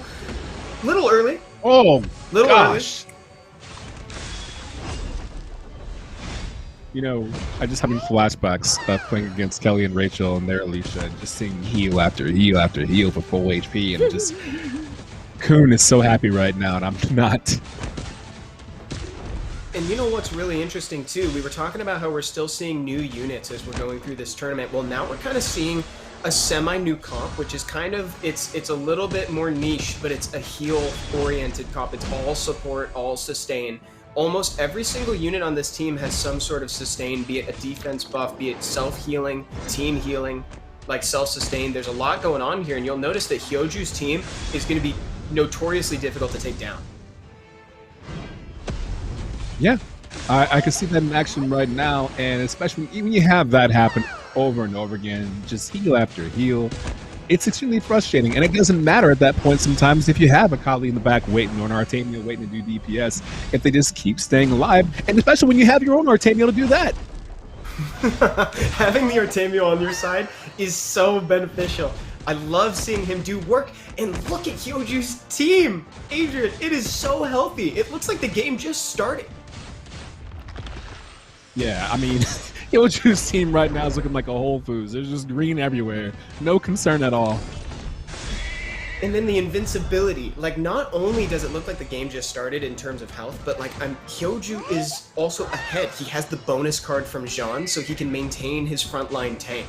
Like, hyojoo is strong and getting stronger. That's so anime. He's strong and getting stronger. This isn't even his final form. We're gonna see him get better and better as this game goes on. Divine Protection. Perfect timing. Oh, goodness. No freeze allowed in here. We turn the AC off and crank it up to 85 heat. Yo, that was exquisite timing. I love it. Just damage, look at that. Oh, it's so frustrating. I've been there. We are not at the La Centuria World Showdown. We are not going to see a clean sweep with the whole team still up. 0 damage taken so far. 0. Are we really going to see this live? Go exhaustion level 2, please. This is too good to be true. hyojoo bringing the ultimate adaptation to his team, pivoting all the way to a support niche team, and pulling it off. Everyone's here. You know what's amazing? Oh, hyojoo's definitely trying to keep this all sweep the entire time. He's not going for kill shots. He just wants to live and whittle down. I love it. By the way, Kali was the last one that I expected to be the one to lock down the kill on that monster because of the glance possibility. Right? So that was pretty amazing. Wait. What's Kali doing? What the Kali doing? What's the Kali doing? Nice exchange. So the exhaustion being up is really impacting the amount of power that's being put out by Kali right now. This is still looking like a lock. Yes, this is still looking like a lock, but MonkeyDLuffy putting a really strong showing with the Kali. Here we go, hyojoo coming out. Is it going to be 5? 5 units left in play. I don't think I've ever seen a team like that. Not on my ladder experiences, not in this competition for certain, not even on matches that I've had to cheer in game. You seem to know this comp pretty well though, Evan. Exactly how did he assemble such a perfect sustain? It's a team that is like made in the lab to counter what MonkeyDLuffy was bringing to the table. This was like specially designed to counter what he had. hyojoo bringing all units that had some sort of self-sustain or some way to heal the team on them. Between Kamoon's self-heal, we also had Jean who heals when she uses her skill. We had Cleanse, we had attack buff, defense buff from Shannon. Kept everybody healthy all the way until the finals there. And like, Kali was able to lock down a couple nice kills at the end, but it was ultimately too late. This is one of our closest matches by far. We are 2-2 between our players. Going into this last match here, I mean, Adrian, gut call, what do you ban?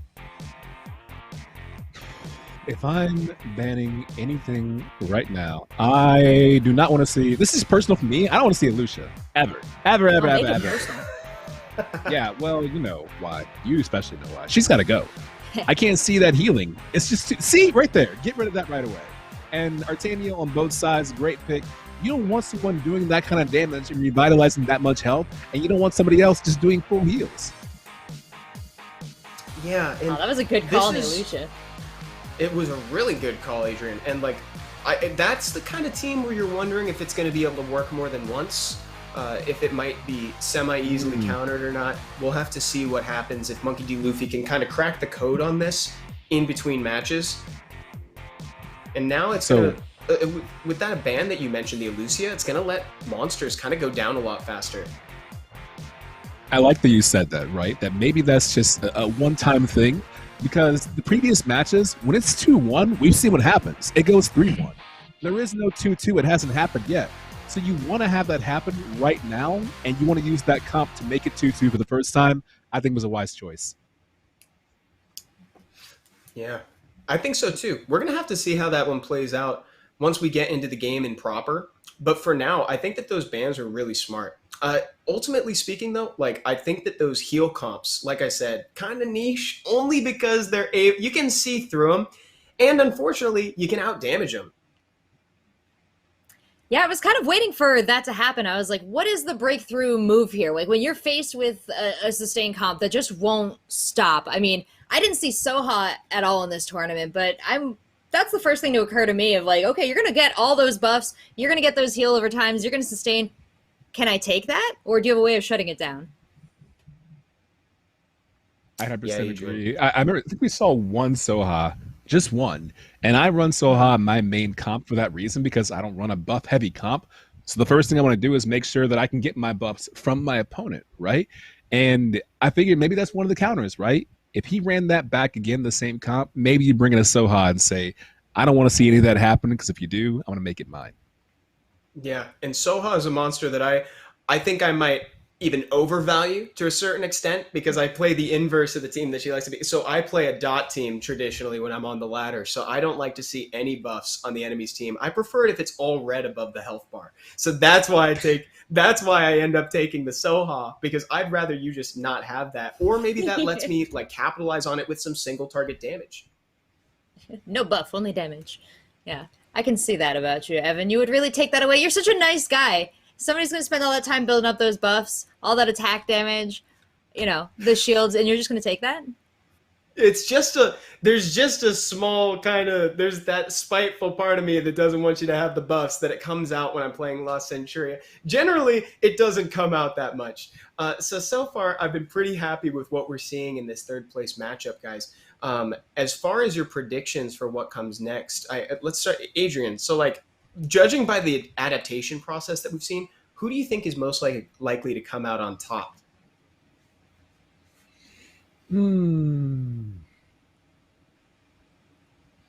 I think hyojoo. And the reason why is lest we forget, let's keep in mind who hyojoo beat in their opening match, right? The #1 overall player. So if you're Harley, able to adapt to any situation, it's got to be that. I'm feeling pretty good. Maybe I'm not finishing the place that I want to, but I'm at 2-2 right now. I feel like I'm in good control, but I beat Harley. So if I can beat Harley, I think I'll be okay in this matchup. Nice. I like that call, because we kind of talked about it before, right? hyojoo's already done the impossible. He said it himself. He was afraid of that first matchup coming in, and that's less hyperbole than you might think in that interview that he was saying. He's already overcome the fears. He's overcome the big player, and now he's made it further than he expected. So I think he might have what it takes to end up taking down MonkeyDLuffy, but it sounds like that game might be going on behind us right now. Let's go ahead and take a look. hyojoo got the full wave one on. Whoa! And what did we miss? MonkeyDLuffy taking the win, but not just any win. Wow! He was the one that moved forward, and he's going to take third place. Oh, he's stoked. That is an extra $1,000 of prize money. That's worth it for staying up. That's worth it for putting it all on the line. I only wish we could have seen it, but you know what? That's what VODs are for, kids. We live in the age of the internet, and I'm going to go back later and find out exactly how that last match played out. Adrian, though, this was not what you predicted. Not to put you on the spot here, but since we have only the realm of imagination to see how it all went, how do you think it went down for our guy? You can't see it right now, but I have the exact same expression that MonkeyDLuffy does, except I lost and he won, which is the hand across the mouth, like, wow. As far as how it went down, I don't know. Maybe if you're hyojoo, do you regret making the change away from the healing comp? Ooh, maybe that's true. I think you might have just hit the nail on the head a little bit there. Because, I mean, ultimately, I definitely agree with what you said there, Adrian, because hyojoo has pivoted the most, and he's been able to pull out the most surprises so far, but I'm happy for MonkeyDLuffy. Like, played it really well. and banned properly, because I think you were the one that called that ban on Lucia. Yeah. Oh, that was a clean call, that. You know, I'm just, what can I say? When history makes its mark on you, you make the right choices in the future.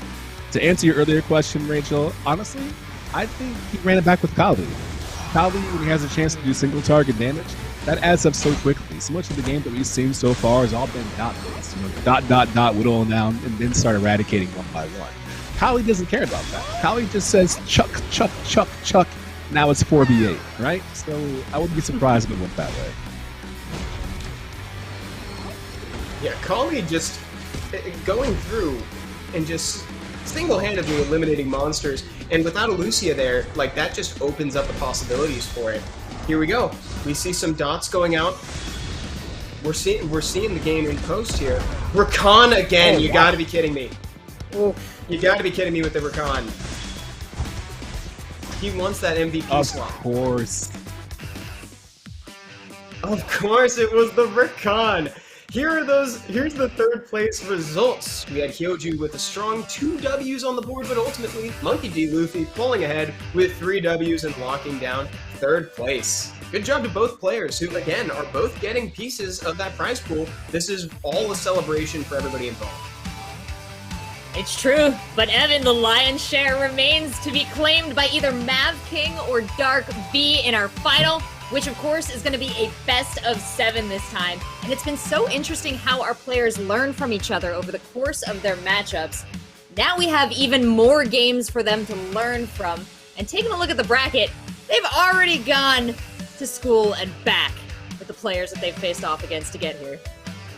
Oh yeah, this has been a really fun night, and you can see the journey that these players have been on to get here to the finals in the best of 7. DarkV and Mavking are going to get to know each other very well in that best of 7.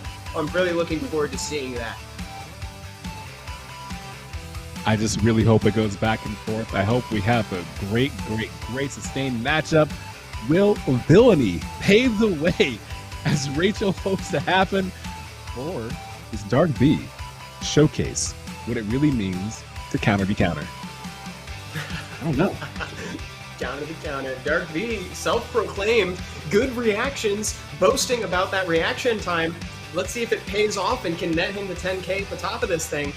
Yeah, I'm excited to see it. Mavking also, we'll see if he's bringing Mav back again. I'm interested to see how committed he is to that penguin. I would love to see Mav come back, just for a quick tour of the finals. He's one of the first monsters I ever got to play with in my very first deck, and there's something a little special seeing him out there, still battling away, knowing he can do his best. Oh yeah, big time. But would make my day more than anything else would be to see a Ramagos. If we're going to see a Mav, why not throw a Ramagos in there and see them reunited at long last? Adrian, is there any monster in particular that you're hoping makes a return in these pick and bans? Soha, 100%. I want to see. The thing is, I love when big swings of momentum happen, right? We saw it early in the matchup when we saw it transfer take place, and it was beautiful because just seeing that big pendulum swing, it's not Newton's cradle anymore. It's not going to go back and forth. Now the match is over, and I think Soha has the ability to do that. And now that we're in the finals, you have a longer time to react to your opponent and learn about your opponent. There have been plenty of games we've watched across all of gaming and esports where someone goes up a certain amount and you think it's a landslide and they come back and run it back. I think this could be that matchup. Oh yeah, big time. Rachel, how about you? What are you looking forward to seeing? You spoke the words written on my heart, Evan. It's Ramagos. All I want to see is Ramagos. I think he's perfect. He's great in the front line. He takes a bite. He has a snack. He gets full again. He's a perfect monster. His absence has wounded me deeply. But, the shows that these players have put on with the monsters they've chosen instead, really inspiring for some new changes to my roster. I don't know, though. I think we're going to see something we haven't seen before. That's my only prediction for this matchup. We're going to see a new monster that hasn't been played before in the tournament. I like that prediction because if there's any time to pull out a secret weapon, it would be now in the finals. So we're probably more than likely going to see some new decks that maybe we haven't seen before because we know that these players have more slots than just this. And I'm sure that they've prepped some interesting monsters just to counter their opponents. And let's not forget maybe they've actually seen the tournament thus far, and they're actually more familiar than we think with their matchup. Well, and we True. focused a lot on the discussion of monsters. I do wonder too, for both of you, are there any spells that you expected to be a bit more in play than we've seen? Good question. Good question. I'm going to say, actually. and I'm going to qualify this with a noob opinion. Where's Fireball? Oh, I know. We only saw it once, right? We only saw one this entire tournament. And I was like, I could have sworn that there could have been a few more thrown out over the course of this whole thing. But I think mine, even though we've seen it, we haven't seen it save a game so far. And that's damage conversion, straight up. Like, we've seen it be used, but maybe it was either mistimed, something happened, maybe it was too late in the game. I think damage conversion is probably mine. What do you think, Adrian? I think, honestly, you got to go with what works, right? Divine Protection has been saving lives left and right, depending on when you decide to use it. To me, there's no secret. You got to keep going with what works, and that's what works. I earlier saw my favorite, which was spread damage, but the problem is that defense down doesn't land when you're using the combo, then it doesn't work out the way that you want it to, and you just waste an entire turn. And when you're this deep in the tournament, you don't want to waste Sophia's potential. You don't want to waste a card. You don't want to waste that much mana for an attack that's not going to land. So Divine Protection is the way to go. Oh, yeah. And also, what I really like about that, too, so you just made me think of one more. Well, so this one we've been seeing a lot, but the impact has actually been a little bit lesser than I'm used to seeing. That's transfer. Because one of the biggest archetypes that we've seen throughout this tournament is damage. And you can't just transfer back raw damage. So, like, that's one that is actually not getting as good of returns later in the tournament. We saw a couple good ones in the beginning. But, yeah, Adrian, that's what you made me think of right now. I'm glad that's your first response. Does that make you think of transfer? That makes me feel really good. I don't know why. I feel powerful. I associate you with one of my favorite spells. Go ahead, Rachel. I was just going to say, you pointed out something interesting too there about transfer, because earlier in the tournament, you guys are getting so excited. Transfer was a clutch play in at least 2 different matches, and it's really fallen off in its ability to kind of affect the overall game as we've moved up in the bracket. So is that indicative of the skills of the players not falling for these sort of things, or are the setups and the compositions that we're seeing just not as conducive to that being a huge play? I think you bring up a really interesting question. And personally, I'm kind of inclined to say it's the latter. I think that the shift towards raw damage, like when you're seeing Akali, when you're seeing Artemiel, when you're seeing these monsters that are just interested in shaving away the opponent's health bars, there's not a lot to transfer over. And I think we saw that perfectly when it was a dead card in the hand and it was swapped out. So it's like, I definitely think that players are making a notable pivot towards something that isn't able to just be thrown back in their face. Yeah, and I think later on, as the tournament progressed too, we saw more cleansing taking place. So you can transfer all you want to, but if someone cleanses it away, that's a card you wish you had held on for a little bit longer. But how long can you hold on to it? Only until Eleanor dies. And if she's not there, then what are you going to do? But like you pointed out, it's been raw damage, and I've been saying that from the beginning. I love the idea of just single target damage, the basics. When we were doing our YouTube series, one of the pros, they told us one thing people don't focus on a lot are elemental weaknesses. At a certain point, when you have someone out there doing just so much damage like Kali, maybe it doesn't mean as much, but if you have a favorable matchup, maybe just take that quick hit, knock someone out. No wonder you were sad to see hyojoo go. He is a big fan of single target damage as well. Yes, absolutely.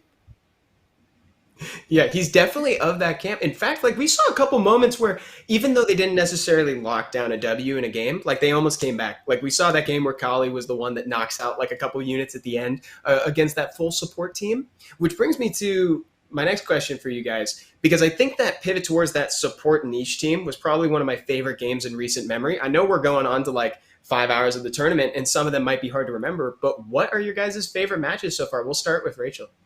Oh, no. Okay, hold on. I have to okay, my favorite match. No. Well, there's a lot of things that went on today, but I'm going to take it right back to our first matchup, which was Harley versus hyojoo. I love a narrative in esports. I think video games are the coolest thing in the world. I love playing them, and I love working on games that I play, which is why I'm here at Centuria. But My word, I love the stories of the players. I love when they bring a lot of confidence to the battle. Harley is one of my favorite kinds of players in esports because he came in confident and he said he was confident and he knew he was going to win and then he didn't. And that is an amazing story because what is Harley going to do now? Is he going to be at the next tournament? Is he going to be that much more determined? Is he going to become now like a new pensive anime villain instead? And hyojoo, he's the one who set him off on this path. I'm going to write 80 manga based off this. They're playing me off. That's how into the story I am. We have a lot more to come to when we come to the finals because this story is not finished yet. This is war. Lead, follow. We're still in camera. Lead, follow, or get out of the way.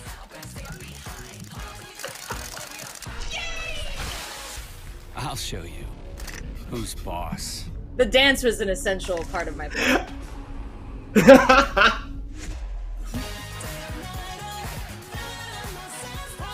world is now a real-time battlefield. Join the global battlefield. Summoner's War, Lost Centuria. Download now.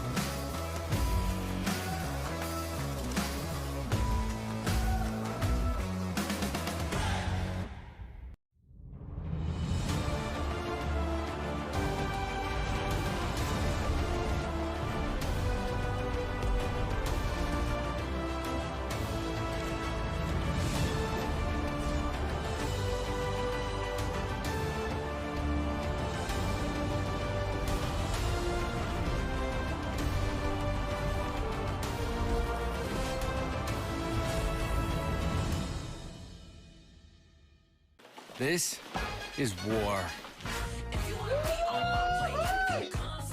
Lead, follow, or get out of the way.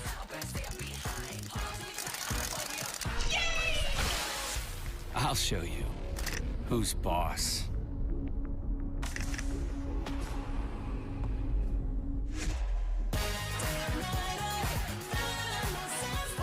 The world is now a real-time battlefield. Join the global battlefield. Summoner's War, Lost Centuria. Download now.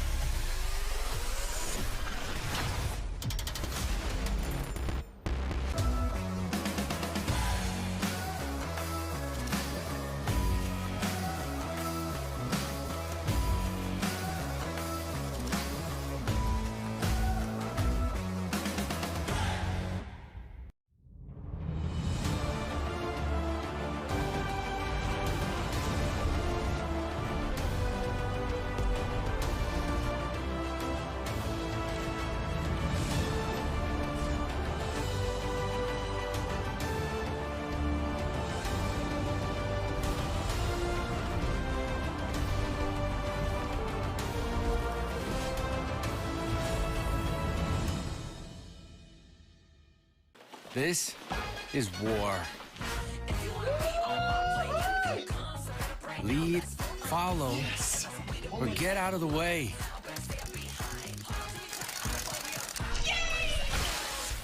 I'll show you who's boss.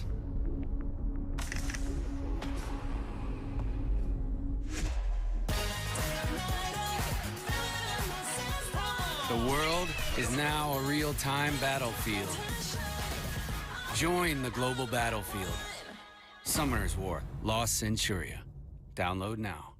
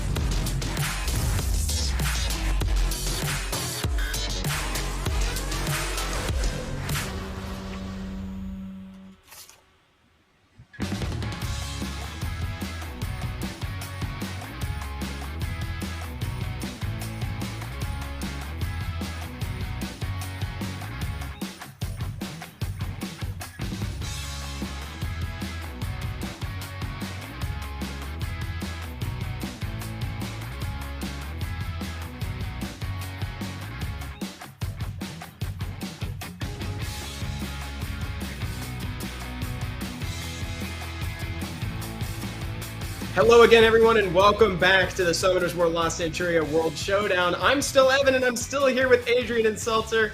Hello, guys, and welcome back after the break. Whew. Good to be back. Very excited for this match that is about to happen. Adrian, are you? I wish I could hold your hand. Like, are you there? I'm excited for this match. No, I'm not quite making it. We need each other's support because now we've got a lot on the line. People are playing for $10,000 and $5,000 respectively, and also we're at a best of 7 now instead of a best of 5 like we've seen in the quarterfinals and the semifinals before it. We're seeing DarkV versus Mavking coming up here, Adrian. DarkV versus Mavking, and I can promise you that no one's bracket said this was going to happen at all. Not that they don't deserve it, they do. They've been playing some great matches all night long, but no one called this. But that just means we're going to enjoy this matchup so much more, right? Oh, yeah, big time. Yeah, it's been a night of shakeups, and we've seen some interesting things. Seltzer, you were commenting on hyojoo and his victory and his narrative that we've seen so far, too, but now we've got a lot to see from Mavking and DarkV. Who do you think is going to ultimately come out on top? Oh, this is a tough one because I'm thinking about who they took out to get here, right? DarkV took out hyojoo, and he took out Makjay, but Mavking took out Luffy and took out SYL. And when I think back on those matches, I gotta say, Mavking was really the one who seemed really fluid, like really able to respond to a lot of different situations. So I think if I had to narrow it down to one feature that would give somebody the edge in this tournament, I'd give it to Mavking. Nice. Adrian, do you agree with that? I do agree with that to an extent. It's just that Mavking's been playing so well, it's hard for me to root against him. But I never want to root against reactions. I love reactions in any single game because in this game, people have been saying it all the time in the chat. We're watching you right there. It's a game of counters a lot of times, right? And in order to react the right way, you have to use the right counters. And we've seen in many matchups where someone gets baited into using the wrong counter, especially when it's a spell. It's one-time usage. Now you're stuck in a hole that you dug yourself, and you're 6 feet deep. But if you're someone who has clean reactions and you counter really well, that's not a concern for you. So I think it's going to go that direction. Nice. Yeah, we're going to have to see how far good reflexes can get DarkV. I mean, if we're looking at the stats here, if you looked at the prediction event and you've seen these players' profiles before, DarkV walked away with a fine 58 wins before 5 losses in that world tournament that happened between June 24th and July 4th. Meanwhile, Mavking got 42 wins. And they're both sitting at pretty close in their ranked score. But if there's one thing that we've learned today, we can't just trust rank. I think Harley, again, he kind of laid out the prophecy in the beginning here. Doesn't matter who you match up in these brackets, then that means you're going to get a great match no matter who you see. So I think I'm kind of in the same boat here. I think that Mavking's adaptability is going to take him really far. But the good reactions from DarkV cannot be underestimated. But no matter what, I just know that we're going to see Lapis in that final slot, Adrian. Lapis has to be in the final slot. There's just a couple of things that are going to happen, right? You know, you say grass grows, bird sings, Lapis in the final slot. And honestly, one thing I'm really curious about is if you're Mavking, right? How much do you play to a narrative or a crowd? For example, you're finally starting to play with Mav. You love Mav. If the game was on the line and both players are tied, do you pick Mav even though you don't want to, just because you want to be known as a person who won with a character that represents your name for the story? Because me, I'd probably risk the loss just to do that. It's a really good point. Yeah, totally agree with that, actually. Yeah, it's worth it. This is the part where you got to risk everything. You better be ready to put everything on the line. Otherwise, you might not get that $10,000. Yeah. Good monsters, bad monsters. What's most important is that you win with your favorites. And so that's another reason I selected Mavking to potentially pick it here. But this is also a best of 7, Adrian. We talked about learning. We talked about adaptability. We also talked about maybe getting ahead, trying for the dunk, missing, and then going for the surefire victory later on, because you got room to do that with 7 games. You have room to do it with 7 games. It's just, based on what we've seen so far, right? It wasn't until the last match we actually saw someone go 2-1, tie it 2-2, and then we had the end result, right? I don't know if I see someone in a best of 7 going down, let's say 3-1, and then running it all the way back. That's a large uphill game. Like, in a game about adapting and countering, you're asking a lot for that many victories in a row. But the funny thing is, these are players who only had 5 losses in their records and 40+ wins. So if anyone can do it, it's them. That's a great point. Mm-hmm. Yeah, I think you're right. I think curveballs are really what's needed right now to get underneath the opponent's skin, bring something they haven't seen before. We kind of need not exactly the same thing, but an equivalent to that full support team that we saw before. Even if it's like a hybrid, like a half dot, half support, or maybe half damage, half heal, something to kind of spice it up a little bit. That's what I want to see. Because again, that support team one, that was probably one of my favorite teams that I've seen so far. I don't know about you guys, but like, I think maybe a hybrid is the way to go, Adrian. But the question is, I agree with you, don't get me wrong, but when do you do it? Do you try out your hybrid and your specialty team? Because I have to imagine if you made it this far in the tournament, you've been saving a team, hoping you got this far and thinking, okay, now I do it. But do you make it your opening gambit, or do you wait until you either go in for the kill shot or you fall in too far in the hole and you say, okay, now I've got to play it? So, Rachel, I got to wonder for you, if you're hiding a secret comp or a secret team, do you open the match for the first punch, or do you save it from when you really need it? Well, Adrian, I've watched a lot of competitive games. I've been a host at a lot of them, and all I know is I have no idea. Every time the players surprise me, they're smarter than me, and I'm here watching amazement. So there's no better way to find out than to get these games started. Yeah, let's see what these guys are thinking here. We got DarkV versus Mavking. We're taking our first step towards the finals. Let's see where this goes. I'm so amped right now. Yeah, me too, dude. I am heavily caffeinated and ready for this match. I have no other outlet. I am about to bounce off the walls while watching this game. These players need to be thinking multiple steps ahead. Both of them are highly skilled. They've proven that they deserve to be here in the finals. Now you gotta ask yourself, you need to go extreme, but is this the time where you debut a brand new team comp that you're unfamiliar with? That's what I was going to ask, like, Rachel about. Like, if it's me, I think I'd go with what got me this far right now, right? Because the last thing I want to do is fall down that far. I don't want to open up and then lose a match right away and then start panicking of, well, do I use the secret comp or do I use what works? I'm going to stick with what works right away. Yeah, something that you're kind of familiar with. Like, dabbling in a hybrid is nice, but like, with so much on the line, is this really the right place to debut a new team? We're gonna have to see how these guys ultimately go.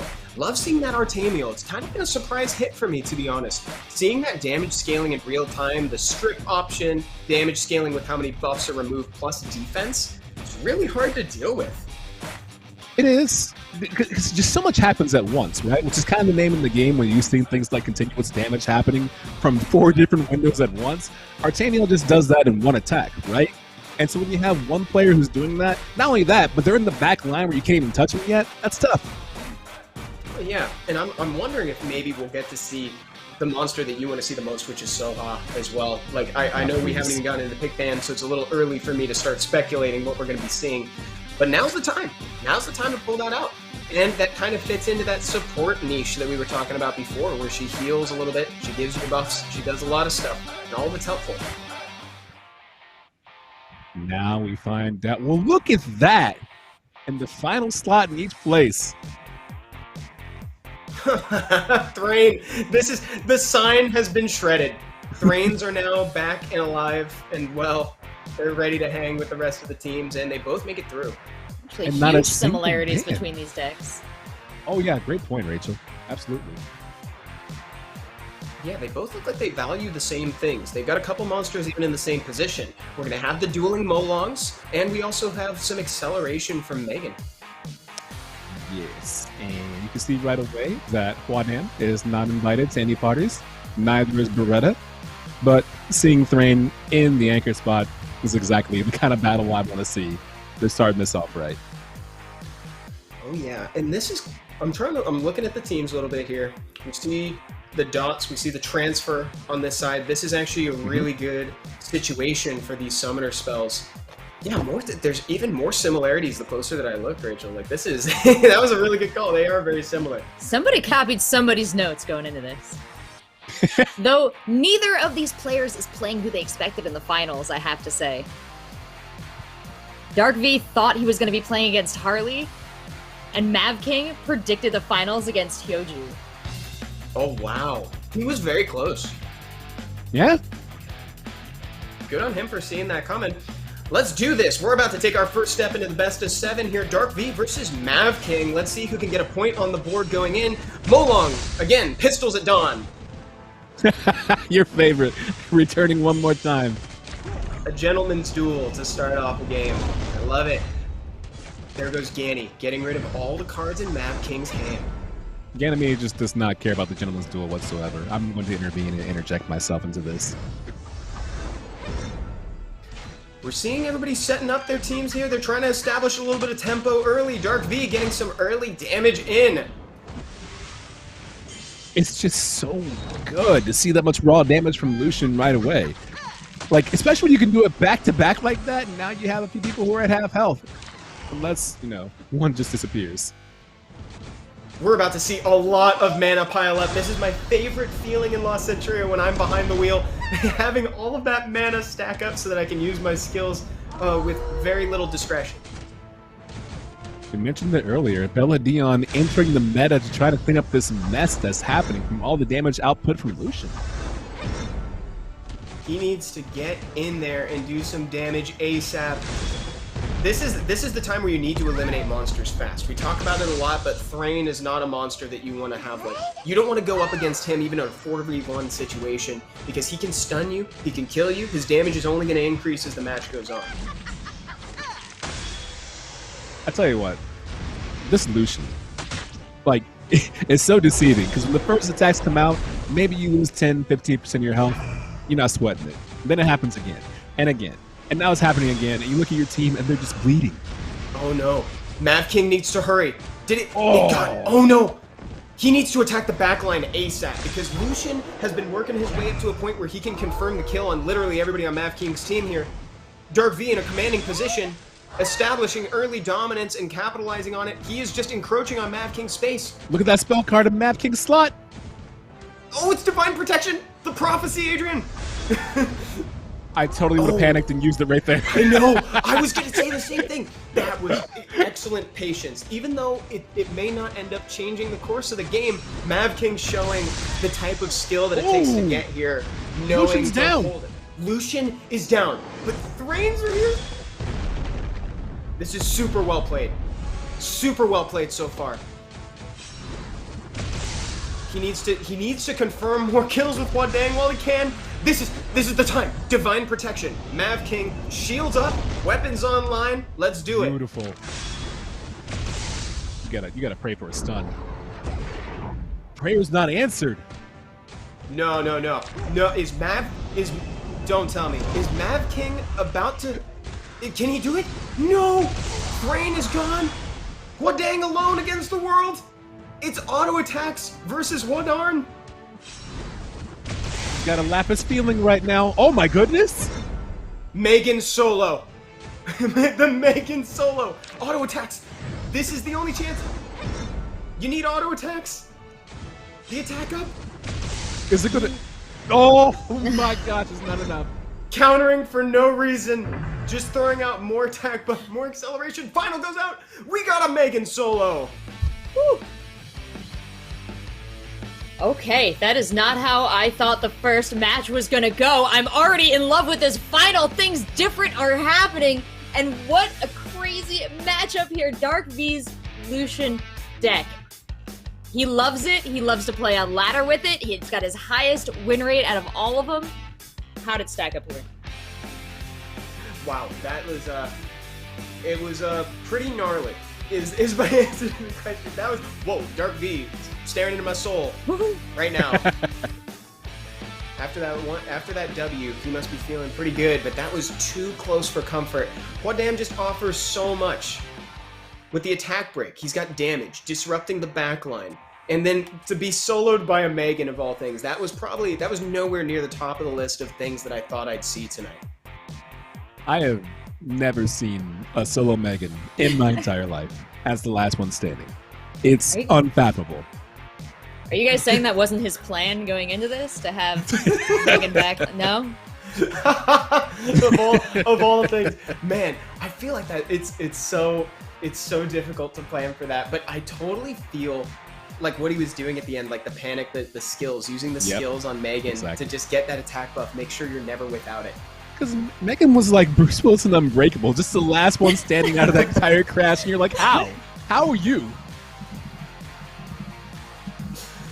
We got the bans in place, though. No Lapis allowed this time around. I respect that choice. No Rakan. And I respect that choice because you don't want a Rakan in the back line like that. That's too much damage. Oh, yeah. Rakan is really trying to make a play for that MVP title. People in chat, I know, were kind of favoring him, too, when Ganymede was still being discussed as well. Every time Rakan has been played, he's made an impact. So he's definitely deserving of that ban that Mavking threw out at him. Most certainly. No Tessarion and no Beretta either. Oh, but on that side, we do have a Tessarion, so yeah, on that side, it's okay. It's hard to read these two players right now. They're so focused on the game that they're not kind of giving us any indication of how they're feeling going into the match. That's a sign, though. It's a sign of a good player, don't you think, when the emotions are just not there? Well, we got a little head shake from DarkV. That's something. Just a little thing, but I've also seen him do that when something debatably like good is. Wait, that's a big reaction from him. But I'll tell you what we're about to see. Maybe he's fretting because Shannon wasn't in his opening hand. What he really wants to see here is the defense buff, so that way he can use that copper ignore defense damage. But he didn't get it in his opener, and now it's actually really difficult to get it. He's had to use so many cards to dig for the Shannon. Shannon gives the pep talk, little defense down, and a quality stun. You'd love to see the stun. One ignore defense. You got it? Big ignore defense. Big ignore defense from Copper coming out there. That's what he was digging for. I think maybe the fretting at the start was just that Shannon wasn't in his opening hand. Using the Kona Mia to say, one more time. Play my song, DJ. Yeah. Dots coming out, and he's not privy to it, but yeah, Mavking doesn't have any way to dispel those dots or anything, so he's going to take the brunt of the damage here. I think one of Mavking's cards was a transfer, too. It just hasn't shown up yet. I'm not sure if it was DarkV's or Mavking's, but I think it was Mavking. He's holding up a cleanse now, Mavking is, and he's just dumping a bunch of mana on Lucian, which means that he's not going to have any saved up. You can see he's down to 0 right now, so if DarkV wants to do something, now is kind of the time to do it. Not a great position you want to be in, especially when your opponent has 7 mana. No, so much. And DarkV is really patient, I'm noticing, with the way that he accumulates his mana. He saved up enough to dump 3 cards out at once when he was trying to get that combo. Look at that damage! God. Oh my goodness, Adrian! Whoa! We just ignored defense. Copper is about to confirm the game. There it goes. DarkV looking at a nice 2-0 in the beginning here.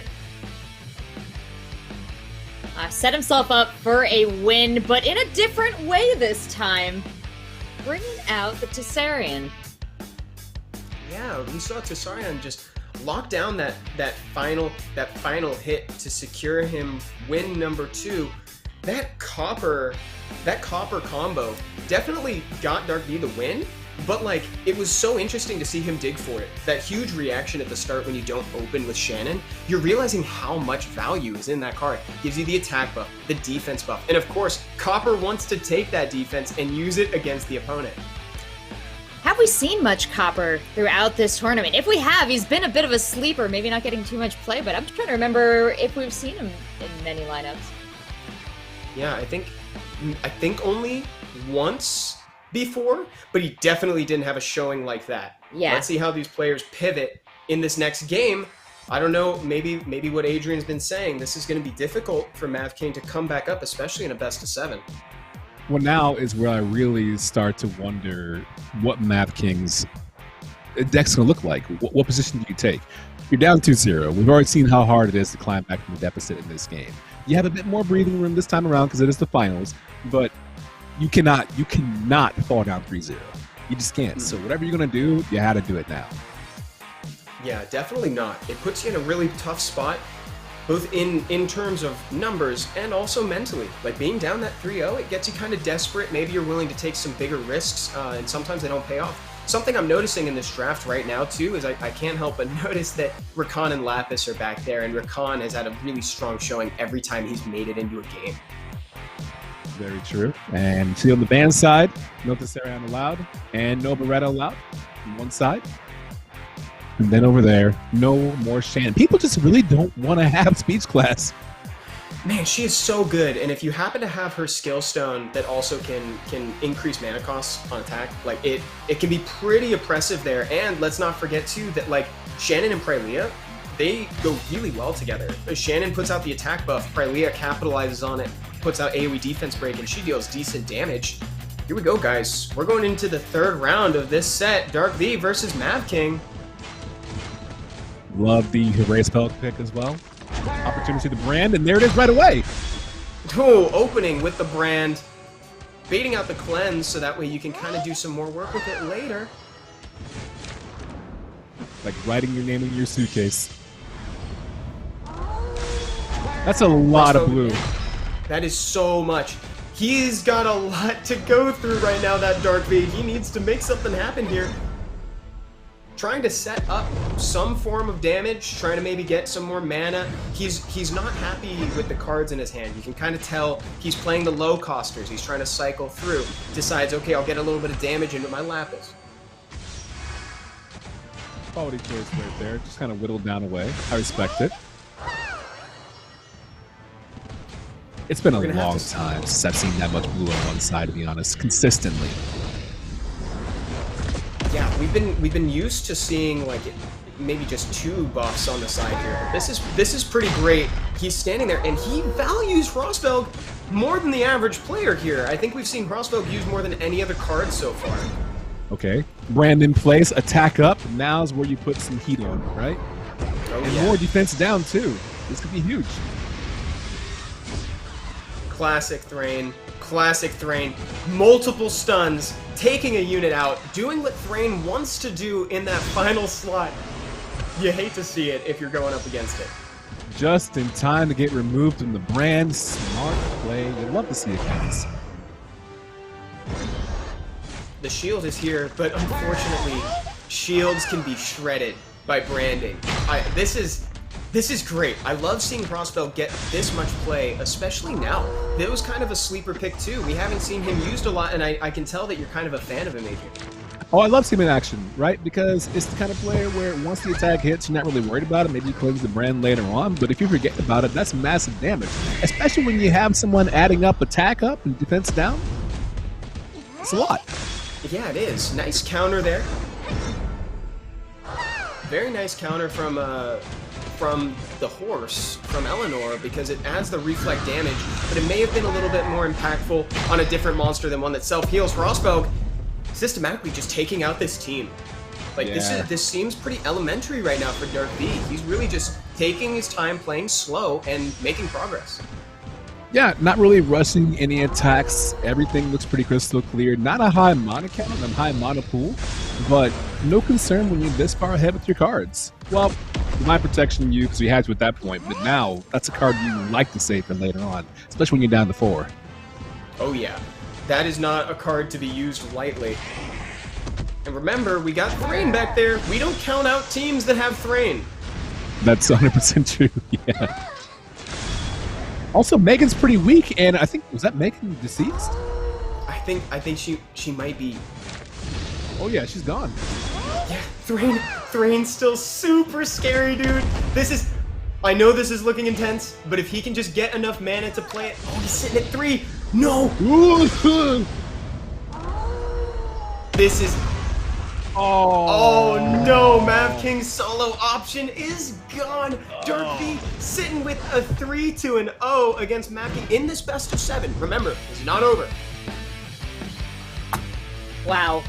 DarkV crushing ahead again in this matchup. It's very impressive what he's been able to do here with so many of his monsters left alive at the end of each battle. This is a calculated tearing apart of Mavking. He sensed blood in the water, and he is going for it. I don't know if Mavking can come back here. Adrian, you talked about that there's no best of 7 runbacks. I mean, this isn't the FGC. I don't think it's going to happen tonight. But if it did, what do you think needs to go on for Mavking? I don't know if it's cards. I don't know if it's different monster spells. I don't know if it's a mental thing. What do you think? Despite the fact that that swung the way that it did, at one point it looked pretty hopeless, right? 4v6, then Megan dies, another backliner dies. And honestly, you're just one small tick away from having Thrain erase at least 2 more, 3 more lives over there. It's just too much damage. And your counter was Belladon. Belladon doesn't have the healing prowess to bring him back to life. I think at this point, only thing you can do is be satisfied that the last game went as well as it did, and just make a small adjustment to get around what's happening. And what's happening is branding, for one thing, and also Rakan. If you can get past that, you got a chance. Rakan's a big deal. And that green skill stone that he has right there, that reduces the mana cost of his attack by 1. So that means that you're able to kind of dish him out more frequently without having to wait. So it increases his solo potential at the end too. DarkV just staying calm as well. He's not letting the stress of the tournament, even this late in the game, get to him. Neither of them choosing to ban anything here, by the way. I don't know if this is like a gentleman's agreement. Like, I'm gonna face you with what I brought, and so you shall face me. I don't know. I'm curious. Taking all their time. No monsters. No way. Great. Yeah. Oh, Great wow. Call. Oh my god. Nice job, Rachel. Wow. I'm not gonna lie, I saw the part where it said no monsters banned, and then I said that part out loud. So, if that makes me a genius, I will take my degree. I might have had my eyes closed during that part. Wow, yeah, see, it's a pretty smart move to opt for that Rakan skill stone, even if you have the greater ones, because it's the green. A lot of players here with purple and higher will sometimes opt for those, but reducing the mana cost of your solo monster is sometimes just such a great idea, so that when you're down to the wire, you can keep attacking. For sure. Great early cleanse, by the way, setting things off on the right foot. Mavking, it's all or nothing right now. DarkV up 3-0, just needs one more to close it out. And one way to ensure that is by having Lapis in your lineup. Yeah, whoa! That was great. That was a great Chloe response there to try to maintain that front line.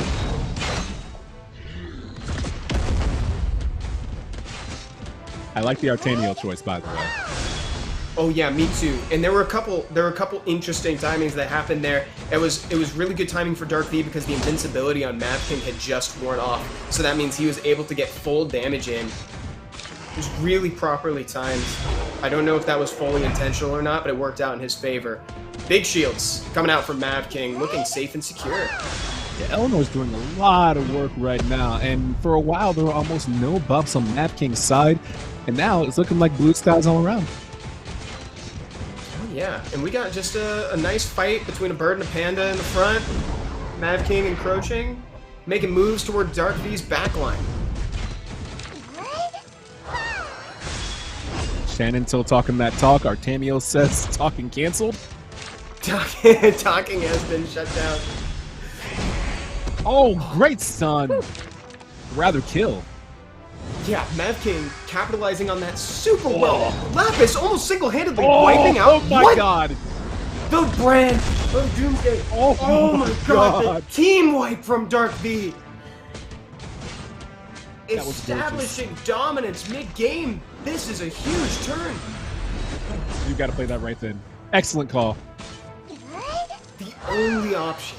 Mavking playing this as well as he can. DarkV really trying to encroach. Man, Shannon's got to go right now. Nice, the Alleviate could not have come at a better time. He needs all the damage reduction that he can get. The defense, the invincibility, whatever he can. Stun! Perfect timing from Mavking! Perfect timing. Let's see if he can bring this back with what he has in his hand. Uh-oh. Ooh. That's gonna get him down super low. That helps. A little bit. That definitely helps. Good stun. But it doesn't matter because it's a spell. Now he could swap if he wanted, but he doesn't necessarily want to. Can Rakan kill here, or will the defense from Shannon be enough? Oof. I don't know, Chief. It's looking rough. This is... And can he do it? Can Rakan take out the Jean? Artemiel against the world. DarkV with the 4-0? Oh. 4-0! Wow. DarkV is our champion of the Lost Centuria World Showdown. He made it all the way to the finals and took it in the strongest way that a best of 7 can end, and that is 4-0. Congratulations to DarkV and everybody who participated. We've seen tons of amazing games tonight, and DarkV is coming out on top and with the $10,000 share of the prize pool. A really impressive showing. He's got to be proud of this. He's got a fan base in chat who is saying, we knew it all along, and that's how you know your esports career is taken off. I think the work he put in is very apparent.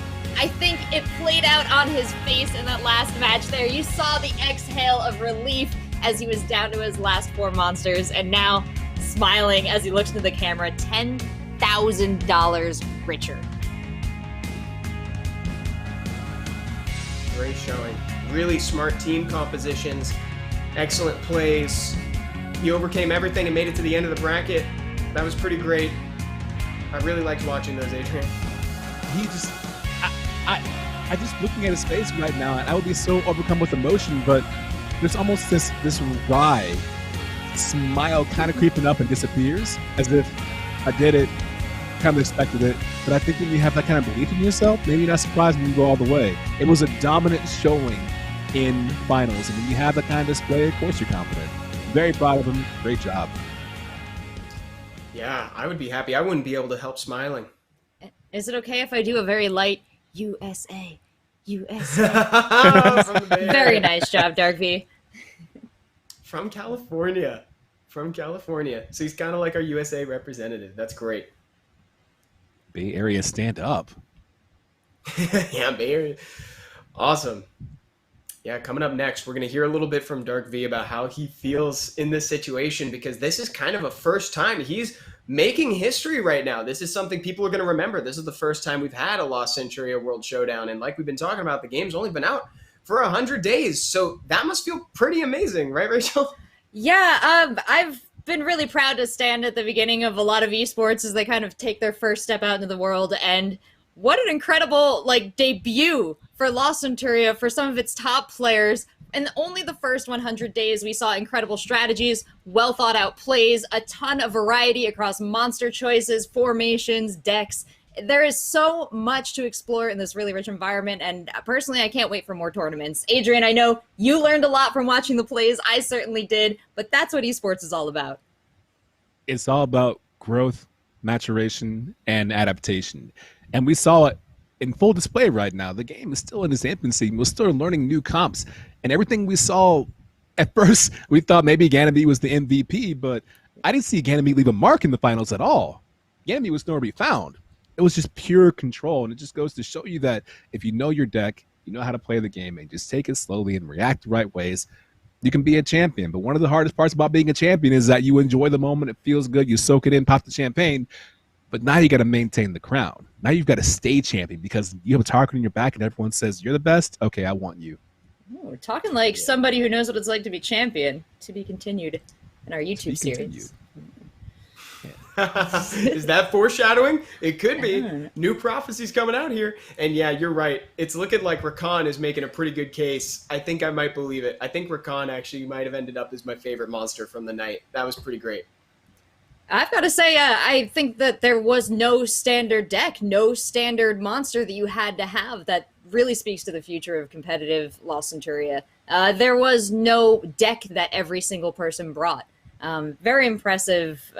Just what it takes to build a deck at the forefront of the scene. There's no one to stand on. These 8 players and the community are responsible for what you saw here today.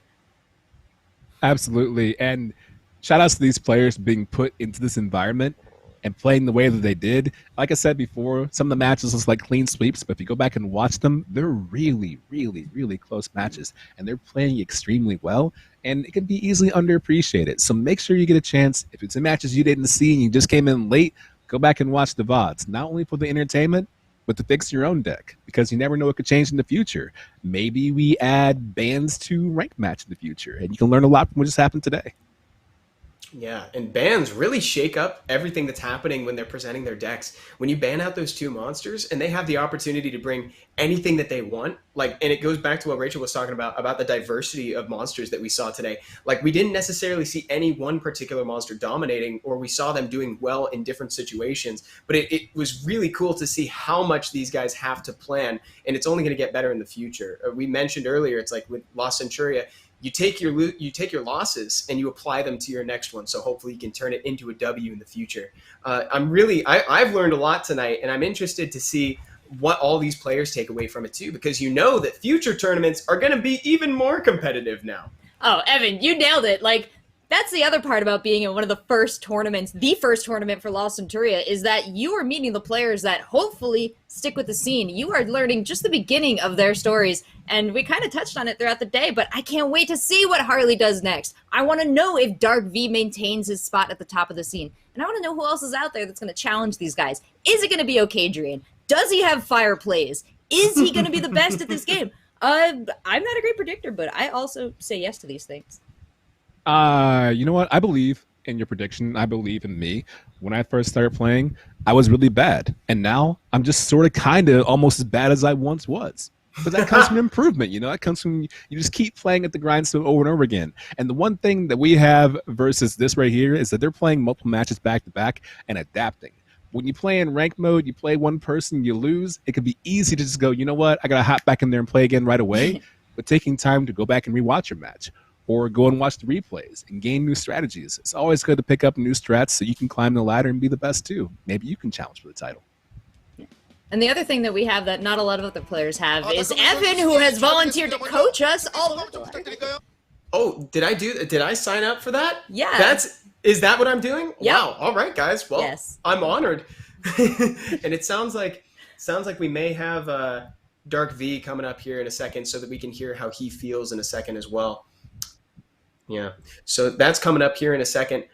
In the future, though, I think I really like to echo what you said, too. Seeing like a best of 3 option in a ranked mode would be really cool, especially because I think it would give the opportunity to see some monsters that we saw here tonight, but we don't always see on the rank ladder. I think one of those was Ganymede. Like, Ganymede doesn't always make an appearance when you're just climbing the rungs out there, but in tournament play, he turned out to be really good because he can facilitate those debuffs, Adrian. I mean, how many times have you been in ranked match where you play against someone and you lose? Not convincingly, you just lose. Maybe what just happened to you. There's a Megan Soul that beats you. And for me, my mindset isn't, you know what, good game, I'll just move on. My first instinct as a fighting game player is, I want to run it back right now. I need this to be a best 2 out of 3, a best 3 out of 5, because I promise you this will not happen again. So 300 gems on the line. Yes, exactly. Give me the run it back button. We discussed that. Play against gems. You think you're that good? Challenge me again, and this time let's put gems on the line. Oh, let's ante up. Oh no, dude, I can't do it. I that would stress me out too much. I would have a hard time queuing, dude. That's too much pressure. I would run into a DarkV and lose all my gems. It would be a dark day indeed. Oh, God forbid I run into one of these players on the ladder. These guys are fabulous. There's a reason that they were able to get so many wins. And DarkV was able to get all the wins tonight. Let's hear how he feels about being the first champion of the World Showdown. 고맙습니다. 승리 소감 좀 부탁드릴까요? How do you feel to be the winner of the tournament?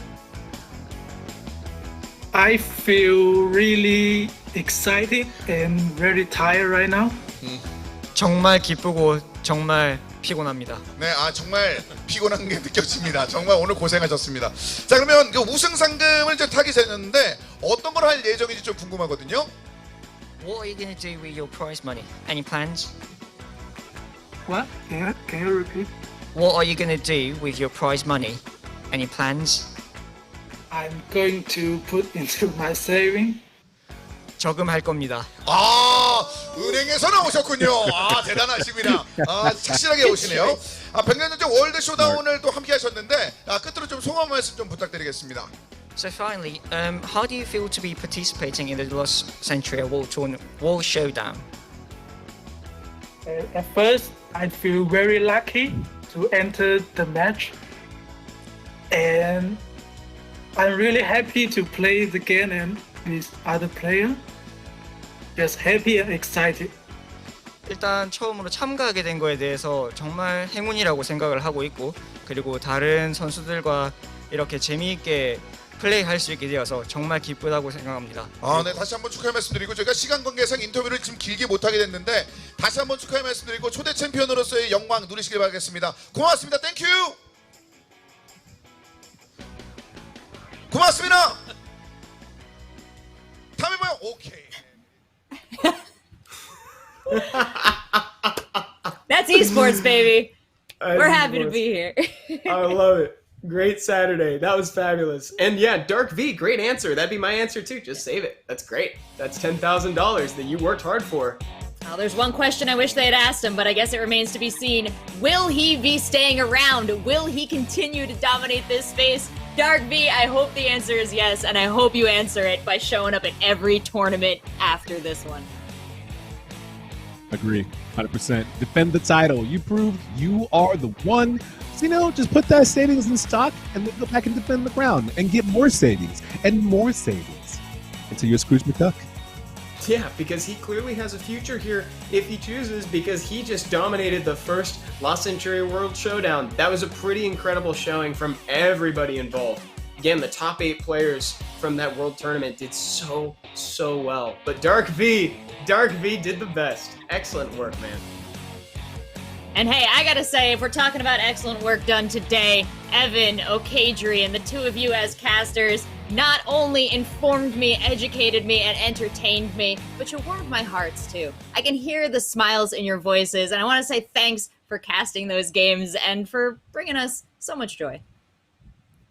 Thank you. I had a great time. I had a lot of fun casting this with you guys.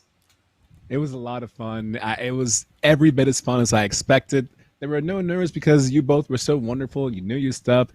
Everyone behind the scenes production was doing a great job too. And more importantly, everyone who's watching right now in chat was so kind, watching and enjoying the experience. I loved it. It was really great. The energy was fabulous. And it's so hard to watch these games and not get overly excited and do that, because there's so many hype moments in La Centuria where things can just turn on a dime and like the power dynamic can shift. And then you see all these plays where people are thinking so far ahead. So it's a really fun game to cast, and to do it with two such wonderful people. I feel very blessed. And of course, we wouldn't leave you guys today without blessing you another time with a second coupon code. Here we go. Take a look at that. Hop in game if you haven't already, and take a look in chat if you happen to have an iOS device where you can find the link for it too. LC says, see ya. I like Getting my code. Yeah, write it down. Write it down so you can get it for later. Doing my screenshot right now. Thank you guys all so much. Hey. There we go. Happy 100 days from Summoners War La Centuria. To celebrate the 100-day anniversary, you can also get 100 mystical books in total.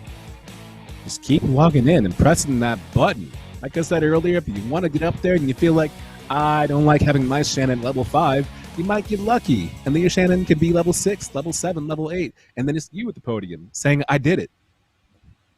Yeah, and that's live in the events page right now. So make sure that if you aren't doing that, you better be logging in, collecting those, because that's a suspicious amount of books. Yeah, I said it before, but thank you again, Come To Us, for the extreme generosity that will allow me to finally round out my roster to maybe reach the heights of you both on the ladder, but also to prepare for future tournaments, to level up my cards, and to do my very best. What a great field of play. Thank you for Lost Centuria. Yeah, thank you so much. If there's one thing that I learned, is that I learned a lot today, and I probably won't apply it, and I'm going to use my exact same comp until it fails me, and it ultimately will. So, looking out for that. Thanks.